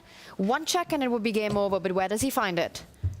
Yeah, a hit on the white rook here. The white rook will move, plenty of safe squares. But Levon has slowed down. He's actually down a few seconds here. Armageddon. Oh, hesitation as well. And the good news for white is that black can't push that E central pawn. That would disconnect the bishop to that D5 pawn, giving it up, losing the game. So with that not possible, where is Sindarov moving the bishop? He's going to move it out the way, maybe hit the white rook, try to get his own rook active down this open line. 45 seconds now. A dead last position, counting on tricks, is Javokhir Sindarov. Okay, that's a bizarre move. planting the bishop in the corner, but often surprising your opponent in these bullet situations under 1 minute. That is the key. Burning a few seconds off the clock. Levon goes for the black bishop, but it's going the long way around. The white rook comes in, and finally the e-pawn starts moving ahead, opening up the bishop as well. Oh, look at Sindarov, the adrenaline pumping through, fiddling with that pawn. Pieces are coming into play right now. Huge threat. A check on e7, check on f7, winning the rook. Wow, all the checks, and that rook cannot be captured. It would be replaced by an even stronger pawn. He's got to keep up the pace, though. Too long to think here. Sindarov's got to move. He's just got to choose any random move here to play on. Anything that doesn't lose. But this one apparently does. Rook b1, do you continue with checks right now? Still a decision to be made here. Picks up. Pawns are coming. White was threatening checkmate. That was the idea. But now there is an escape square for the black king in the center. Shuffle of the rook as the king threatens it. Going to toss that time back over to Levon Aronian. It's back over to Sindarov. He's got 14 seconds to his name. The bishop slides back. Mate in one. Checkmate. Oh, Mate in one. will he spot it? Will he spot it? He doesn't. He misses it. Still their next move. Or is it? No, the king's escaping. Game continues. The clock is going to play the biggest role here. 7 seconds against 11. 3 seconds between them. Back over to Levon. He makes a quick move. Now the rook slides over to a1. Up over with a check. He's going to pick up pieces. Bishops fall. 3 seconds for Javokhir. We see the players smacking the clock. It's coming down to it. The handshake is extended. Levon Aronian with just a second or so to his name. He gets the win over Javokhir Sindarov. Wow, smiles on Levon's face. I'm sure Sindarov will be smiling as well. That was a real adrenaline rush. Really high quality game until the clock started playing a factor. But ultimately, Levon ends Weissenhaus on a high. And straight into the analysis they go. No time to celebrate the 7th place finish. They're going to talk through the position because there was plenty of complexity in it. Now, while we've been locked in, and rightfully so, on the Armageddon battle between these two for 7th, our legends over at the Make.com Deep Dive desk have been keeping an eye on both of our top tables, 3rd and 1st place. So I'm going to hand things over to Judith Polgar and Peter Lecko. Walk us through it. What have we missed? Oh, that was quite a game. Well, Levon made a great game, and he was winning most of the part of the game, and he missed mate in one. But of course, the time was a big element, but he won anyway. Congratulations for him. In the meantime, we were just checking what is really going on the other two boards, and it was pretty similar as a structure, how it started out. But there are some details we want to share with you, with Peter. Yes, and first, before we dive really deep into those games, first of all, they are quite slow. Yeah, it's a very tricky position. We talked about it, that with these bishops on d1, e1, d8, e8, normally the players have tremendous respect because you just don't know how to treat these positions. But one storyline we have to highlight, and what we have witnessed here in game between Aronian and Sindarov, could have maybe happened in other boards as well, because I was keeping an eye on the team discussions, and after the move c4, f5, the move d4, which was played in the Levon's game, was analyzed by Fabiano, Vincent, and Levon, and they were concluding that the move c5, which is a very tempting and typical move, is nothing to worry about, because d takes c5, queen f4 check, bishop d2, queen takes c4, queen c2 takes. This is exactly what happened in this Armageddon game. Is very pleasant for white. Now what happened? Magnus Abdusattorov and Sindarov had decided that the move c4, c5 is a great move, and it solves black's position. And it was very interesting. I was very close to the camera. I was just following the discussion, and then Magnus said, yeah, and c5, and he's thinking, and finally gave the final verdict that yes, it's good. And believe it or not, okay, because Sindarov had very little time, so he kind of had to rely on the team strategy. Magnus, with 25 minutes on the clock, for sure would have paused at the board and would have never played the move c5. So teamwork, Levon, Fabi, Vincent worked to perfection for Levon. However, they both decided that instead of d4, they will play the move f4 for some reason. And both games, both players are taking plenty of time. Magnus opted with c6. It's very much in Magnus's style to open up his queen. Targeting the f4 pawn, the same applies for white. The queen is also eyeing the F5 pawn, the rooks are protecting those pawns, that's not a problem. And here Vincent played knight g3, black played e6, queen c2, knight f6, e3, and we are having this slow battle in that match. But Fabi, and I want to highlight one more time that why these guys are playing, we talked about it, why these exact guys are playing this final, and why we think that those are the two best players in the world and they have to be in the final. Because those small nuances, look at this what Fabi did. He plays e3, e6, he plays knight f3, knight f6, and he places the knight on f2. Well, computer-wise, it might not make such a big difference, but humanly, my heart automatically feels so much more happy with the knight on f2. The harmony, there is harmony in White's position, compared to Vincent a little bit rushingly placing that knight on g3, which, who knows, maybe will become a liability for the future. So bishop h5 happened, d4, and do we have a move? No. This is the current position. I do feel like Fabi is fighting for advantage. I also think that he has a very harmonious piece play so far, and also some space advantage with the pawns.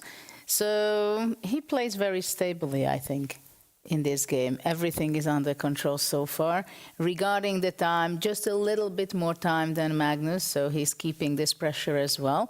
And, well, let's see how it gets unfold and take it away. Thank you so much, Judith and Peter, for that analysis and catching us up on this first-place matchup between Magnus Carlsen and Fabiano Caruana. Hard to believe an entire game has finished and been played, just moving past move 6 here, and not a single piece has fallen just yet in the battle between our top two here at Weissenhaus.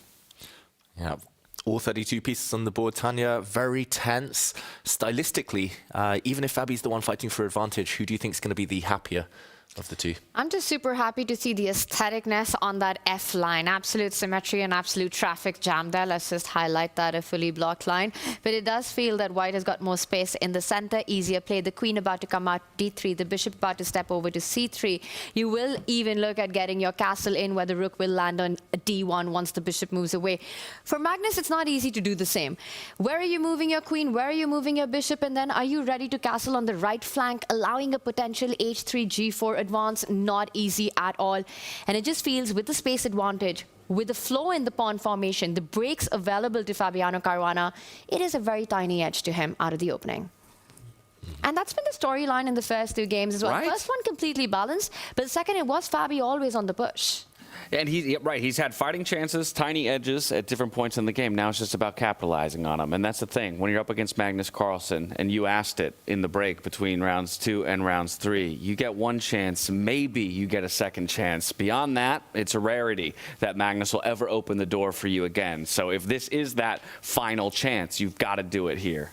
Exactly. And a really nice flexible move there from Fabiano, pushing his pawn forward just one square, just teasing Magnus, saying, okay, if you ever dare castle on that flank, then Tanya's idea might come into play, pawn to g4. Also stopping any knight exchanges. Since that f-file is so aesthetic, it's nice to keep the pieces all on the board. And yeah, no knight jumps for Magnus to alleviate the space issues. Magnus, yeah, he's struggling to fight for the center, so I think he would love at least one trade of minor pieces. What to do next? Again, like stylistically, with colors reversed, I would say Magnus is loving life. He can squeeze, it's very slow positional. He likes his blocked positions. Maybe Fabi likes them less, but if White is better, White is better. That's all he can hope for. I'm also already eyeing in this slow strategic position and tense battle, you know, some potential tactical ideas, David, where when g4 does arrive, let's not point out the white queen is beautifully lined up against the h7 pawn as well. There might be moments when you end up trading the g for the h pawn with the white queen swooping all the way up there, putting a lot of pressure on Magnus's right flank. I wouldn't be surprised, akin to the last game, to see Magnus go for a b5 right here. Ooh. I see your c4, I go b5.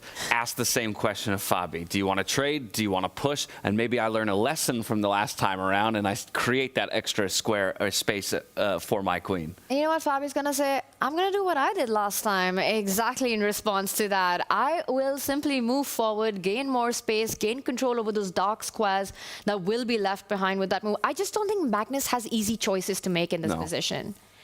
Yeah, I love how you're recognizing the patterns, though. This game, the queen also started on b8. Pawn also lands on the c4 square, so it makes a lot of sense. And just to put those on the board while Magnus contemplates what to do next, it's kind of pros and cons. White gains a bit more space, clamps down. The black queen's still unable to really flexibly enter the other side of the board. This black knight can no longer leap forward. But on the plus side, black does get some light squares at his disposal. So it's a bit of give and take.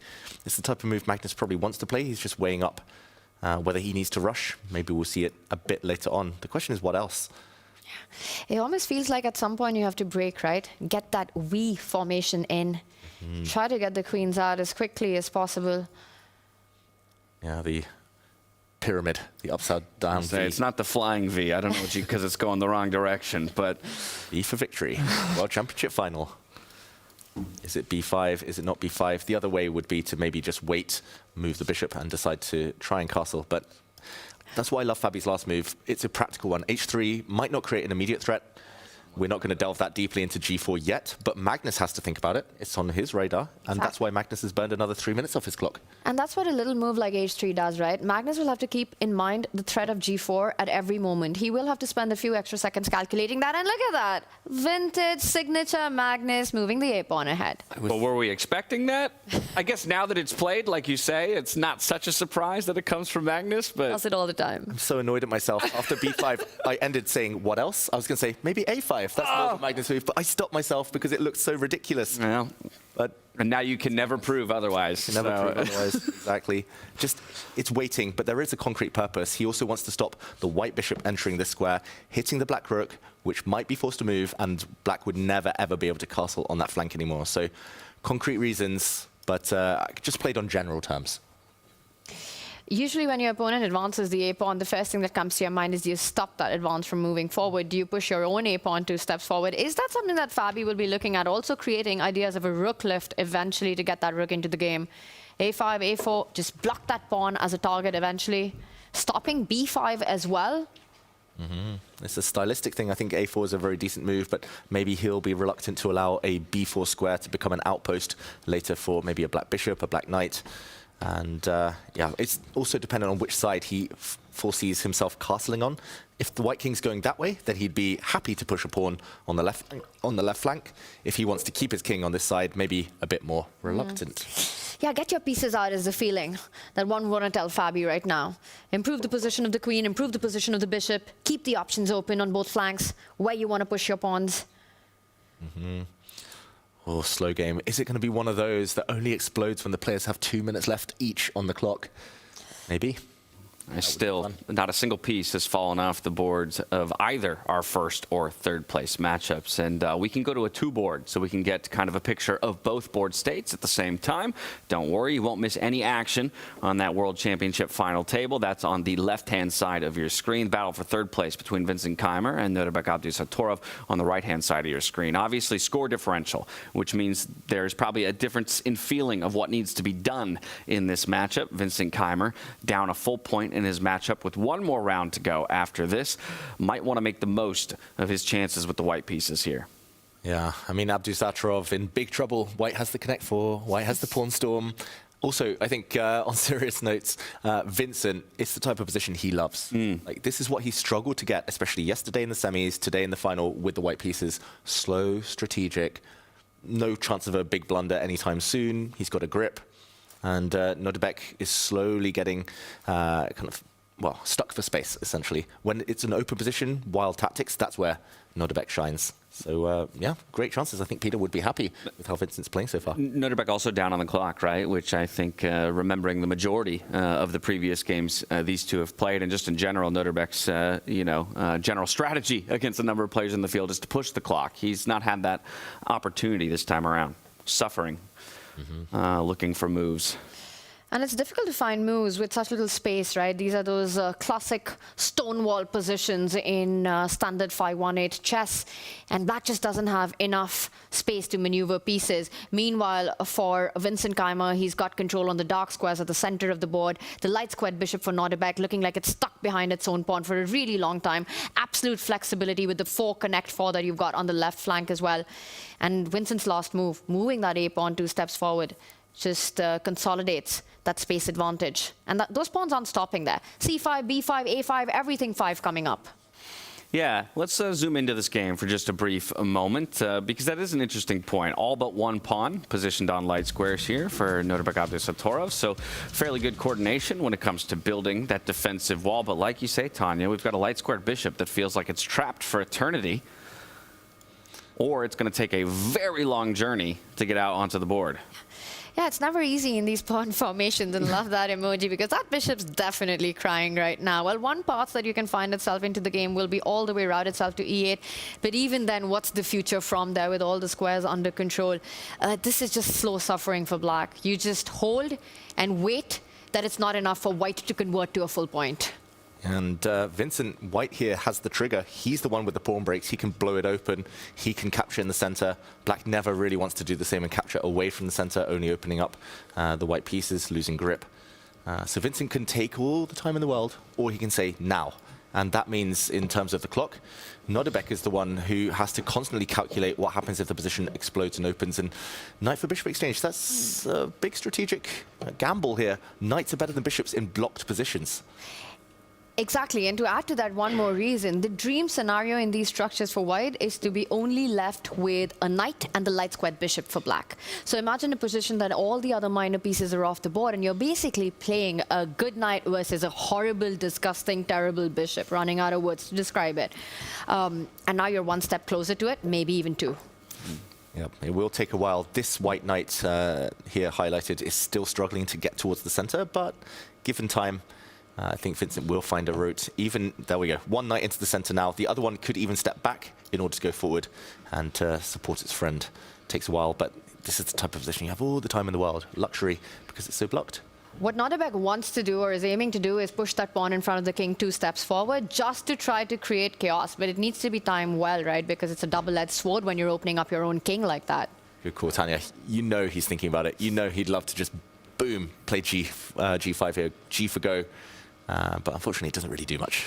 Only opens up the black king right now. Yeah, he might want to, but then he'll recall some of the riskier moves he played yesterday against Magnus Carlsen and think better of it. I've got the point advantage in this matchup. It's going to happen, boys. You'll see G5 by Nodirbek at some point in this game.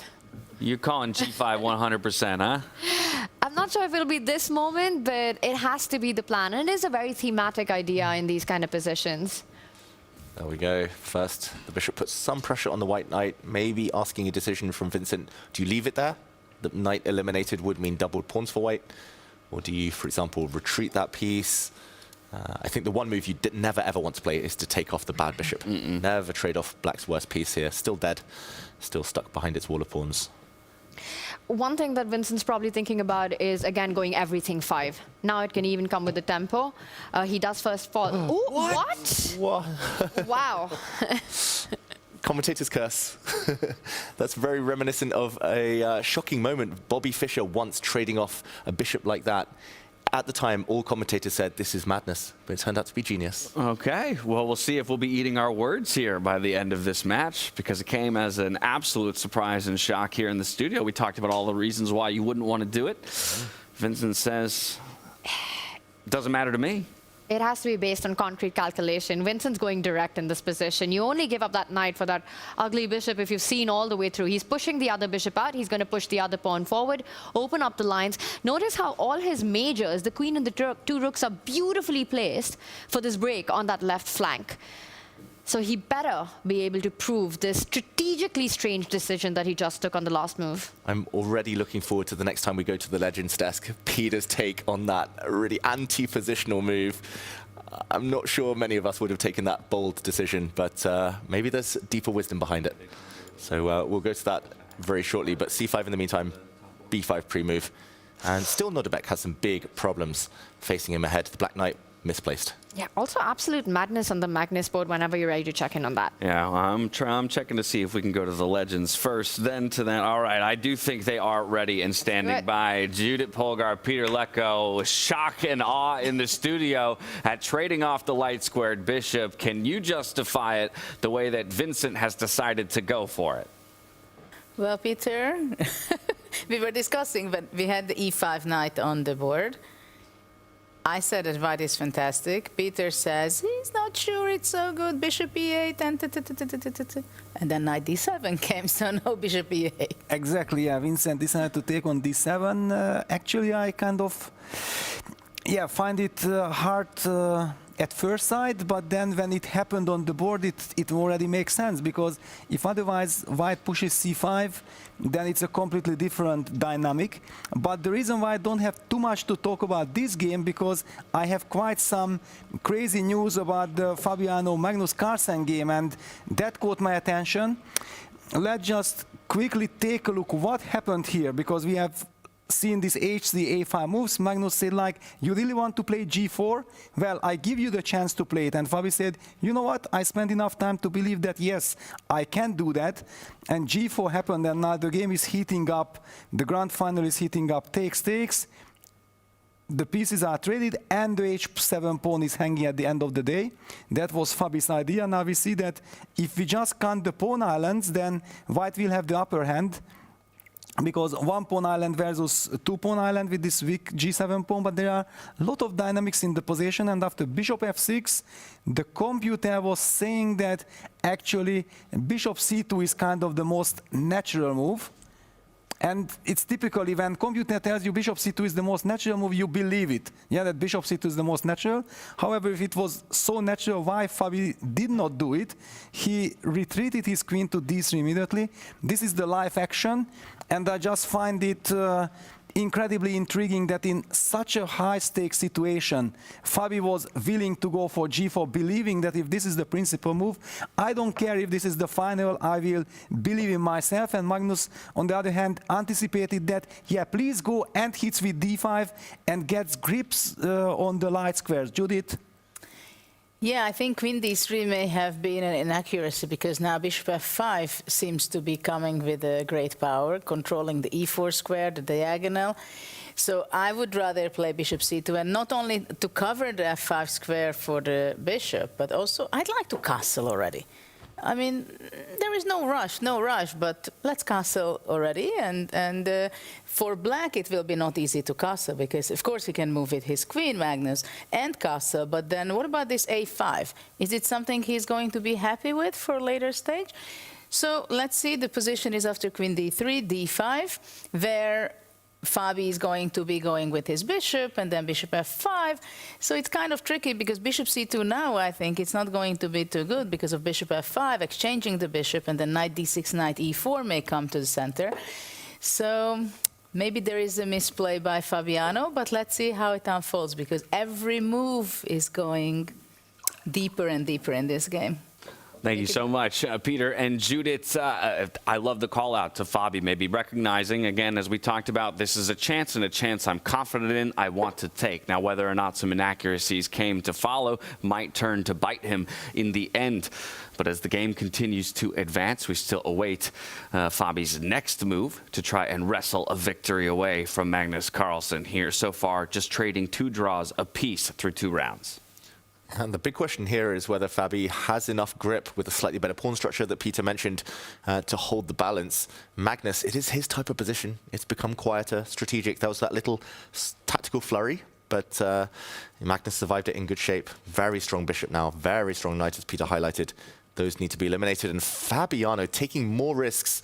And that is, well, to my eyes, a shocking decision, just because now, once black recaptures, I'm assuming with the e-pawn, just to keep the black king with a bit more shelter, there's going to be a backward pawn to stare down at. On an open file, he's lost a lot of flexibility. I don't think he even needed to rush with that decision. And probably what Fabi is counting on to defend that is to plant a piece on e5 to make sure that at least that pawn can remain defended for as long as possible. Very surprised by this decision. Magnus doesn't immediately rush with the capture of the center pawn. He does take a decision to go the other way. And David, I see you're equally surprised as I am, but there are some checks. Now there's 3 pawn islands. There are some checks being threatened right now on the C line.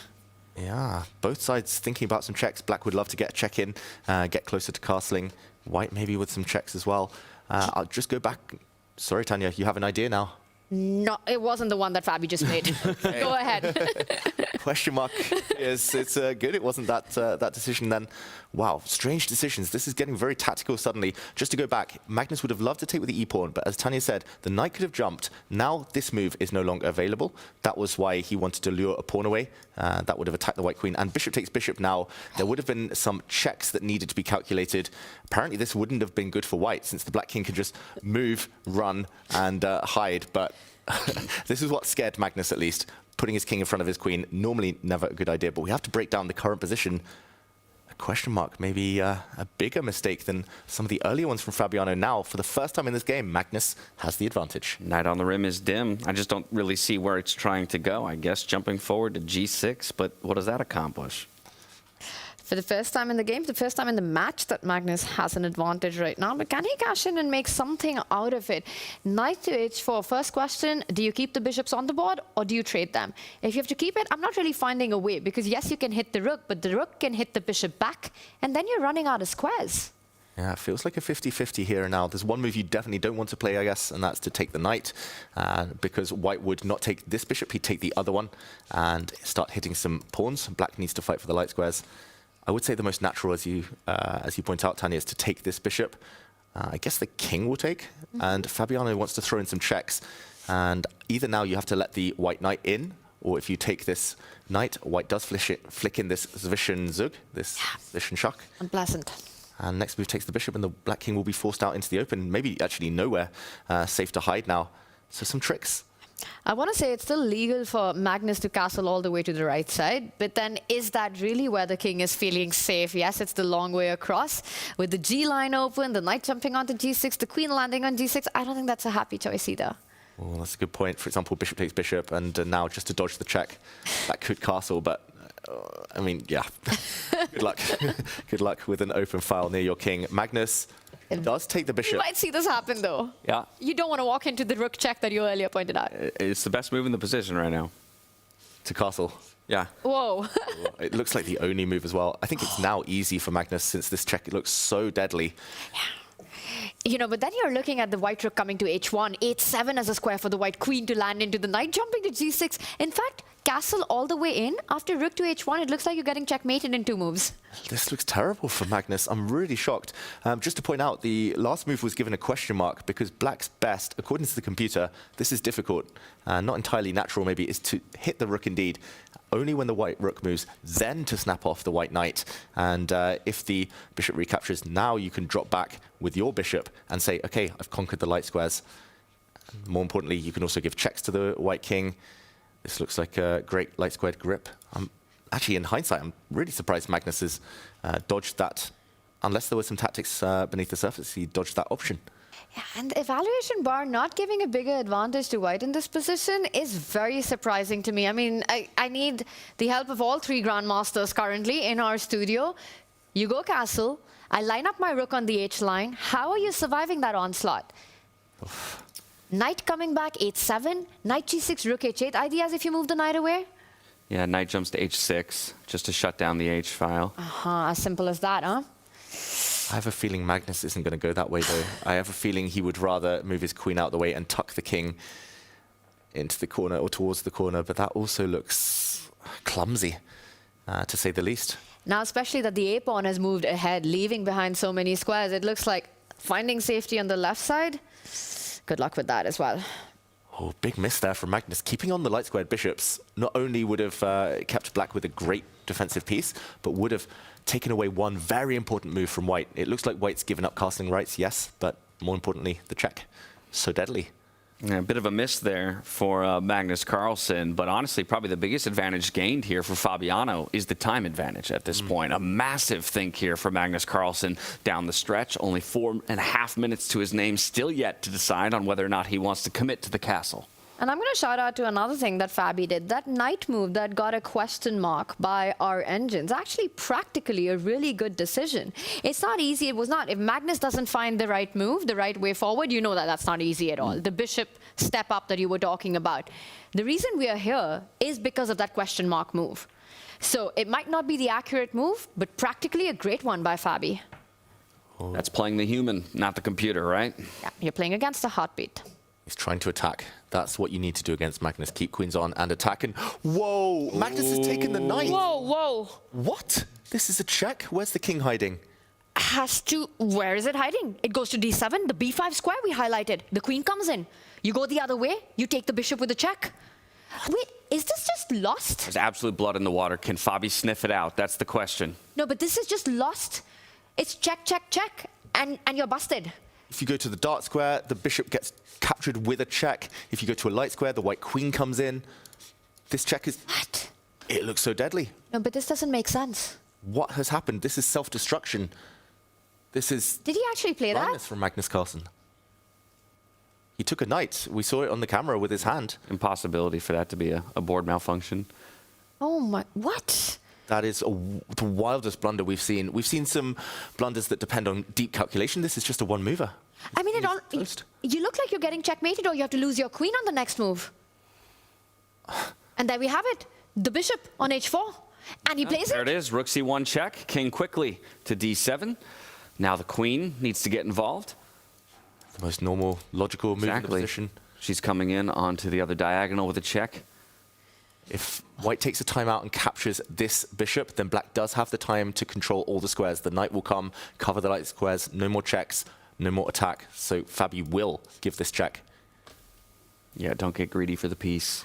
And we just highlighted those light square weaknesses right now. Fabi isn't rushing with the recapture. He, of course, sees the queen b5 move that you're highlighting right now. Magnus's king, not surviving this. Is he going to march it into the center? Oof. Just sit, king of the hill, lead from the front. That normally never ends well. It's on a dark square as well. White has a dark squared bishop. But maybe you're right, David, because I don't see a killer blow in that position once the king goes to the square that you're highlighting right now. Let's just put an arrow or mark it in red. Imagine Magnus with the king at the center. Yeah, there's no killing blow, but I think then you can take the bishop on h4 because you've removed the square that the knight would want to jump to. So the queen check comes in, the king slides up. Now we're looking for that dark squared bishop to be snapped up by Fabiano Caruana. And there is absolutely no way that Fabi repeats with checks in this position. Could bail out with a draw here, Fabiano Caruana. He's slightly lower on the clock. So the professional thing, or the thing we often advise, repeat once. Show your dominance. Gain 20 seconds on the clock. Check, check, then take the bishop and smile at your opponent. I suppose he has two checking options, right? c5 or b6. Both look about the same. King's going back to d7 either way. Yeah. Either way, you want to leave black with the king on the dark square, though, to take it away from the knight. That is the key. So if you give one check, you should probably give the second and repeat. But more likely, Fabiano, after a bit of thought, will just take the bishop. And there we go. There we go. He picks it up. Massive winning advantage here for Fabiano Caruana against Magnus Carlsen in the third round of their best of four, looking to take an edge in this World Championship bout. For the first time, there's no gambit going on as well. Magnus needs a miracle. He's trying to trade off rooks.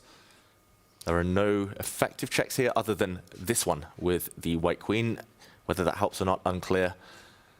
But look at the black pieces. He's playing without a queen. He's playing without a rook in the corner. The king is out in the open. This cannot mean survival. And the king has no way back. The bishop controls the e7 runaway square. The queen controls the d7 square. All Fabi has to do is activate the lone remaining rook on the f line. Yeah, you can bring that later on the G file. You can maybe move your king somewhere and just defend your other rook. In the near future, the black pieces are going to get skewered on this diagonal. Oh, that's a painful look on Magnus's face. He knows. He will be in a must-win situation in the final game. Fabiano is so close now. This is the best chance he's ever going to have to win a World Championship title. Yes, completely agree. You were asking, does Fabi get another chance? I think this is his last one, and he has to absolutely cash on this. It's this or not. If he doesn't win this game. Oof. 1 foot through the door, through the threshold. Got to get the other one through and shut it. And we're just... 2 minutes. Will his nerves stand up to the task? He looks pretty calm on camera, though. It's not shaky, but he's got to be feeling, right? The win is here. Yeah. I think we all sense it. Just so illogical that black can survive with the king out in the open like this. In no world, surely. What feels obvious to you? Is it just getting that king out of the way, connecting the rooks, No, trading the on my F-pawn. terms? I love the idea. Like the F-pawn. I love the idea that you mentioned. I want that bishop check.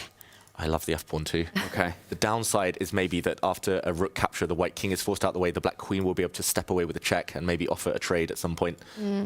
So that's why it's just, there we go, keeping it simple with the king stepping forward, as Tanya said, bringing the other rook into the battle. So effective, and Magnus can barely move. And you know what? You've always got that f-pawn move ahead. So this is just classed by Fabi. He's not giving any chances to Magnus to get back into the game. I mean, you say he's almost got no moves, and I'm scanning each and every piece. It really feels like there's quite literally no moves to be made. I just can't understand what the oversight was, what he missed, Magnus. Did he think he could get his knight to this square, maybe, and sit on the light square's blockade? You can see his face now. He realizes the damage has been done. Yeah. What do you do? Slightly improve that rook up to c6, say, okay, I'll still offer the trade, but on my terms. The other plan that I see to try to ease off the pressure could be get that queen out of the way and offer a trade on that A line. Try to connect your rooks. Just get some development going, but do you have enough time? The feeling is not.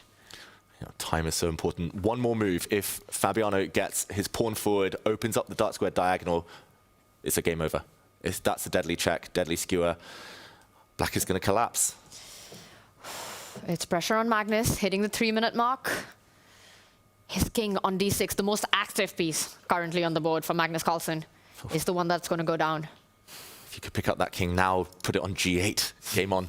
But unfortunately, chess doesn't work like that. What was bishop takes knight by him? Just an unbelievable moment. And we'll be asking that question till the cows come home. Madness from Magnus. Can Fabiano punish? There's another threat of just trading off the rooks and bringing the other white rook into the game, hitting the black queen. And actually, I think there's checkmating ideas on the board. Tanya, your move, and boom, f5. Straight away. Joins the party. Fabi was ready with his response, and that shows the confidence that he has in converting this one. Magnus begging for the queen trade. I think you keep the queens on the board. With that king, the way it's placed, you don't go into an endgame. There we go. He'll do just that. Queen slides back. Still has an angle to check. That is a checkmate in 2 threat. A check, the black king goes back, and the white queen lands on a square where it connects with its bishop. Oh, the stress on the face of Magnus Carlsen, searching for answers. The thing is, Magnus often searches for miracles and finds them. And Or creates them. Yeah, it's not over till the last move is played against the world #1. I mean, here he needs to play b5 or something along those lines to block the diagonal, but that just loses a clear tempo. White's going to open up the position even more, maybe with some checks first. There's going to be sacrifices. Oh, no chance, surely, to survive this. Magnus is desperately trying to find alternatives. Maybe the rook can come in just to block again, but superficial. Hand on hips, he knows. Pawn takes pawn is coming in, the rook is opening up. The check that you pointed out, black's queen tied down to defend the b7 pawn. Magnus, where's he going to find it? Just no time either. It's so much quicker and easier to see attacking moves than defensive moves. And what a moment in the match this will be to take the lead with just 1 game remaining, 1 game away from a World Championship title. David said it. Best position Fabiano's probably ever been in to take home a world title. And it's against Magnus Carlsen. No one you'd rather do it against.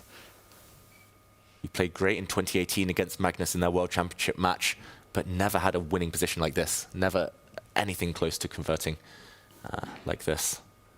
This is what we say about Magnus. His one Achilles heel is he sometimes takes too much risk with his king. He sometimes delays castling so long, especially in Fischer random freestyle chess. But here we go, rook c4. He's going to try and block the check. Best of a bad set of moves available to him. He could even take this rook off, and the black queen cannot really take, since a pawn would be hanging. And there would be checks. Is that Magnus's dream, that if you just take the rook, black takes back with the queen, you take the pawn, and then there's a forcing queen trade in the position. And Magnus plays down a pawn, but just hopes that somehow the Magnus touch in the endgame shines. That's right, after rook takes rook, there would be a queen trade, potentially. I'll just show this on the board very quickly.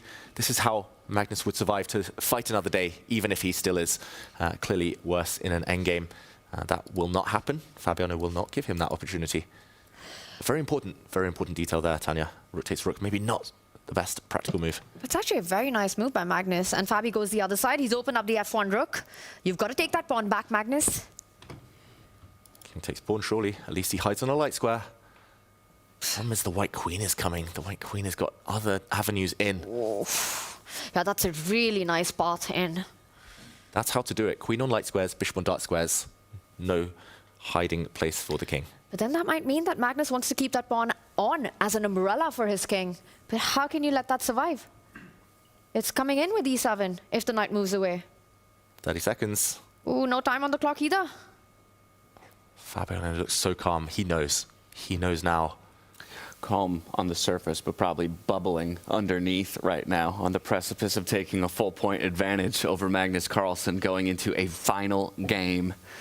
Heart rate to match as well, 139. But 15 seconds, Fabi. For Magnus even. He takes the rook. Ooh, now is a good moment. Queen takes is no longer so good. Queen takes, there will be a simple queen trade, and after pawn to d5 check, the black king will be driven away from its knight. Fabiano will have an endgame, up a bishop. The queen goes back though. Oh, a new angle, beautiful move from Fabiano. Game over. Look at the black queen. Yep, classy touch by Fabiano here. He's fighting, he gives a check, trying to create some chaos. He just captures back, calm and cool, and now the queen's about to step up. She can choose where she steps. This check looks most natural. But the knight's coming, David. If there's no check, check, checkmate, black's got some counterplay chances on the light squares. Maybe the king's gonna hide literally in the center of the board in front of all of its army on the light squares, protected by a lone bodyguard, the knight.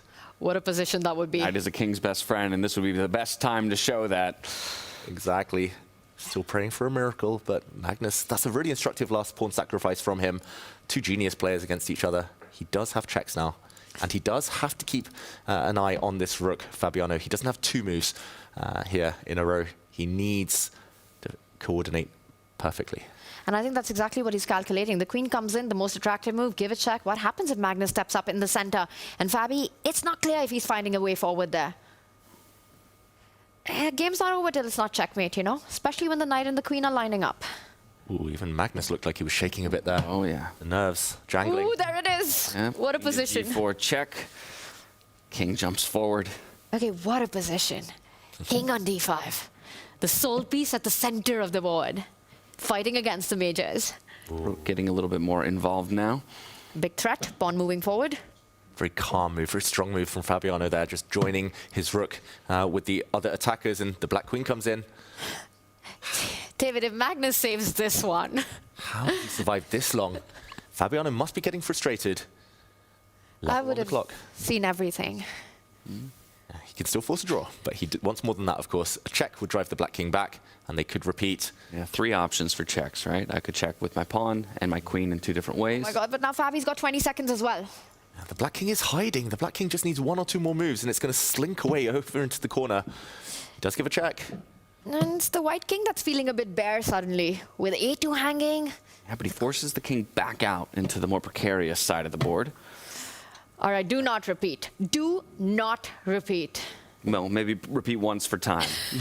Okay, just once. How has he survived this long, Magnus? He's got his first threat of the whole game. Queen takes pawn. Fabi's running out of ideas, though.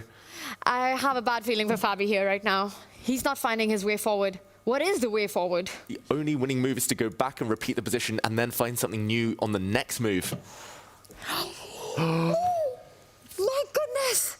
Advantage is somewhat gone. Still looking good. He does defend this pawn, but now there's no threats. He's back. Fabi's queen is on the defense right now. This gives Magnus 1 move to launch an offense. He'll want to move his rook somewhere, anywhere. Just for the first time in this game. He's going back with his king. He's hiding. It's the clocks. He's playing against Fabi's time as well. Gets across, but ignore that. The next move, rook's coming in. Rook e8. This could turn. Like, if there's no knockout, if the black rook comes in and black keeps the grip on the light squares, it could easily turn. The pawn steps towards e4. Advantage gone. I cannot watch this. This is unbelievable. How has Magnus survived this and turned it around? He gets his rook into the game. Finally, the dead rook for so long is involved.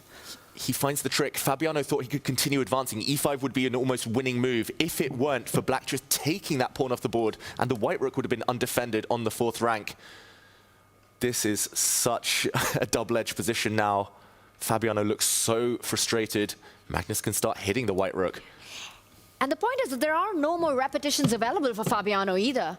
Even if the bar says it's level, a draw is far way off. This is some sort of a dynamic, balanced position. Very difficult to play. I think give up the bishop for the knight if you get the opportunity. Yeah, that knight is just too strong as a defender. He needs to get it off the board. But Magnus has one move. Does he save the knight? Can he move it? Or does he have something better? How do you move it? The b7 pawn so tender as well. Ah, the only square would be this one, but looks clumsy. Only two options that hold the bar at level here for Magnus Carlsen. Rook to f8, queen to e6. He finds rook to f8. Keeps the bishop honest. The bishop taking the knight now would land a devastating check for Magnus. And not just that, he's threatening the rook coming onto the 3rd rank, hitting the c3 pawn as well. Oh, and Fabiano's blundered. Magnus has got to keep the queens on. And there we go. Queen f1. It's instant. It's an instant find for Magnus Carlsen. Wow, Fabiano, suddenly there's a nasty knight check in the air. He can't stop it. His rook is suddenly offside and loose, undefended. Magnus knows he's turned this around. Fabiano Caruana is about to get checkmated. I don't know how many times we've said it. Magnus Carlsen will rarely ever give you a second chance. And if you don't close the door on him in that moment, you only need to give him one chance for him to take it across the line. Mate and 7 on the board. And Fabiano knows it. He gives up in the final moments. Magnus Carlsen from a dead position to winning in round number 3. Look at the face. He can barely believe it himself. What did we just witness? That was crazy. Fabiano, I think we all were rooting for him there to deliver the final blow. He played a perfect game, just couldn't find the finishing touch. And Magnus, how often does he do this? The best defender in the world survives an almost hopeless position. And how crushing for Fabiano Caruana on the other side. Speechless. You know, you said it. Magnus didn't go looking for miracles. He created it on the board. It wasn't about defending. He checkmated Fabi's king. His own king at the center of the board. Looked like seconds away from losing that game. Unbelievable how Magnus Carlsen finds these incredible things. His chess just from another world. Absolutely stunning finish to that game between Fabiano and Magnus Carlsen. Don't know what to say about this. I mean, for Fabi, it's just unbelievable. A player of his level could not finish this off. And now you got to step back into the ring against the guy one more time. At least you have the duration of this game to catch your breath and maybe remove that game from your mind.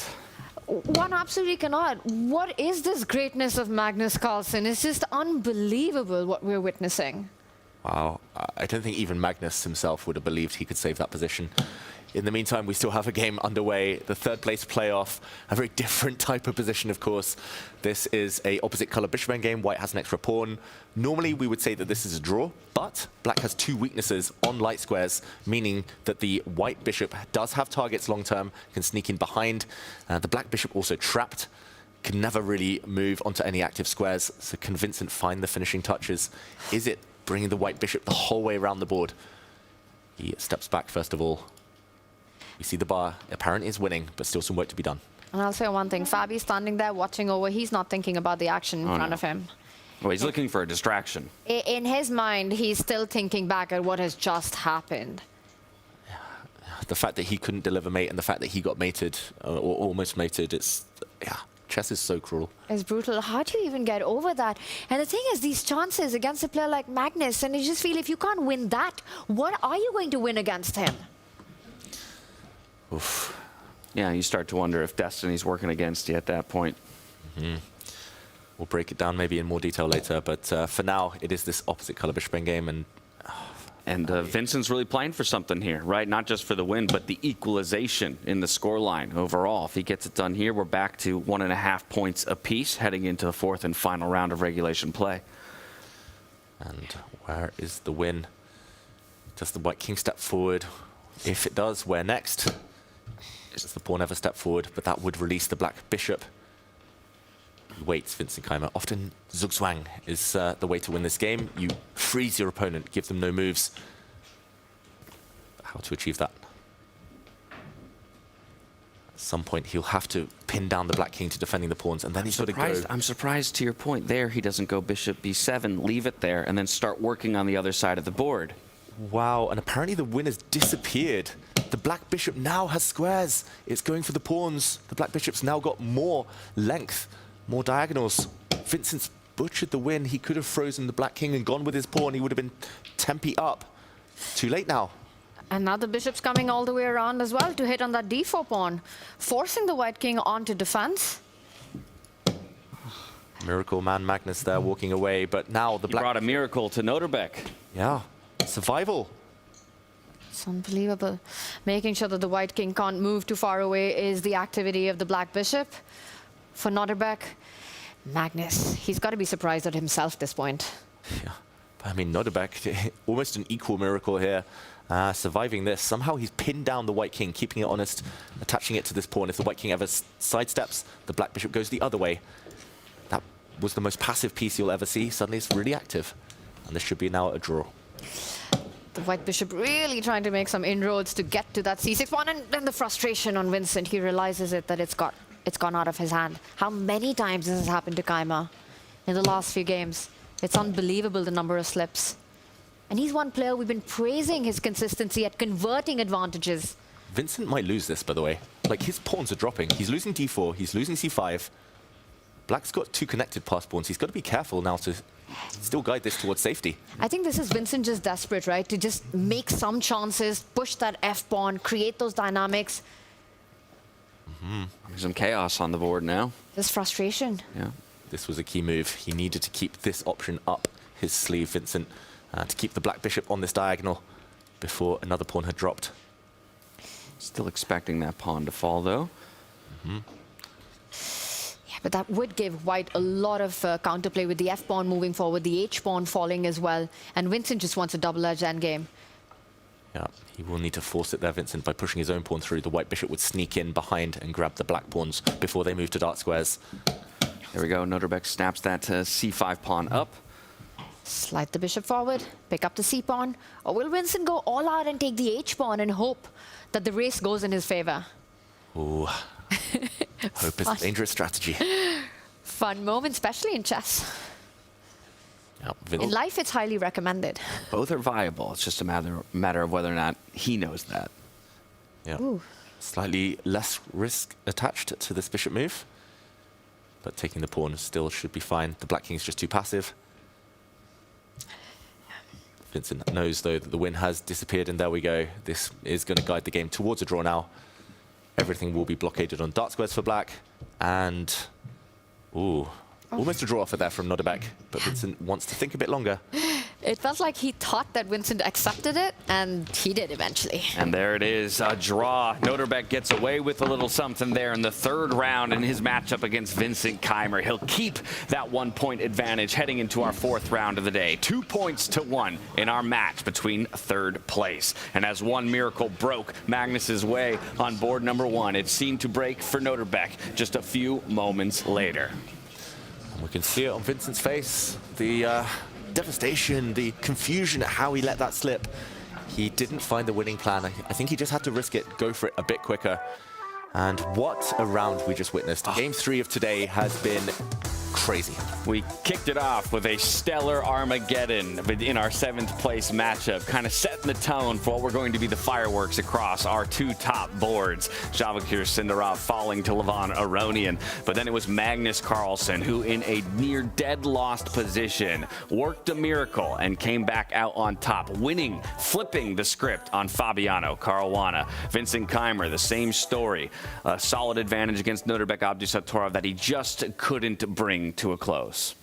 Yeah, I mean, if you showed me one of those games, I would say it was a crazy round. If you've put them all together, I would say, no, you're joking. That just didn't happen. That was a bullet tournament, not a world championship. But yeah, I mean, I just feel so bad for Fabiano. How does he put himself together and stand up tall to even put up a fight in the next game? That's the big question. How do you recover from something like that? Because for Fabi, one thing's clear, that he's the one who's had the better quality of play in the entire match, right? Whether we see round 2 or the completely winning position in round 3.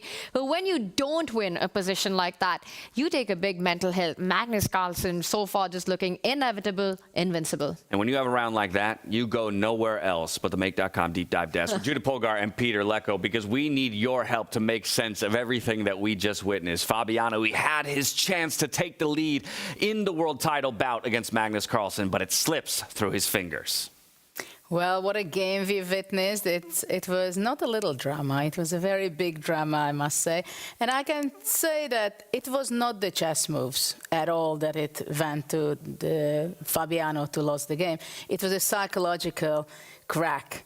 Basically, when he couldn't believe that he has a winning position, that winning, that you cannot even dream of to have that kind of winning position against Magnus Carlsen. Magnus Carlsen himself didn't believe it, but he made such a poker face at that point. So we want to highlight basically what has happened, where and how Magnus went drowning, it seemed, and then he made the magic. But moreover, Fabi made the fool, destroying himself.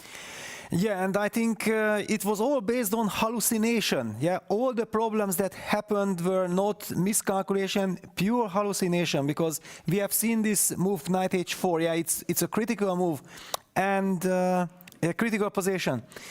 I'm pretty sure that Magnus had seen the move bishop h3. I'm pretty sure, because the reason why he made this terrible mistake later on was based on the fact that he just blundered rook c1 check. I'm absolutely sure, certain, because he was thinking only in pure strategical aspects that, okay, do I play bishop h3? Do I get rid of all the pieces instead? And he took on d1 with the clear purpose that after king d1, bishop takes h4, the king was always on c1. The white king, so there was no check against black's king. One could also argue that once white takes on d1, then he loses the right to castle. And he completely forgot that suddenly this c file has been opened. He already went along his strategy, bishop takes h4, yeah, because he was hoping that, okay, bishop takes h4, I will play with knight against the bishop. Yeah, long-term kind of thinking. But all of a sudden, rook c1 check came as a horror, and that's it. It's kind of checkmate, so he has to fight for his life. We could also see on his face that he completely was shocked that how could this have happened. Everything was done well by Fabi. Of course, Magnus, being Magnus, finds all the only moves to stay in the game. And here was the first moment that actually white could have just win by force with rook takes c4, and then black is unable to capture with d takes c4, because then queen h3 check just wins the game on the spot. The white queen enters and it's game over. There are no dynamics like in the game. And if black takes queen takes c4, which probably Magnus would have done, it just loses by force to bishop g3 check, e5, d takes e5, knight takes e5, queen b6 check. There is no other way than queen c6. Now bishop takes e5 check, king takes e5, queen falls back to d4, king d6, rook g1, very important, nice little touch, and it's game over, resigns on the spot. And it's a very direct way. Black has zero counterplay at all. After f takes e6, however, I already kind of sense that if Fabi will not find the kill, then actually he's running the risk that he allows black's knight to get into the game with knight d6. Clearly white is completely winning. If you check with engine, every move is a win. But already here you have to be precise. And with all this tension, with 1 minute on the clock, I want it to be just very systematic. So what happened here? Takes. Of course, c3 was a genius move by Magnus, but that's what we are expecting from him. bc, knight d6. I'm pretty sure Fabi had seen this position and could not believe that this is not checkmate. There is just no way that this is not checkmate. And to be honest, I'm expecting that he will play, I expected that he will play a rook f5 check, knight takes f5, queen f5 check, and you start hunting the king, and it is over. This cannot be survived for black.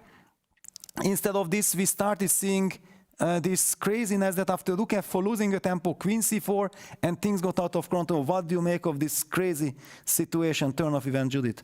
Well, what has happened that Magnus was able to concentrate and make the only moves and the unexpected moves, and the knight on d6 was like, you know, it's frightening. Oh my God, it can come to c4 to e4. What should I play? It should be still winning. And you're just so fast thinking, and then the panic comes. And I think while he was panicking and the time was going short, he lost the game. I think it's impossible to recover, but let's hope for round 4 some miracle happens for Fabiano. Please take it away, James. Thank you so much, Peter and Judith. It is going to be a near impossible thing to recover from. How many times do you get chances like that against Magnus Carlsen in a world championship match nonetheless? And yet, now you are down a full point. So it's no longer a draw and pushing to a tiebreaker. It's a win or nothing, Tanya, in order for Fabiano Caruana to extend to a tiebreak scenario and have a shot at that first world championship title. He's not only playing Magnus in this final round, he's going to be playing against himself as well. And I think that's the harder battle to fight right now for Fabi. That's the battle that Fabi has to fight. Vincent Keymer has to fight an uphill battle as well against Nodirbek Abdusattorov after letting a possible win slip through his fingers. He also needs a decisive victory, or it's done for him here and now in that battle for third place. 5th, 7th already decided, so it's just those two final boards in play. Final thoughts from you, David, on how Fabi might be able to get back into it, or just what you want to see early on from him before we head inside? I want to see more of the same from the early stages there, trying to play on the front foot, keep the queens on at any cost, keep the tension, make Magnus earn that draw, make Magnus nervous, make him sweat when the finishing line gets close. It's going to be difficult, though. I want to see tie breaks. I think it would be a fair result at this point to see it decided in the speed games, but of course, recovery, who knows? It's the hardest thing in chess. If nothing else, maybe he can fall back on the fact that there is maybe some of the pressure leaving because you are behind, and now it's just about taking the fight to Magnus. We'll see if Fabiano has it in him to extend this best-of-4 series into a tie-break scenario and keep his hopes of a world championship title alive, or if Magnus Carlsen will get it done here and now and claim his 21st crown in the chess world. We're going back inside the playing hall where Fiona is standing by for the position lottery for round number 4. Thank you, James. Welcome back, everyone. This is the last game of the rapid portion of the match. The situation in both matches, Magnus Carlsen is in the lead 2-1, and in the match for third place, Abdusattorov is in the lead 2-1, meaning their opponents are in a must-win situation to force an Armageddon. And I'm joined to draw this last position by Aditya Soroy from ChessBase India. Aditya, you guys have been following this event all throughout last year. Now we're here in Weissenhaus. What has your experience been like? It's just incredible, and what an epic finale it is shaping up to be. All excited. I think everyone in this room is excited. The players can't wait to continue. So Aditya, you ready?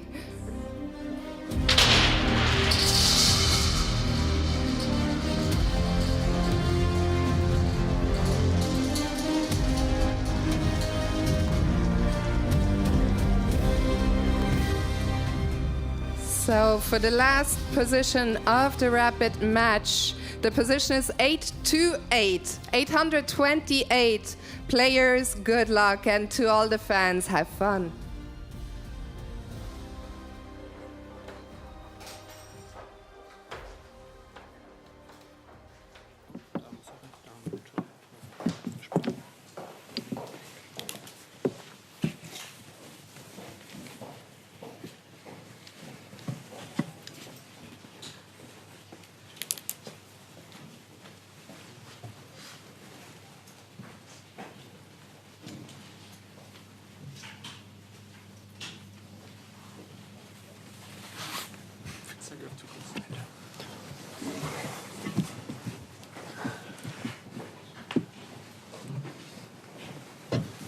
Seems nice for white.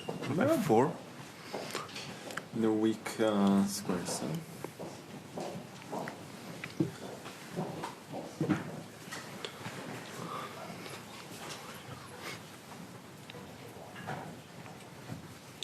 What about 1e4?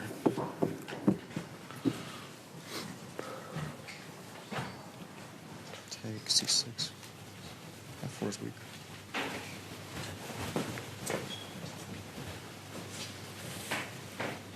We have to play e5 or I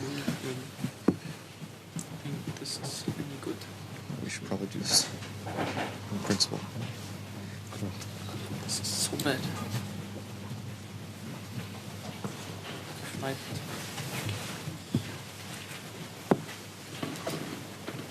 C5, C3.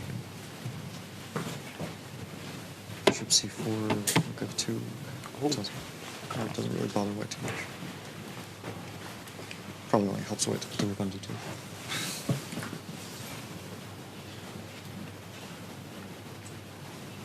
I don't know, like D6. Okay, this is maybe not.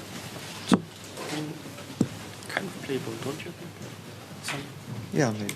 At least. I mean, D6 actually. What does it do? Oh, this is playable. Yeah. E4, F5, E5, F4. So take. Take. And then C3, F4. Rook F8, F4, C6. G3. Bishop C4 maybe a bit more.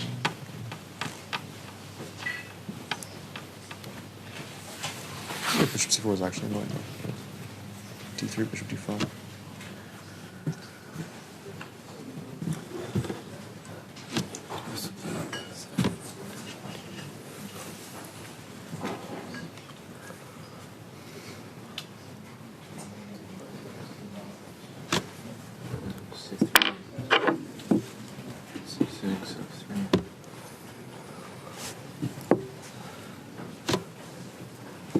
Yeah, looks very solid.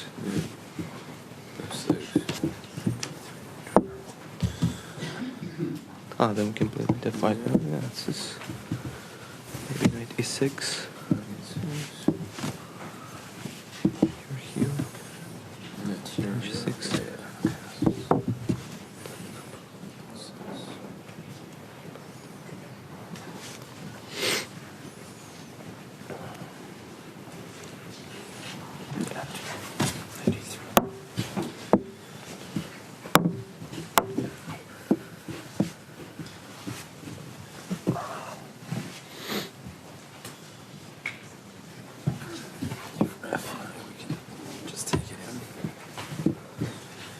G6 stuff? Yeah, I don't think Probably.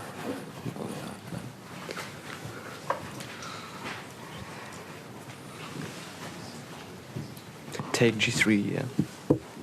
No, G3, Bishop D5. That's not ideal.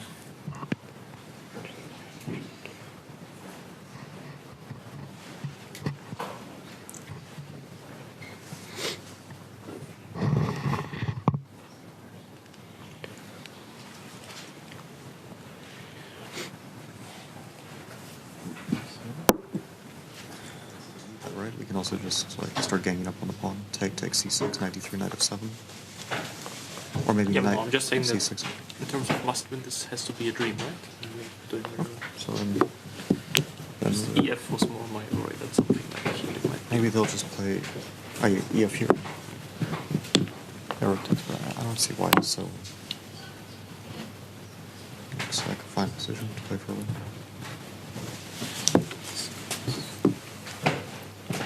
Yeah. So now you have knight E3, F1.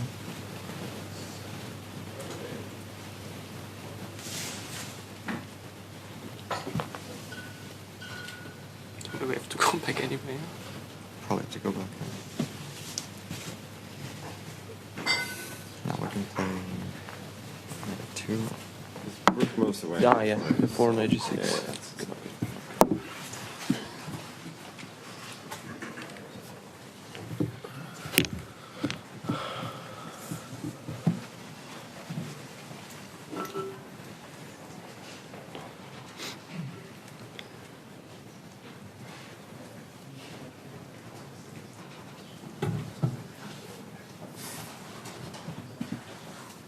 This is also a move, yeah, but maybe for a different situation.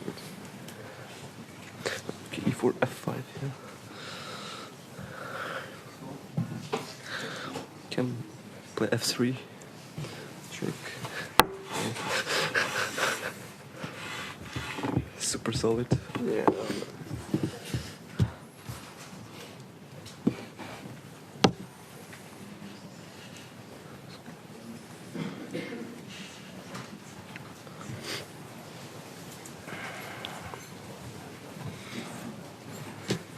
Yeah.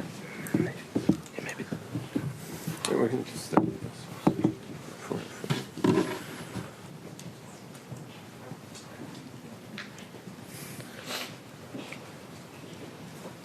Okay, c3, c6, knight g3.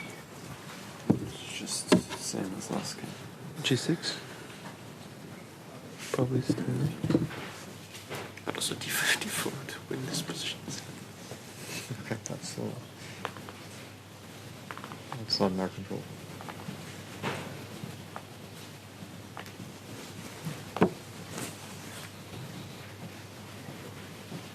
Can we like kind of make use of the queen on h5 or something? Yeah, I was also thinking about that. But maybe we should just put the queen on h5. It's a bit annoying for it. Okay, knight f2. In this position, we had twice in Grand Slams, last year in Paris and in Las Vegas as well. And we found some similarities. I'm recalling some ideas with Peter. They're checking e4 and then f5. Let's discover it a bit, Peter. Yeah, it's very interesting that in the first couple of minutes, the first 5 minutes, in fact, both teams calculated and analyzed very much the same directions, because let's not forget the black players are in a must-win situation, so playing symmetry is out of question. So the big question was e4, f5, unbalanced right from the start. Magnus said, I'm not such a big believer because e takes f5. My impression was that the players did not realize that this is something that they have already played. And what came to my mind is the famous Nepo gambit with g6 sacrificing the pawn. And strange enough, if white takes the pawn, f takes g6, knight takes g6, then there is, according to computer, much more compensation than what humanly you would think, and it is better not to take the pawn on g6. But team Vincent and Fabi haven't spotted the g6. They are planning to play rook takes f5, and white gets a very nice position. So it's crazy situation. Will also Magnus and Nodirbek stick to e4, because in the last second they also started to analyze f4. Well, this is a question, and we see also the heartbroken Fabi. I don't think I've seen on his body language that he's trying to focus on this position, but it's so hard to really focus. What is he going to be playing? He knows it exactly, that he has to pull out some magic, because what was slipped out of his hand previously, just minutes ago, how resilient is he? And he doesn't play with the best opponent in a must-win situation with the black pieces. We know that it's not so easy to play with white either in a freestyle position, and it's not the simplest with white. At the same time, we've seen Magnus' smile after the game. He knows exactly. It's kind of embarrassing position what he had. He won, but of course, that's how sport is. If you get your chances, you grab it, no matter how strangely lost position you had. And I give it back to you. Thank you so very much, Judith and Peter, as we head into what could potentially be the final round of the 2026 FIDE Freestyle Chess World Championship. I think resilience is the perfect word for what Fabiano will have to show in his matchup against Magnus Carlsen if he wants to retain a chance at that title crown. I think everyone watching right now is rooting for Fabiano Caruana after what just happened. That was a gut punch for Fabi. Unbelievable. You know, Magnus not just surviving in that last round, but stealing an entire point. Now a draw away from becoming world champion. Wow, one last shot for Fabiano Caruana. Magnus does Magnus things again, spending some time as early as move 1. Interestingly, the other board has entered that variation that Peter was talking about, e4, f5. If Magnus looks up at the screen, he might know what Fabiano has in mind now in that variation. Yeah, body language tells the whole story here. Fabiano looking away, trying desperately to stay composed, but the whole of that pre-game discussion, you could see it on his face. You could see the regret. Looking absolutely dejected in this moment and trying to summon up whatever will to fight he has left in his body. Still awaiting Magnus's first move. Let's go to the 2 board, because as you said, we've at least seen the first move from each side come out onto the board in Nodirbek Abdusattorov versus Vincent Keymer, and immediately a question is asked as we have those 2 pawns, the e-pawn and the f-pawn, staring at each other now across the board. And this is where Peter's point about the players discussing pre-game, I mean, it's information that Magnus gets now. He knows that Fabiano and Vincent Keymer have been discussing this this F5 move. He can even wait here to see what happens on that board, to see how the opening concludes, or to see the decisions made, whether he approves or not. Magnus hasn't once looked up at the screen, though, so he is locked in, trying to focus, trying to pick how to make the game as safe as possible. Yeah, because I think somewhere he realizes that every time there has been an imbalance, regardless of the scoreline, Fabi has been the better player in those kind of complicated positions. And maybe Fabi has to hope for that. But for me, the biggest takeaway from the pre-game analysis was really just listening to Fabi. You could hear it in his voice. It was actually it was heartbreaking. Magnus anyways decides to go his own way, starts with the F-pawn. We see a symmetry here. Will it be broken instantly with the pawn in front of the queen moving forward? Yeah, big moment. Symmetry, as you mentioned, on the other board, Nodirbek already with a question mark move. I would say that's maybe a bit harsh. It looks like a very safe way of avoiding any of those gambits that Peter and Judith showed. Just keeps the center. Nodirbek's in the same exact situation as Magnus. It was funny to see how the two teams, the white team just needing safety, just needing a draw, the black team needing the wins, how that affected their discussions, and I can't blame Nodirbek for that move, just keeping things safe and solid. Yeah, I'm not giving the computer that much credit. It just desperately wants you to snap up that pawn. Otherwise, it would call anything else a question mark move. Yeah, and Magnus, in the meantime, on the other board, the left board, does open up his light squared bishop by just pushing a pawn. Very safe. I think that's the name of the game for Magnus. He doesn't want any more fireworks, even if he survived somehow miraculously. He doesn't want that type of position. And that's the thing, when we talk about players surviving, we talk about them escaping with a draw. Magnus was the one who delivered a checkmate on Fabi in that last game. If we're not able to get over it, I don't know how Fabi is doing it, but he has to find it in himself to make it happen. His last game. That's exactly right. This is your last chance, at least this year, when it comes to freestyle chess and a world championship title. Yeah, the only time I can remember Magnus being pegged back in a knockout match one-on-one, especially with this type of stakes, it was a couple of years ago at the World Blitz against Jan Nepomniachtchi. He was 2 points up, froze a bit, lost 2 games in a row. Eventually, they ended up controversially sharing the title. Yeah. But yeah, it nearly never happened. He's a great front runner because he has that different gear. He knows when to kind of take the risk out and just lock it down, go into a quieter position, especially with white. And how do you get your head around that even with a winning position against Magnus, you're the one who's unsafe? Yeah, I don't know. Again, you can read it all over Fabi's face. All right, the first threat of the game, the knight and the bishop combining, attacking the f5 pawn. Fabi, how do you defend it? He chooses the pawn that will not block his own bishop. Makes a lot of sense. Magnus now strikes in the center, wanting to get his queen out. Fabi's playing fast. Yeah, fast, but is it good? Yeah, change up in strategy. In the earlier games, we saw both players spending long amounts of time trying to strategize, trying to come up with ideas. Here, Magnus has got step one of what you normally want in freestyle chess. That is a quick exchange in the center, open lines for your pieces. If he gets one more move, Magnus clamps it down, maybe by putting a pawn in the center, maybe by cementing this pawn as well. Then it's a full grip. Hard to imagine anything going too wrong for white. Just looks like a very different Fabi on the screen right now. Mm-hmm. His pawn to a5 move as well, like in general terms, useful, but here, hard to imagine it playing too much of an effect. The pawn marching down the board, it's so slow here. White is so far ahead in development by the time that pawn ever touches anything.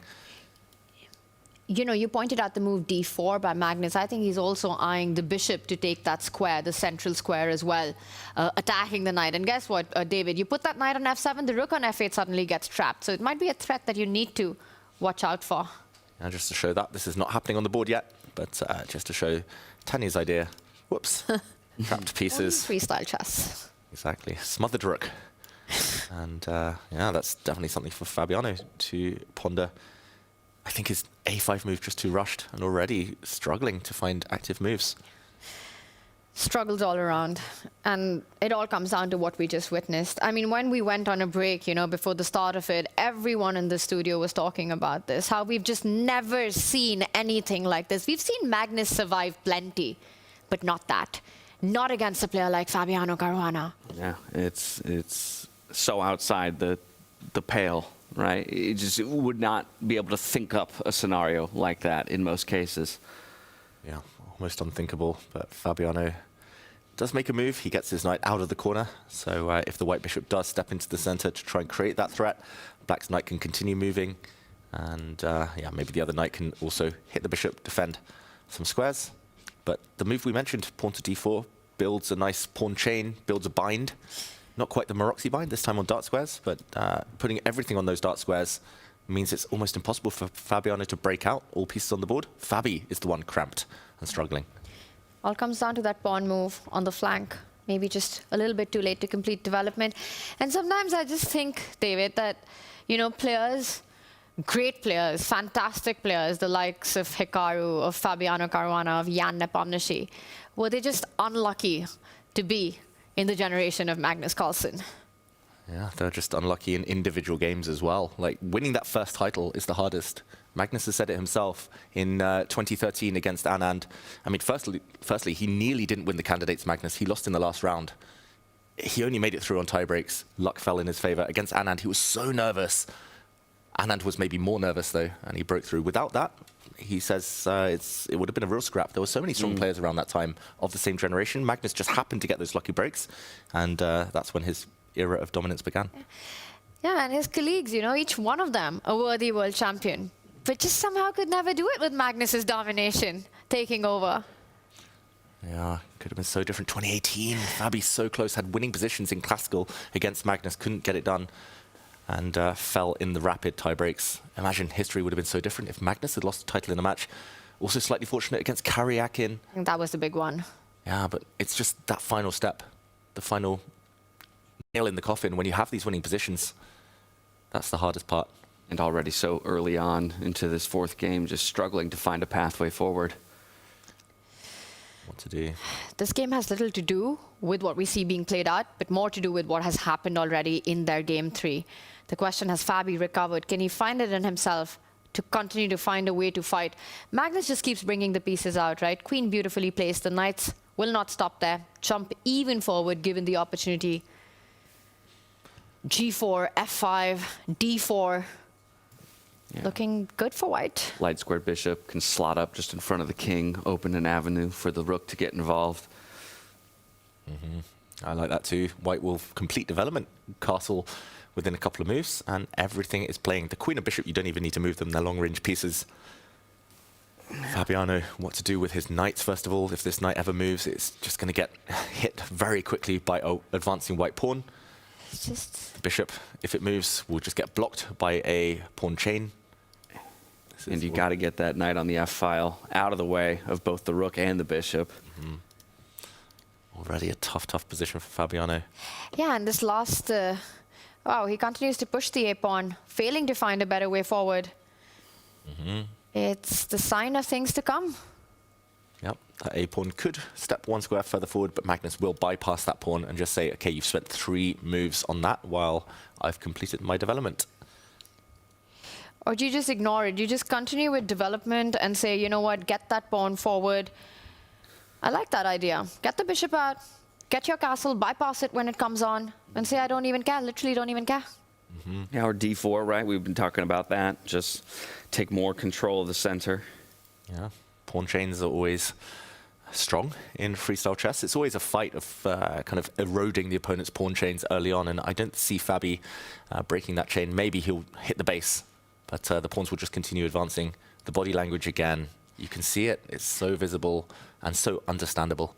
If Fabi manages to get this done, if somehow he manages to make his chance, it would be the most heroic thing I've seen in the chess world ever. What a comeback that would be, and what a tiebreak it would set us up for between the two of them. You have to imagine that would be reinvigorating, to say the least. An underdog story, we all love it, but this feels like the ultimate test, the ultimate Everest that he needs to climb. And the underdog story was playing out so well, just until a few moments ago. You know, everything from the start. A first round confident hold, a second round pushing, position of strength, eventually ends in a draw. The third round crushing and killing Magnus. And there we go. Bishop comes out, just as James predicted. The white king can castle if it needs to, or stay where it is. The white rook will slot on over to the center. But more importantly, it just throws the ball back in Fabiano's court, and still difficult to know where the black pieces are developing to. Yeah, so Magnus Carlsen spoiled for choice. He goes for just one of his many good options there in terms of development for the pieces. We'll come back to check in on our World Championship final here in just a moment, but we do want to check in on our third place bout between Nodirbek Abdusattorov and Vincent Keymer. First, stepping away to our Make.com match metrics. Taking a look at heart rates, of course, only 4 players in play, so only heart rates of those 4 players are being tracked. Nodirbek, the only one in the triple digits. He has the edge against Keymer, but needs to bring it home here with a draw or better.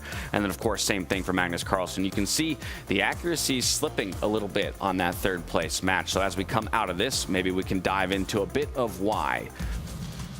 Let's do it. We have 2 real fighters, Vincent Keymer, Nodirbek Abdusattorov. Of course, Nodirbek only needs a draw. He has the white pieces, just like Magnus. And we've had a lot of pawn moves here. It's only move 7.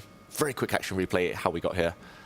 E4 met by F5, and it was clear earlier in the pre-game discussions, a capture would have been met by a real gambit, allowing the black knight to come out. Strong activity with the knight, black occupying the center in due course. Nodirbek said, no fun for you, pawn to F3. Black advanced, a sign that Vincent is really ambitious. He wants to prevent this knight jumping forward, and he also wants to keep as many pieces on the board as possible. But as we catch up, not quite the most accurate moves maybe from Vincent Keymer, and it's one of those pawn structures where white holds the key. White can take at will. I don't think black really necessarily wants to yet. And this time, as opposed to Fabiano's pawn push, I quite like this idea because it somehow just connects with the bishop. The black piece is yet to really develop. And okay, it's going to be a long game. I think that's the plus side for Vincent Keymer here. Hard to imagine any quick exchanges and quick liquidation. Yeah, at the very least, he feels a little less trapped on his side of the board, right? Recognizing the computer even gives a slightly better edge to Nodirbek than Magnus Carlsen has on their board. At least visually, this black position is more appealing than Fabi's, if I had to pick which black position to play. 100%. Full of potential as well long term. If the knight ever moves out the way, then black can start a pawn avalanche. And very, very nice long-term chances. But yeah, maybe for now, the pawn center for white giving the slight preference.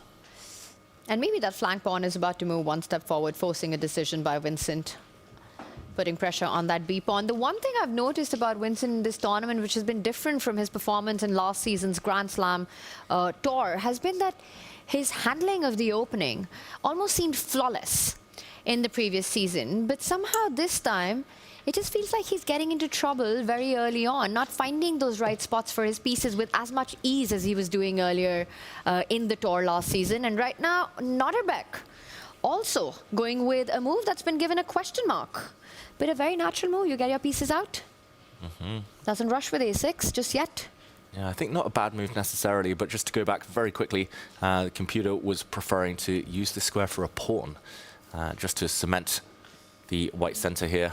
That's a nice pawn structure. Nice temple there, built by the white pawns. I think my confusion with this knight move is just, where's it going next? That's a very good question. Right. So I've blockaded my own pawn. I don't really have any other good squares to jump to. Sure, maybe I could retreat it back to E2, but even then, there's no space on the right-hand side of the board for me to end up. So it's just kind of a long journey, and maybe giving some time, you know, some tempo back to Keymer here to catch up in development. Yeah, not a bad move in itself, but yeah, yet to be revealed as part of a bigger plan. And, Would that... Sorry, David, go on. I was just going to say, Vincent now, he's going to be looking to do the same, what to do with his knight.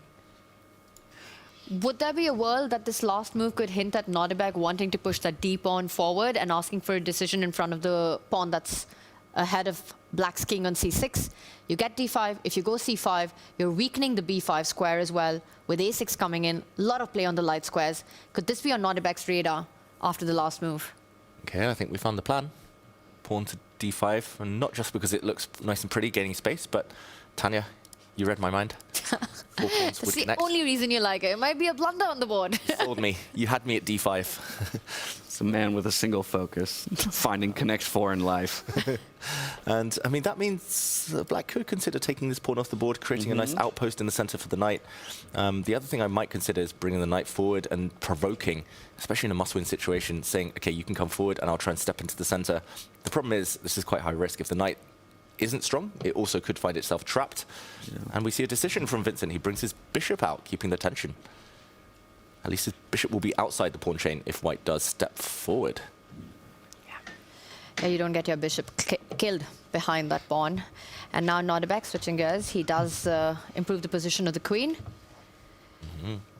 Given a miss there.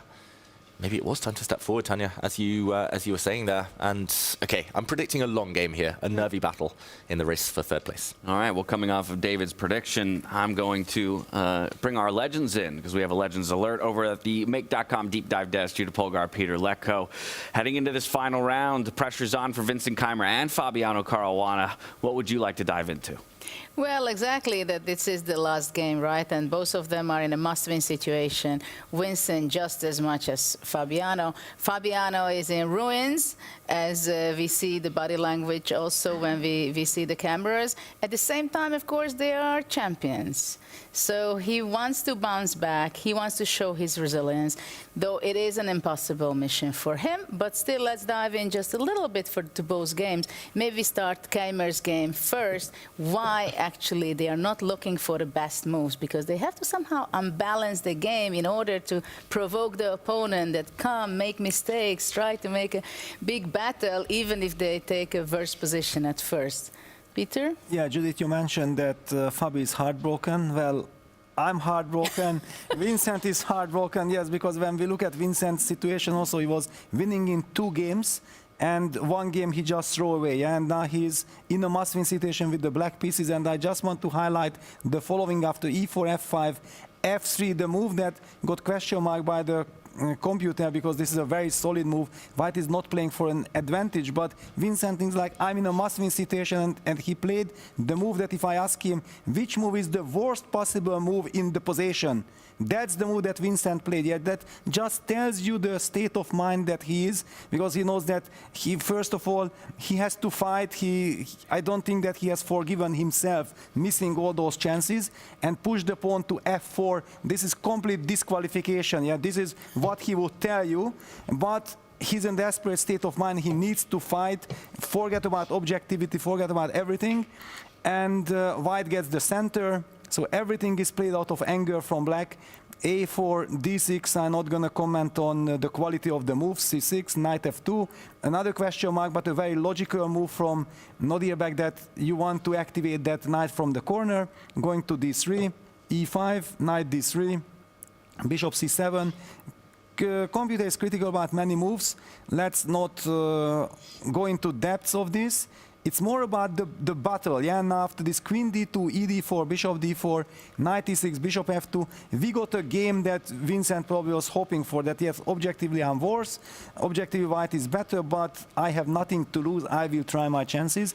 And I feel like very much the same narrative is also happening in the grand final between Fabiano and Magnus Carlsen. Yeah, he tries to a little bit unbalance the game, but it's not so easy. Still, I'm wondering where the king from c8 will be moving, which actually may be going to be moving very fast with queen moves away to f7 or, yeah, d8, g5 somewhere, and then goes all the way to g8 and try to make some kind of break on the queen side. At the same time, white is also kind of ready to go to g1 with his king and castle there. So it is very hard to imagine how black will be creating real problems for white, because it seems like very stable for white. Why don't we jump on to the big match between Magnus and Fabiano. Magnus plays with the white color. And, well, of course, for Fabio also, it's very difficult how to unbalance the position, how to unbalance Magnus. Playing in this position, Magnus has a huge development advantage, I believe. Yes, and just look at what I highlighted, that basically black hasn't touched the center at all. And we all know, everybody was taught that, yeah, what is the aim of a chess game? Try to control the center. Well, but Magnus played with f4, F5 and C3, a super professional move. It just says that, you know what, I'm opening up my bishops. The B1 bishop on G1 is in the game immediately. I don't really want to be better, but I want to make sure that you get zero counterplay. And that kind of forced Fabiano, just like Vincent, to start going on some adventure that otherwise they would never ever start with the move A5, knight G3, G6, E4. Magnus immediately grabs the center, enjoys life, takes, knight F7, knight E3, A4.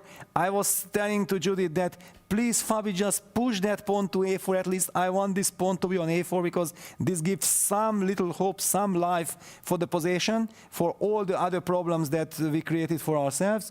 Bishop C2 and knight H6, another very sad move. That where is this knight going? Normally we tell that no, the knight should go towards the center. This knight started its journey from H8. It's outplayed completely out of desperation. Yes, exactly. That's what we see, and we are talking about it, how difficult it is to bounce back and to play this exact game for Fabiano. And for me, the biggest question is whether can we believe that Fabi believes the fact that he can win this game. So I'm throwing it back to you with the question that do you think Fabiano believes himself that he is capable of grabbing this game, let's say if he has a winning position? Okay, giving him a winning position, I believe. I think if he finds it, that might be some renewed energy for him. I believe in Fabiano and his ability, but I think your point is exactly right. It's about whether or not he himself believes that he has enough left in the tank, that given the winning position he gave away in the last round, if there's any fight remaining. It's what we just spoke about, right? With everything that just happened, you could be the side that's on the winning position. You could be the one hunting for the point, but it's you who is unsafe against Magnus Carlsen. That's what we just saw being played out. Looking at Fabi in the pre-discussions, looking at him right now, Judith, to answer your question, I think he's struggling to find that belief. And then when we go into the position itself, David, just what Magnus has created with this last move itself as well, gaining more space, the pawns, the mobility, knight on H6, absolutely stuck for Magnus. Knights in the center looking great.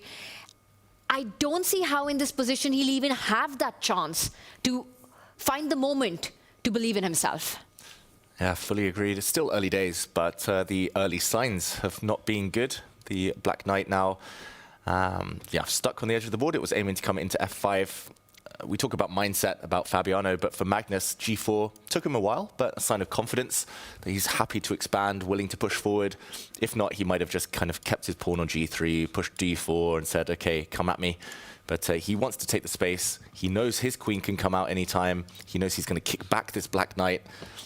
I mean, Black's so slow in terms of development here. Fabiano tries to speed that up by breaking out in the center, but that also weakens some squares, some dark squares. If Magnus now gets his knight out of the way and gets another tempo to play the pawn to D4, which we've been calling for ages, then the E7 pawn is backward for life. And there will be weaknesses. So where is the knight going? That's the first question for Magnus. But okay, at least Fabi's coming forward now. At least he's trying to say it's not going to be a one-sided battle here. Launching a bit of an attack. Do you retreat? Two ways forward for the knight here, left or right. Very tempting to go towards the king, but the first question then that comes to mind is that what happens if Black keeps pursuing that knight with the move like pawn to B6, forcing you to go back, and have you just provoked weaknesses in Fabi's camp with that? Come back to go to that E5 square. This last move that Fabi has made, creates a nice post for the knight at the center of the board, and it has a direct route to it.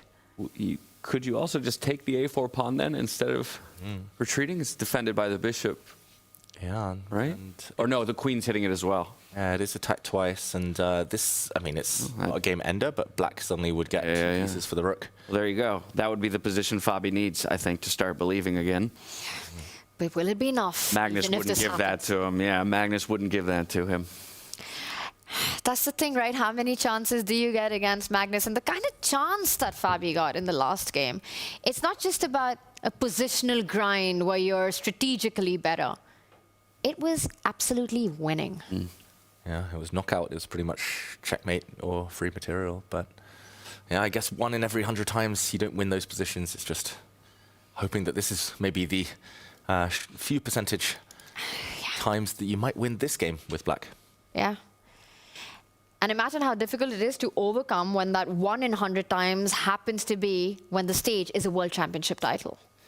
Yeah, it's the nerves, the mindset. We've spoken about it. Just imagine how difficult it must be for the players in that arena to fully focus, to find their best form and to maintain their best form throughout long, long games here. And D5, I would say maybe this move is the most natural just because it can't be kicked away. Going the other way, as Tanya said, though, is a perfect circuit. And there we go. Magnus spots it. He wants to come back around to an outpost. Good move. So, yeah, a long journey for this knight, but a happy journey. And also kicking that knight out of there would potentially create long-term weaknesses in Fabi's camp as well. So it's not an easy decision to make. And how long can you let the knight even live there? I don't know if you have the option to try to trade it off with knight e6. It feels like LPDO, loose pieces drop off. There might be tactics involved with the queen lined up on the E line as well. Yeah, something along this line, just to put it on the board, the knight coming into e6. I mean, there are questions about whether this pawn is hanging. Yeah. Bar shoots up.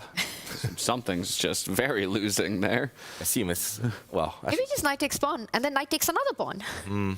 Hitting this knight in the center, and you can get away with capturing here with a check.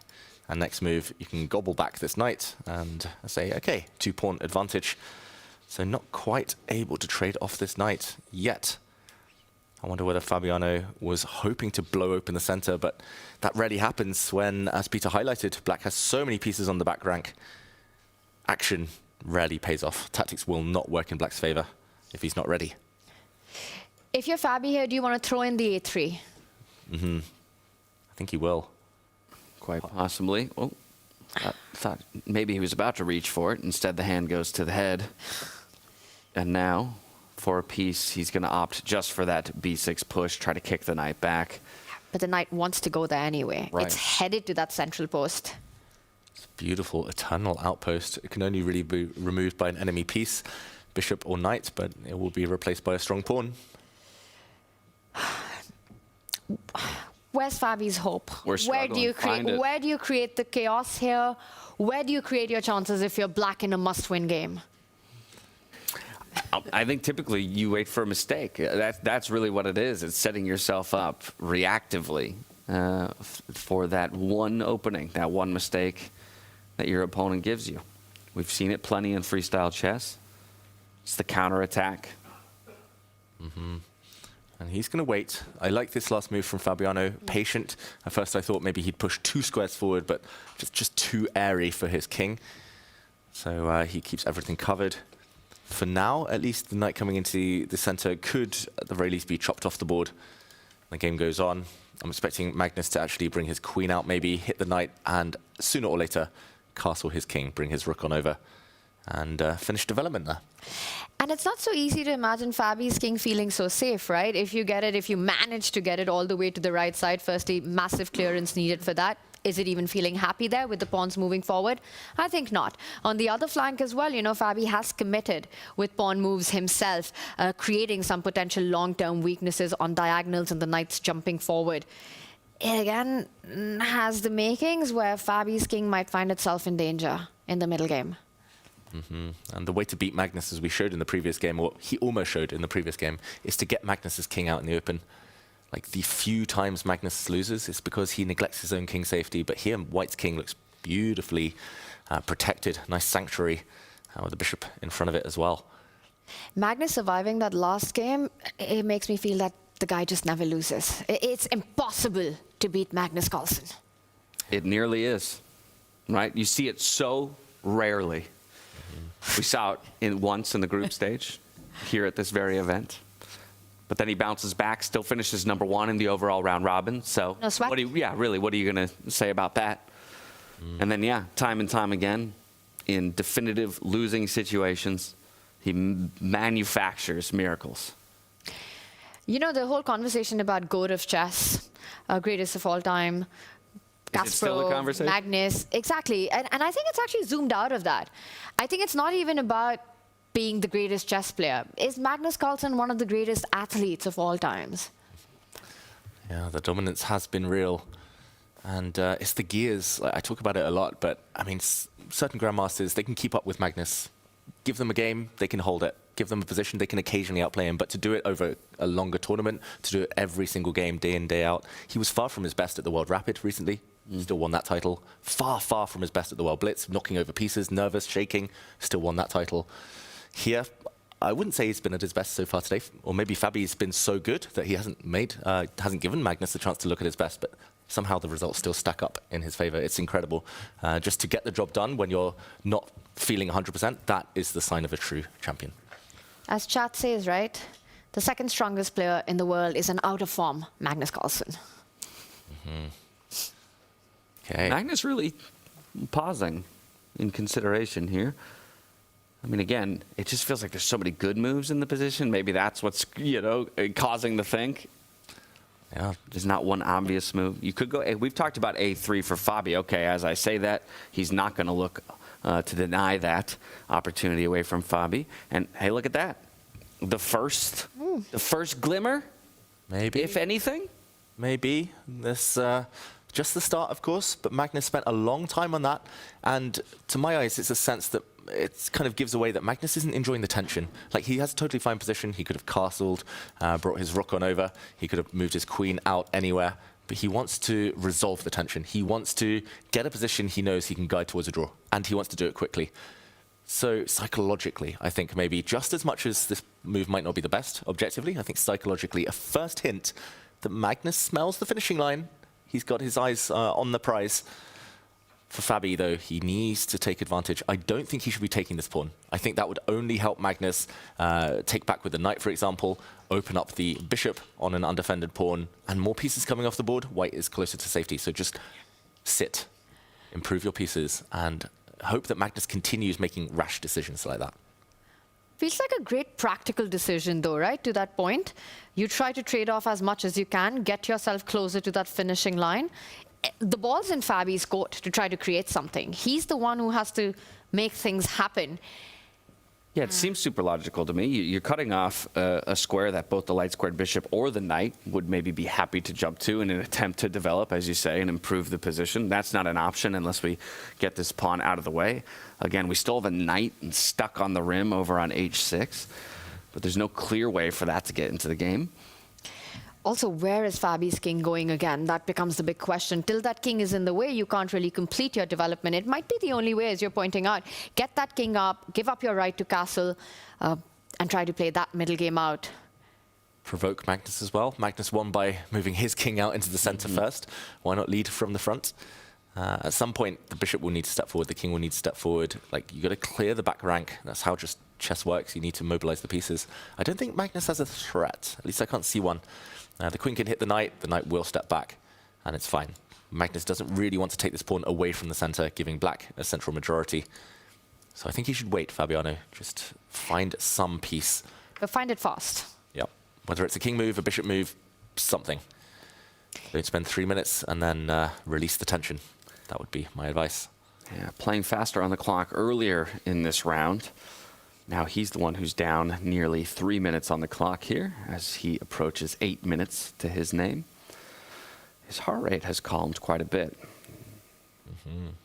Don't know if that's resignation, or finally having gotten control of his own emotions.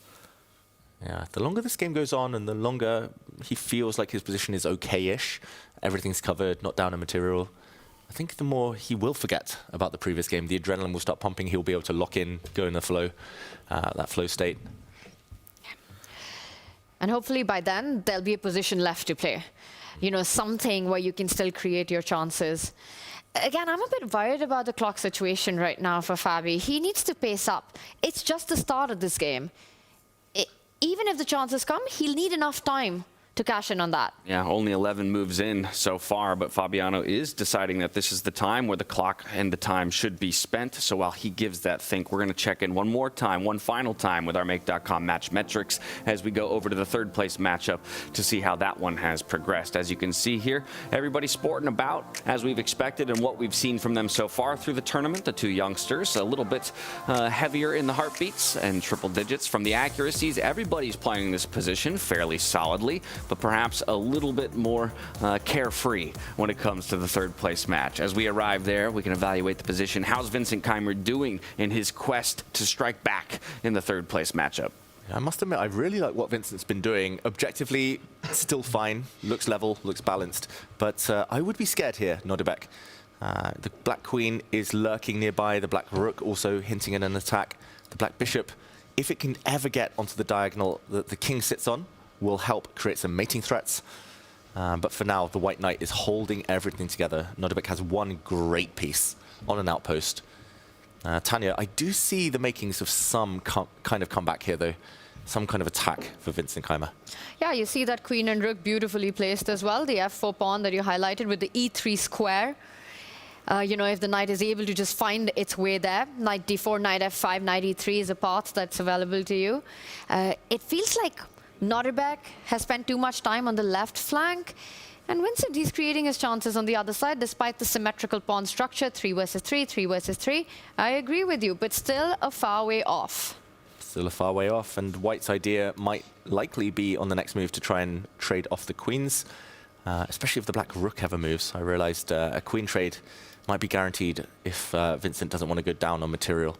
So I think he needs to keep the queens on, needs to go for checkmate against the white king. Not going to be easy, but there's enough pieces left for now. Retreats his bishop, very logical. Yeah, just keeping the pieces defended, and we'll try to find a way in with his knight. Queen f2, I definitely think he denies the trade. You need to win, you keep the queens on. Nodirbek up on the clock as well. Yeah, just ever so slightly. Onus on him to make the next move. What to do with white? Queens off, I think he's very safe for the rest of this game, Nodirbek. But if he can't get the queens off, this rook looks silly. The other rook needs to mobilize. The king maybe needs to hide in the corner. Maybe you just take a timeout and reroute that rook. Bring it back, bring it to the center file, improve the position of your pieces. He does have time. Vincent, in the meantime, might be trying to bring his other rook, swing it across. Takes a few moves, but that would be a deadly attack. Yeah, the other idea I have to try and accomplish the same thing you're talking about, Tanya, is we just push the c pawn to c3, open up that lateral. Ooh, what a call, right? what a call. Very cool. Connect 3. Connect 3, and then, yeah, now the queen can find a better spot, and the rook can slide over. Yeah, that's a really nice move. And again, if the black rook does move, the white queen can break the pin by, for example, offering a queen exchange. And then the white rook will occupy one of the open lines. Yeah, that's very nice. Very controlled play. Prophylactic thinking, stopping that knight maneuver, keeping things under control. And now you don't even need to reroute the rook. The rook is beautifully placed already. I wouldn't have got there if you didn't say that that was the intention. But that's how chess players work. If there's no calculation to be done, no forcing moves, checks, captures, threats, then improve the worst place piece. I mean, how often do you say, if I could just pick it up and put it anywhere, right? That's been one of the most useful things for me in evolving my chess play is, okay, where does this piece want to be? All right, now what's the best, safest, or fastest way to get it there? The drag and drop technique. Yes. I'd love to put it on the square. It's a new variant of chess. Exactly. But it will take a while. Vincent down to 8 minutes now. And yeah, this one, a quieter game for now. I think the championship match might be where the action's at right now. And that's exactly where we're heading, because only a couple moves have been made since we left there, but Fabiano gave a good think. We wondered, how was he going to respond to the tension that Magnus had introduced with that f-pawn push? And it's 2 knight moves in a row, trying to better that knight that was previously on the h-file and on the rim. The only piece that Fabiano Caruana has moved has been that knight. He's moved it 4 times. From the edge of the board, if we just mark the route that it's had, David, just the way you're highlighting, nothing else has gone back and forth, find itself at the center, but is it even stable there?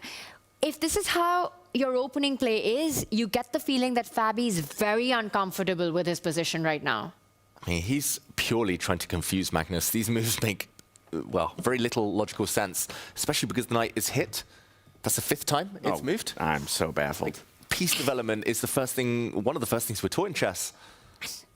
And look at the square it's moved back to. You know, you get that knight and place it somewhere juicy, I'd still get it. From h8, it's gone all the way to d7, made 5 moves to get there. And what's it even doing? I mean, that one the most logical of the last 3, just because it was hit by the pawn, so it had to go somewhere. I really don't understand what he's trying to achieve at the moment. Maybe he was trying to provoke this pawn forward so he can hit at some point in the center, break out. But this just can't work. You can't break this many opening principles and hope to have a level position. I think it's just purely the match. He's also playing tactically. This pawn cannot be captured right now because he's lured the white knight onto a square. It would be hit twice. But Magnus has completed development. He's castled, he's moved his 2 knights, moved to bishop, rook centralized. So far ahead in development. I mean, you got to throw in a3 at some point. Magnus is just going to forget about it, right? He'll just push his pawn, block that side, and then say, fine, you've made so many pawn moves, where's your assist to the attack? Nothing's playing for Fabi. Just look at the pieces. No, and there's nowhere for them to go at this point. Like, his knight can't get off the back rank except for going to b7. That feels terrible. Yeah, loses control over some key squares in the center. His rooks have such a difficult time getting into the game. Yeah, his king feels a bit airy. His queen suffocated. And just think back and look back. Every game that Fabi has played in this match, apart from this one, there's been so much activity by him. You know, getting the g4s in early on, getting the pawn breaks with black as quickly as possible. And this has been a completely different Caruana. Yeah, so often finding harmony in the position and with his pieces. This time it's disharmony all over the board. Yeah, this is tough. When Fabi's at his best, the moves flow. Like this energy, like this relentless tactical vision that he showed actually most of that previous game, all of this World Championship final until the closing stages there. But it was also so classical. He's got classical training. He knows where to put his pieces. And then he's got that added spark, but this feels unorthodox. It's not really his style. As we see a pawn capture, and now Magnus is sport for choice, which way to take back. I think most likely he'll take with a pawn, even though it's isolated, just to stop black from breaking out. Any en passants there would be very, very nice for Magnus. There we go, takes with a pawn. What to do? Again, hard to find moves, Tanya, hard to find activity for black. Yeah, I'm just trying to think of what plans, except maybe more knight moves to try to get that into the game. I can imagine one knight landing on d6, the other landing on f6. The only square I see for Fabi is that e4 point. Maybe get there, but it takes so many moves, David. And meanwhile, Magnus has all his forces ready. You know, bishop f2, bishop h4, knight h5 coming in. Well, knight h5 after you defend it. Queen e2, knight h5. Get that knight in, get that bishop in. I'm really surprised Fabiano hasn't thrown in this move. He needs to do it sooner or later. If Magnus gets a timeout, I think Magnus would love to actually block this pawn just to pin down the black rook to defend on a4. You might as well, having invested 2 tempi, if the black rook isn't lifting, might as well just plant it. Hope that later you get some miracle attack against the white king. It just feels like every plan that Fabi has is so slow. I'm looking at queen e2, but Magnus can also put it on the h4 square with similar ideas. You know, the rook landing up on this... It's just not looking good. Rook landing up on the g line eventually. I'm just seeing pluses in white's position and none for black. It's tough. I think he just needs to go into survival mode, Fabi. Hope that both players drop down low on time. Hope that Magnus still doesn't have a knockout blow. And do exactly what Magnus did to him. Just keep the game going and going, frustrating him, and maybe a chance will appear. You never know. He has to play practical, though. He cannot afford to be low on time. We've seen that that doesn't tend to work out well for Fabiano. He needs to keep something in the bank just in case he gets a chance. Just in case. That ship has sailed, right? He's now under 4 minutes on the clock and a worse position out of the opening. We call that turtling up in the League of Legends space. Ooh, turtling up. Gotta just get inside your shell and wait for that moment to pop out. Exactly. It's a good strategy in chess too, but it's not talked about so much. And there we go. The bishop does move, but that does leave a pawn hanging, maybe later on the side of the board. Yeah. Magnus is going to target that. He's going to bring his queen out. He loves doing it. What better time? You put your rook on e1, you're also targeting the e7 pawn after that. Yeah, there's no good moves in a bad position, that's what they say. And unfortunately, just really cramped. Hard to know what's coming next for Fabiano, but he needs to turtle up, put a bishop here, get his king off the back rank, move his knight, and hope. Maybe not exactly a turtle up strategy, but is e5 the kind of break that perhaps Fabi can be dreaming about in certain positions? Yeah, that's the thing. To equalize, I would say yes. To win a game, it might be difficult. En passant there, it will be symmetrical pawn structure. White might even win a pawn. And I don't know, it's maybe something he's thinking about, but to win is going to be a whole nother matter. Magnus looks pretty calm for now. 5 minutes and a half against just under 4 minutes. Crunch time coming. Still all the pieces on the board, only 2 pawns traded off. That's the plus side for Fabiano right now. Queen h4 is such a Magnus-esque move in this position, but he's really taking his time. And I'm slightly surprised. I wonder what else he's got on his mind. Does he want to reroute the knight via g4 to e5? Is that a plan that he's thinking about? Ooh, I like that as well, but there we go. Magnus, a practical decision.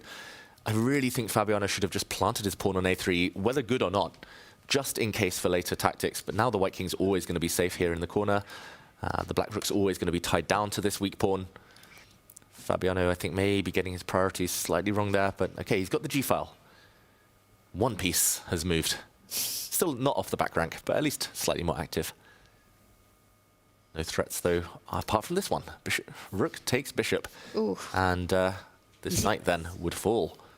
Okay, small trap, but Magnus might see that one. That might encourage him to park his queen on the side and defend the knight. That or start rerouting his knight one more time towards the center, but I really like the move queen to h4. You know, you're hitting on h7, you're defending your pieces, you're opening up another square for your rook to line up against the black queen. Mm-hmm. He hasn't played it for a while. It was attractive for the last 7-8 moves for Magnus to put his queen on h4, but he keeps resisting. Something about it that he doesn't like. Okay, 4 minutes. Fabiano's done a good job of getting to this point after the opening. The thing is, even if this comes down to both players under a minute, then we can expect anything to happen even in a position like this. So for Fabi, if he can get Magnus in a time scramble, that might be his big hope. Magnus rerouting, but not happy with the decision, struggling a little bit. Yeah, I think Magnus is fine with the moves. It's the clock. Magnus, he mentioned it in an interview yesterday, slower than he's used to being. A bit of indecision. Surely he's feeling nervous. That's the thing when you play chess. Like, yes, it's easy, natural to be nervous yourself, but you've got to remember the opponent also has feelings and emotions. And Magnus, okay, he goes back, but at least now maybe he's going this way later. He's very flexible. He doesn't have to do anything special. Yeah. Fabi needs to continue developing his pieces. He has to find a way to plant his own knight on that e4 square, the only outpost that he has in this position. It takes a while, but he's got to do it. He starts with improving his bishop, comes with the tempo, hits the rook slides up, and finally the pieces start coming out. Pieces are coming. Maybe a knight on d6 would be well placed. Maybe the knight can go to g5, and then later into some central squares. Okay, great decision. Fabi sped up there. Magnus still yet to release the tension, yet to trade off more pieces. Computer, the evaluation bar says big advantage for white, but in practical terms, this is still a really tense battle. You look at Magnus, and at least visually, it doesn't look like he feels he has a big advantage in this position. He's not looking as relaxed as he usually does. Exactly. He knows he's been not quite at his peak yet. So he will only relax when that handshake happens, if it happens, in his favor. And we know he'll be satisfied with nothing less than a world title. The one that he has never claimed so far. He has tried. Back when it was Fischer Random World Championship, he lost a couple of matches, 2019, 2022, very painfully. Once in the finals, once in the semi-finals. Mm-hmm. And I'm just wondering, going with the mat strategy, trade off as many pieces, is it time for him to challenge that rook on the G line? It's an active piece for Fabiano. You know, get one of your less active pieces off the board. Rook G2. Makes a lot of sense. Very logical, very safe looking. I would play that as well, Tanya. I would not want to mess around too much if I were Magnus. Maybe he's also thinking about coming forward with his knight, but again, there are tactics. Got to be careful. Easy trick to miss that one. Knight f4, you'd lose 2 minor pieces for a rook. That's the exact opportunity that Fabi is looking for. Magnus, he's so incredibly slow right now. You know, rook g2, it's not blundering anything. Feels like a simple move. Why is he thinking? He spent half his time on this one move, and then, okay, the knight goes over to b4, small inaccuracy.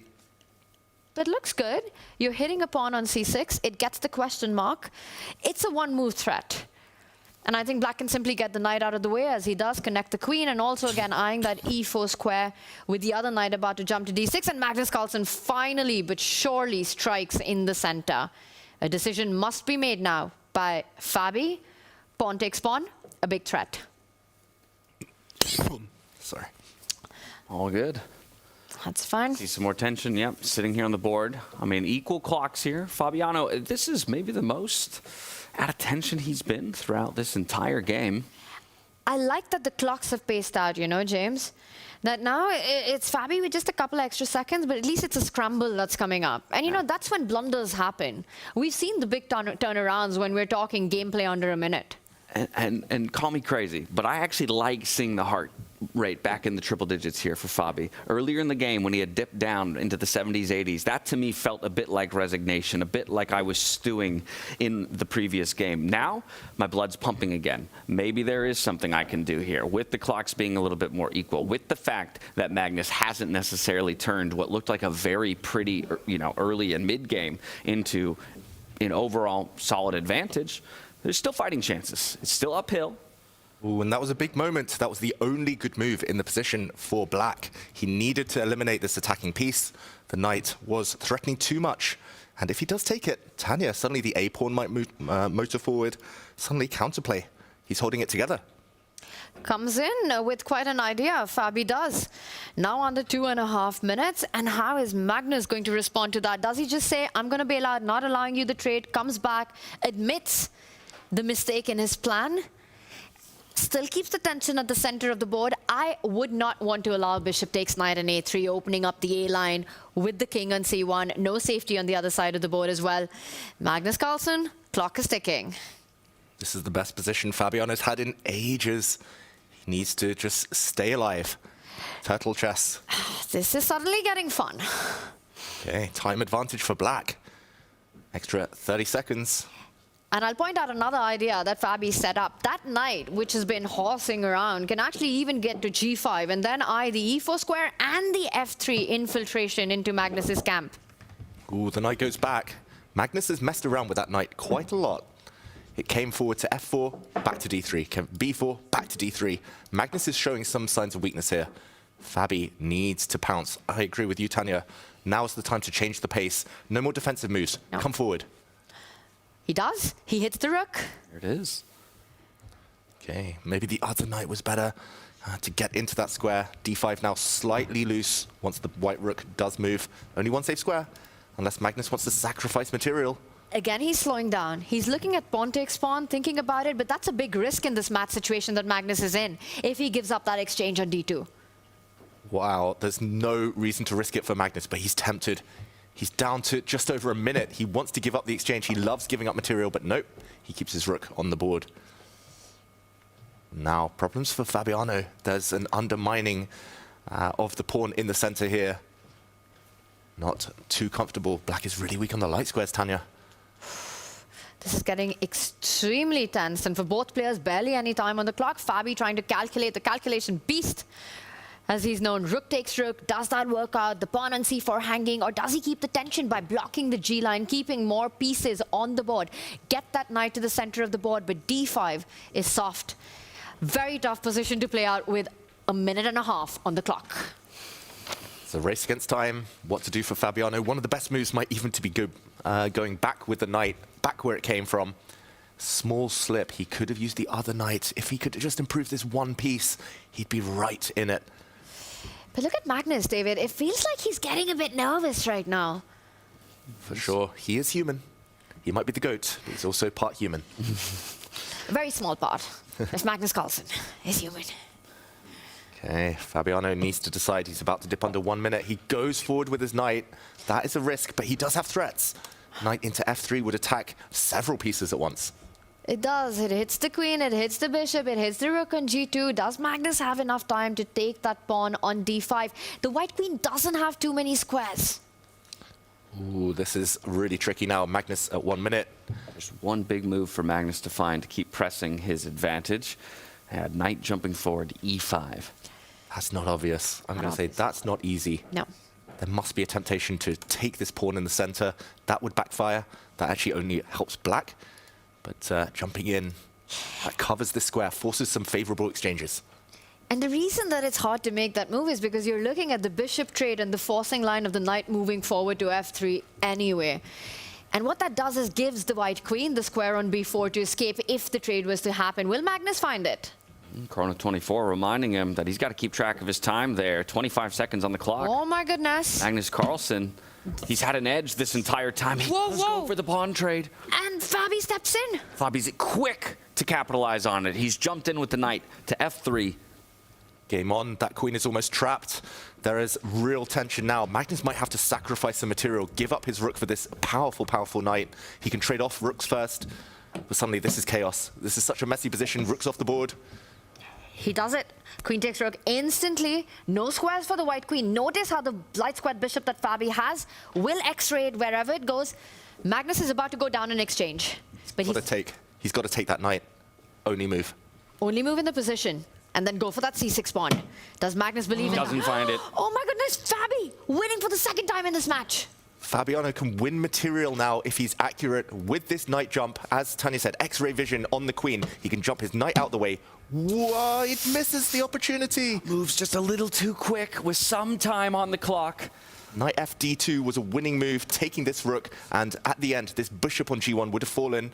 Now queen's coming off. Fabi's still fine, he's still in it, but it's going to be harder to win with queens off. And what a moment that was. You see the motifs on the board. You see the bishop lined up against the queen. Why didn't Fabi just take an extra few seconds there? He had over a minute. It feels like he got caught up in the emotion of the previous two moves, right? Feeling, okay, I'm back in it now, and started to just play towards that pace, when really that's the moment he needed to take that extra breath, play more at the pace he had approached the rest of the game with. That's where the tension comes in. That move, knight to d2, would have won material, won the rook, won the bishop, and would have given him an opportunity to take this game and to take this match into tiebreaks. The amount of chances that Magnus has actually given Fabi in this match, unreal. And we see the trades happen. Fabi will jump in with the knight, hits the rook. Doesn't have too many squares. You can step up one square, hit that knight on d2, counter pressure. He needs to move the rook. Not many squares. f2 or d1, two options. He's already once moved into the eye line of that bishop earlier with his queen, and should have paid a heavy price. Will he get one more chance? Fabiano Caruana. The rook steps forward. He can repeat the position, but probably no more than that. No, repetition not enough here for Fabiano. He still needs to push this to a win. One of his best positions in this game so far, aside from that one winning opportunity that he had. Yeah, but maybe the best line forward indeed is to just repeat it now. You are down a pawn in the center of the board. But that's just something the mat situation doesn't allow. And when that's the case, how do you go into a queen trade? 15 seconds. Make a move. He takes the bishop. He leaps in. The gamble, calculated risk, but now white still up a pawn, hitting this one. A white knight is leaping into f4, and the black knight is almost trapped. Not many ways home for it. Yeah, try as he might, he's running out of options now, running out of pieces as well. Running out of pieces, pawns, and time. Magnus Carlsen so close to his first Fischer Random, his first freestyle chess world championship title. And now it's a position Magnus can control. It's not chaotic anymore. That's the issue. Black has the two bishops, so some chances, but black also has a problem piece. The knight, the bishop as well, also hit. Weak pawns all over the place, and they're playing without a rook. And the white knight ready to jump onto the center of the board to attack exactly that weakness. You are playing down a rook as well, as you're pointing out. Complete miscoordination in Fabi's pieces. And he had one golden opportunity. Missed it. Well, Magnus goes forward. That is a very professional move. Tries to eliminate as many pieces as possible. Bishop pair for black. Bishop pairs, yeah, maybe where your hopes lie. But weak pawns. Weak pawns for black. The king goes forward. The white lies king already here for white. The rook is coming. Rook is coming. Threats of the f-pawn moving forward. The 8-7 pawn being weak, which would give white an outside passer. I mean, Magnus moves forward with his king in the middle game. I mean, this is an end game we're talking about. Yeah, he's just one move too slow, Fabiano. He wishes his pawn was on a3. He could have played that move so many times earlier. Now the black king can move out the way. The black rook can come and challenge the g-file. 5 seconds to make a move. The pawn is hanging. Goes forward, b5. And shakes his head. He knows that's not a great decision. Finally gets the rook into the game. Comes the rook. We've been here before. It's a Magnus grind. Magnus is the one with the threats. Yeah, and he needs only a draw. The white knight can at any time reroute itself to those central squares via d3, forcing that bishop pair off the board. There are pawns that can be attacked as well. I love that move, Tanya. Knight to d3, control. That black bishop is so sad now, locked on the back rank. You would love to find it now. Magnus reaches for a pawn instead. He's going to march forward. f7, big threat. Computer's not the biggest fan. Fabiano, it's resign time. Unless he plays rook to f8, there we go, he finds it. Still some tension, still some pressure on the f-file. Let's ignore that question mark. It was a great move. It looks incredibly scary, with white also having the option of checking the black king with his own bishop. But suddenly tactics, and Magnus has to calculate with only 20 seconds left. His best option is still to find Tanya's move, knight to d3.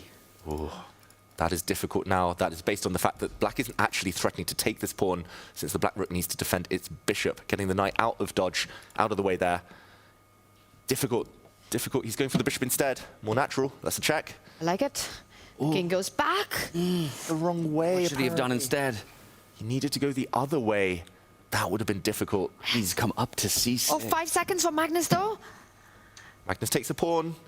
That loses the advantage, but does force more exchanges. Magnus just wants a rook endgame that he can control. A draw is enough. Exactly. Yeah, everything's going to come off the board. The bishop and the knight then, and then that pawn on f6 with a check will fall, but it will be enough to get Magnus Carlsen to draw. And Fabi knows it. That's why he keeps thinking. 8 seconds now. Takes the bishop. Will take the knight next. He takes the pawn. He'd rather fight a pawn down, but at least with the imbalance of a bishop versus a knight. He could have taken the knight. It would have ended in a draw most likely. Magnus Carlsen, up a pawn. Where's he going with the rook? Is he going to go behind? 6 seconds, he keeps thinking. He might even just offer a draw here. Yeah, he wants to play. He wants that world title so badly. That's a good move as well. But now Magnus is just going to simplify, trade all the pawns off the board. This might be the last stages of this World Championship match.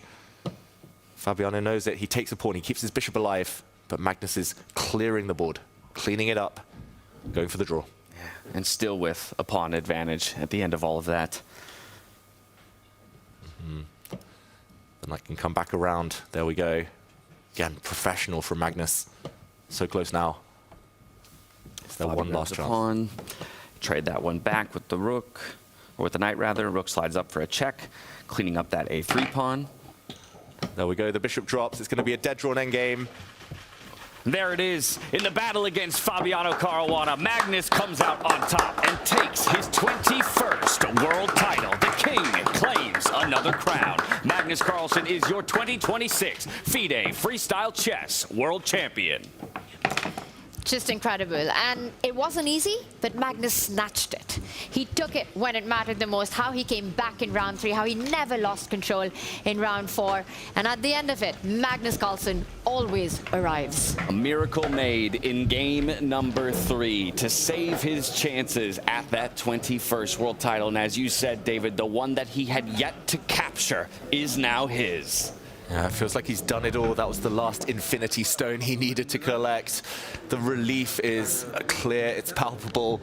That was one of the most nervy matches you will ever see. Both players wanted it so much. Fabiano Caruana played an excellent tournament this weekend, but it is that man again. Magnus Carlsen always seems to emerge victorious and get the job done. Yeah. It's maybe a sigh of relief, of course, elation, I'm sure, as well. He was absolutely pressed by Fabiano. He was made to work for it in the end. And as Magnus Carlsen takes that crown, we can go back and relive these final moments across both of our final boards. For Vincent Keymer and Fabiano, they needed a win in order to keep their hopes alive in 3rd and 1st place. But Nodirbek, he'd get it done, just as Magnus Carlsen would. A win for each means that they end it here and now. Nodirbek is your 3rd place finisher. Magnus Carlsen, your world champion.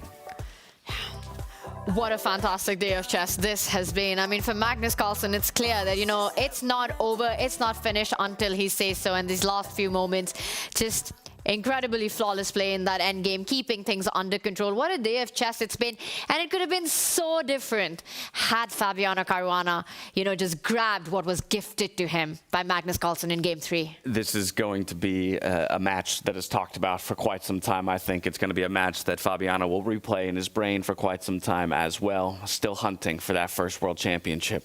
Exactly. It could be the year of Fabiano still. He's got the Candidates Tournament, potentially a World Championship match later in the year, but I mean, it feels like he needs more time to recover before that moment arrives, not only in Game 3. Game 2, he had big chances. Game 4, he had one winning move.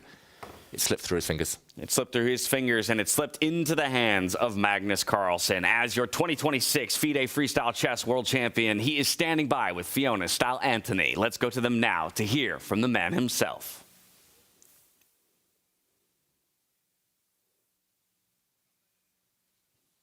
And I baited all of you.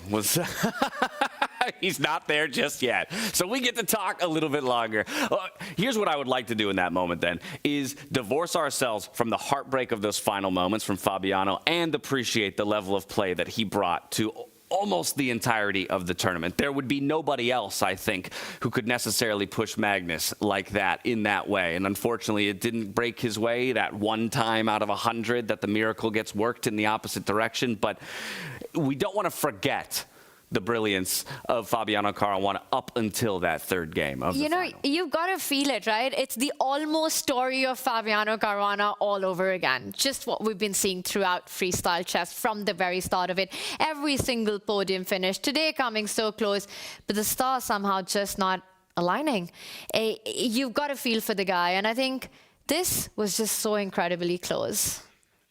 Mr. Consistent, we called him that beforehand, and it's not just in the freestyle tour. It's not just freestyle chess. The last 10, 12 plus years, he's been thereabouts. You said it earlier, Tanya, maybe the strongest player, never to be a world champion across any format. Of course, many candidates, but I think he's just standing up. He's so unfortunate. He keeps running into these Magnus Carlsen on form or these specific moments. The gap is so narrow. And 2 years in a row, second place, runner-up here in Weissenhaus in freestyle chess. Now we are ready to throw things over to Fiona, who's standing by with your 2026 Freestyle Chess World Champion. Magnus, congratulations. You're the new FIDE Freestyle Chess World Champion. What a final against Fabiano Caruana. The third game was the important one. You were in a lost position. Talk us through what happened. Yeah, I thought that I was doing reasonably well for a long time, and then I missed one of his resources there with knight h4, and I reacted poorly. And usually when you get a completely lost position, there's kind of it happens gradually, but in this case I captured his knight and I realized that, well, he has an in-between check and I can resign. I had a little bit of hope still, but then when he found these very nice moves with king d2 and then f5, I thought, well, this is over. What was going through your mind at that moment in terms of emotions, feelings? Yeah, it is a bit strange when it kind of happens so suddenly that you just go from thinking that your position is completely fine, and then it's just lost. You don't really have that much time to think about what has happened. So yeah, I tried to dig in. There were a couple of early knockout punches that he missed, and when I got in the c3 move, well, I thought my position has a little bit of potential now, and I couldn't see a very clear knockout at that point, and I was hoping he couldn't either. And I thought, as soon as he gets very, very low on time, the quality of his play drops very significantly. And so at that point, I was hoping I might have a chance. He made a few checks back and forth. It seemed that he was getting more and more frustrated. And then towards the end, I could have, I think, probably forced a draw with the move queen to e6 instead of rook to f8. But at that point, I was kind of smelling blood since I felt that I'd been on the ropes like for this game, and the second game wasn't easy either. And I just thought, I'm probably not going to get a better chance than this one. And yeah, fortunately he collapsed in a matter of moves there. And I'm very happy with that part, that I managed to kind of psychologically reset and play for a win when I could. And that wasn't the end of the day though, because in the last game I could feel like early in the game that I'm just so exhausted. It's been a few long days here and then a few long days in London before that. I just didn't have any strength left whatsoever, and I could tell that he wasn't really playing that great.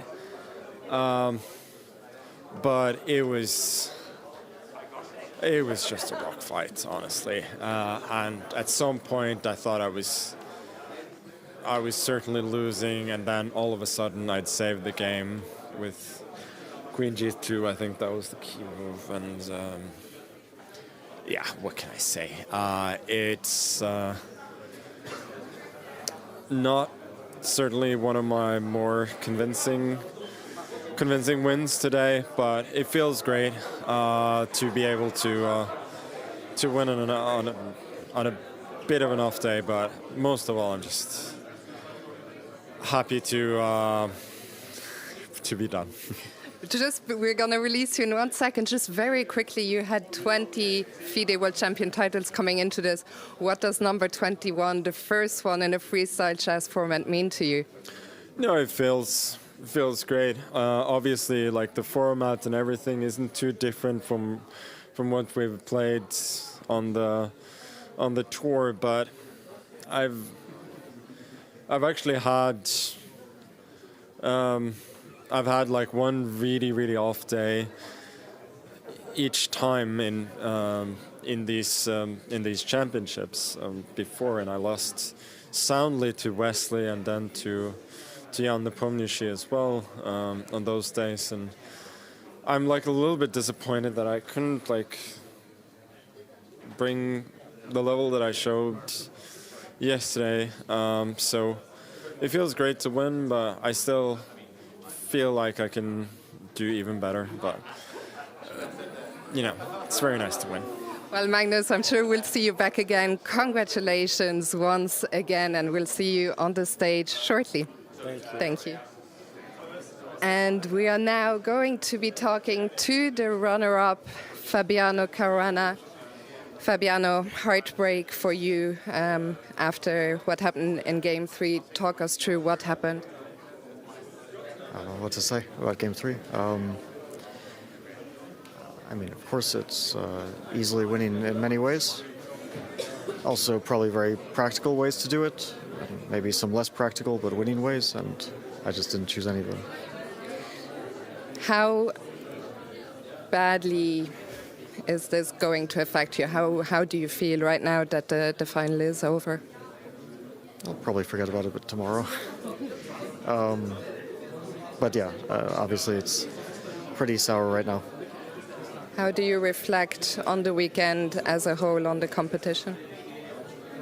I mean, it's a very short event, so really all I'll remember is the last match. I mean, okay, everything before that was fine, if not super smooth, but still fine. But yeah, had kind of a golden opportunity, not necessarily to win the final match, but at least to put him in a must-win situation. Somehow randomly I got some chance even in the last game to equalize. But yeah, I mean, it was in a bit of a time scramble. Fabiano, thank you so much for talking to us despite the disappointment, and well, congratulations still on your second place finish. And we are now going to take a look at the highlights from what was an extraordinary weekend here in Weissenhaus. What a final day to the first official FIDE Freestyle Chess World Championship.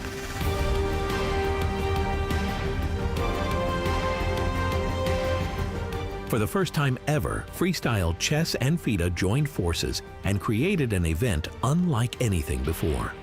Over 3 intense days, 8 of the best players in the world pushed the limits of imagination. And alongside the World Championship battle, 2 remarkable players stepped onto the stage for a special exhibition match. A powerful statement for the game we all love. Bibisara Asobayeva secured the qualification for the FIDE Freestyle Chess Women World Championship. From the place where it all began 2 years ago, Weissenhaus once again became the heartbeat of a revolution. In the game for the title, Magnus Carlsen and Fabiano Caruana stepped up to the board. Meanwhile, in the battle for 3rd place, Vincent Keymer faced Nodirbek Abdusattorov. This championship delivered drama, precision, and unforgettable moments. What an exciting final, and a more than deserving world champion. The FIDE Freestyle Chess World Championship 2026. This is only the beginning. 2026 brought with it a new and beautiful partnership between FIDE and Freestyle Chess. A partnership that brings us back here to where it all started, at Weissenhaus, for the FIDE Freestyle Chess World Championship. We have one thing left to do to close out our event, and joining me to present awards to our top finishers is Jorn Oln Janssen, Vice President of FIDE, and Jan-Henrik Butner, founder of Freestyle Chess. Just before we bring the players back out onto the stage, I'd like to take this opportunity to hear from you, your thoughts on this event as we bring this World Championship to a conclusion. Well, I'm almost lost of words. The venue is fantastic. The players have been fighting and been very, resilient. I'm deeply impressed with the whole event. Couldn't agree more on that front. Jan-Henrik, I turn to you both about this event, but also the blossoming partnership that is burgeoning between Freestyle and FIDE. Yes, I'm really, really happy and really proud that we are now partners with FIDE very well, and we have all become very good friends. And I couldn't be more proud of what we all have achieved here. And with this final, I mean, we had the best 4 players currently in the world in the semifinals. We had the best 2 by far in the final. We had the total winners right now in the young generation playing for 3rd, and it was so exciting. And I mean, we all know how this game was, and everybody was rooting for Fabi, but in the end, Magnus is just unbeatable, right? The event delivered in every sense of the word, but we do have some prizes to award. And just before we do that, and as we turn our attention to the awards, I'd like to invite you all to stand for the FIDE anthem.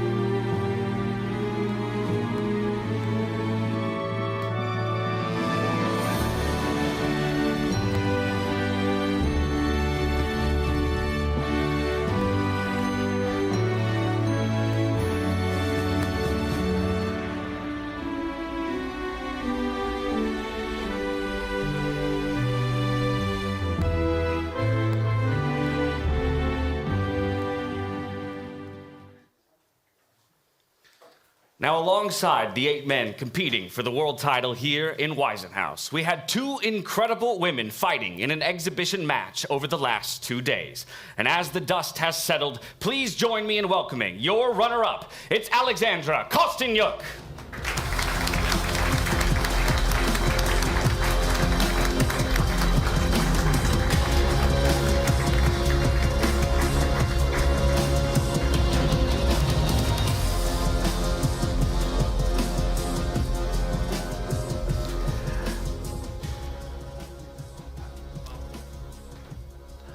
And after entering the day with an even scoreline, she found an extra gear today and has proven herself to be the one to beat, looking towards the 2027 FIDE Freestyle Chess World Championship. It's Bibisara Alsabayeva!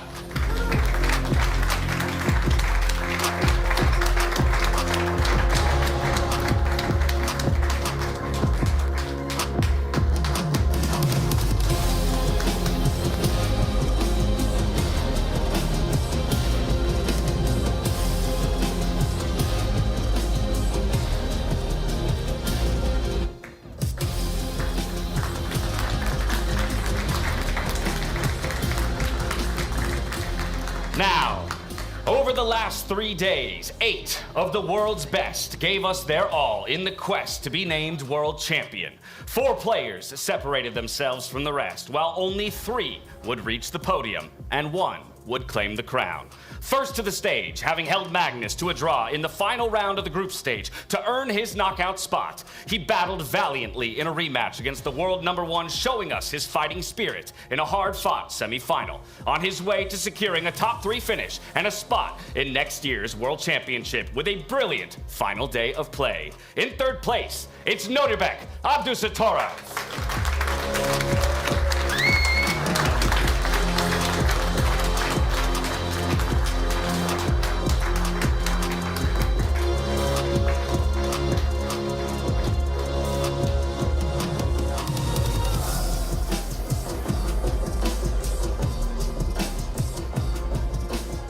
Next up, winning on demand when he needed to in the final round of the group stage, he clinched a knockout spot, giving us a rematch from last year's Weissenhaus final against Vincent Keymer. This time, coming out on top, he earned his right to battle Magnus Carlsen for a chance at his first World Championship title, falling only to the world #1 at the final table. It's your runner-up, Fabiano Caruana.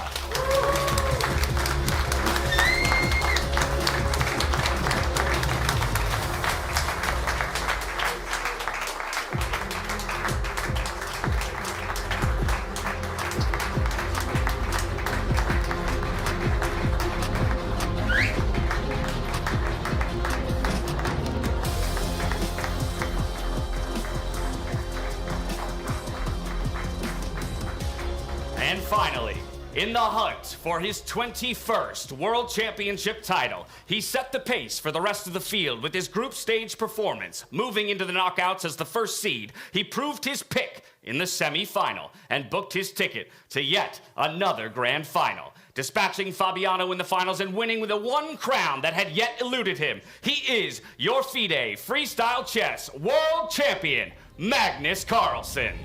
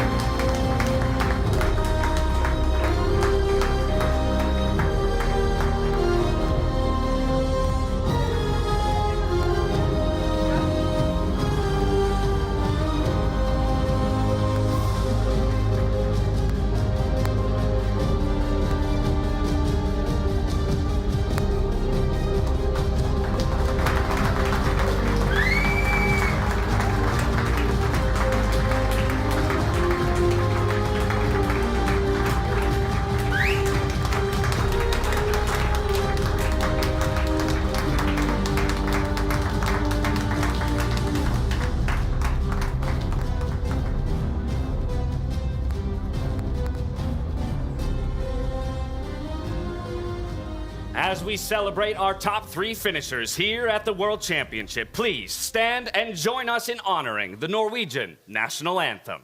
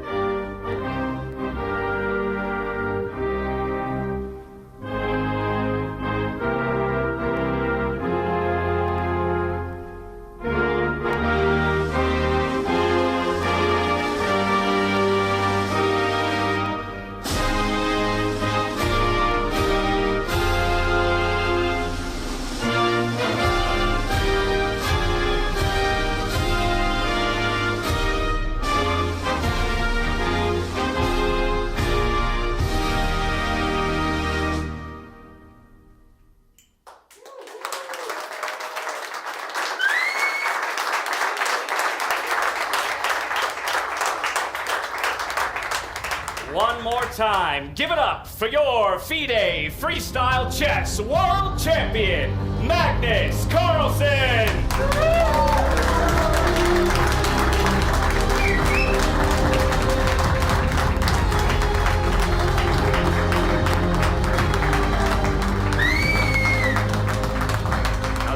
Do it for us here at Weissenhaus. Thank you for joining us, and we hope to see you next year for the 2027 FIDE Freestyle Chess World Championship. Until then, stay healthy, stay safe, and be good to each other. Good night.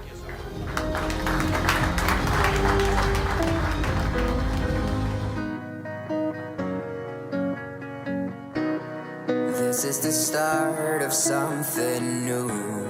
Taking my steps only forward. A change in the air, can you feel it too? This world is so big around the corner. So many possibilities. No dream can be too big. 'Cause this is the start of something new. 'Cause now I know this is my time. Time to just be me. Time to pull my key. 'Cause this is my time. Time for me to choose what I wanna do with my time. With my time. Life is a blessing, such a gift, and I am so lucky to be here. Live to the fullest, don't resist. No time to waste, so have no fear. So many possibilities. No dream can be too big. 'Cause this is the start of something new. 'Cause now I know this is my time. Time to just be me. Time to pull my key. 'Cause this is my time. Time for me to choose what I wanna do with my time.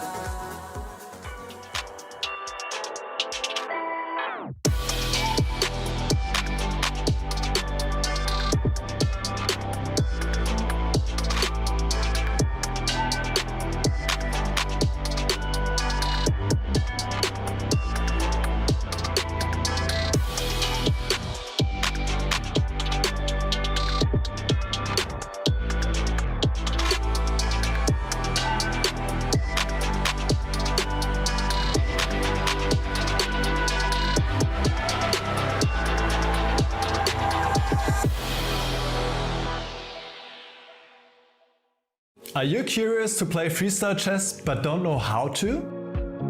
No opening theory, no memorized moves, just pure strategic creativity.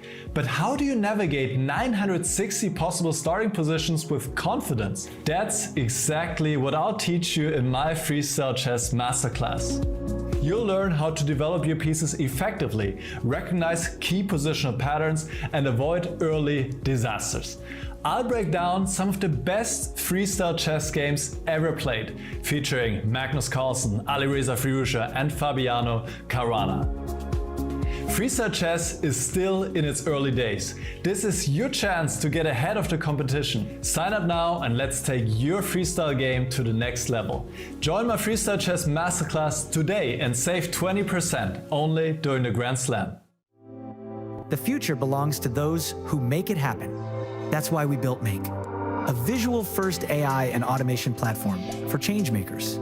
It's never been quicker to start building, visually and without code, to automate everyday tasks and free your time and energy for bigger, better things.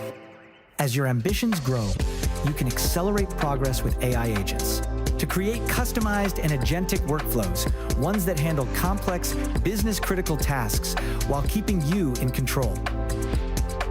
And for leaders scaling business, you can see your entire AI and automation landscape in real time to orchestrate change and show progress in motion.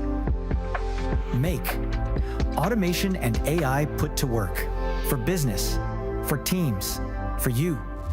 Make it happen at make.com.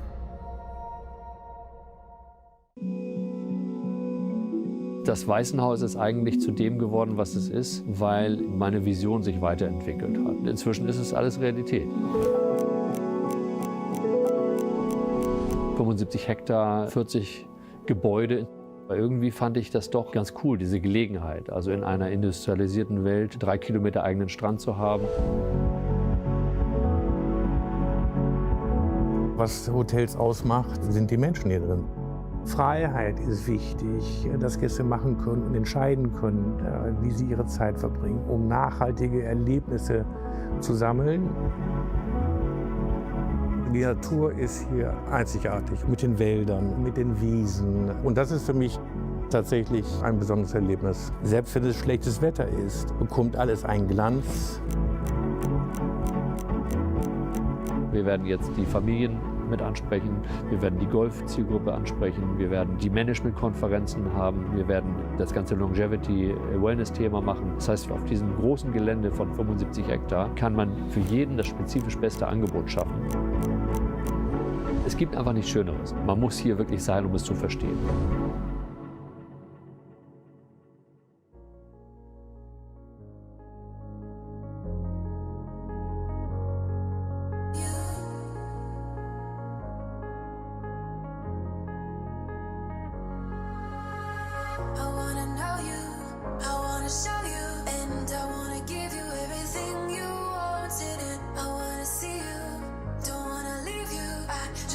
Give you everything you dream.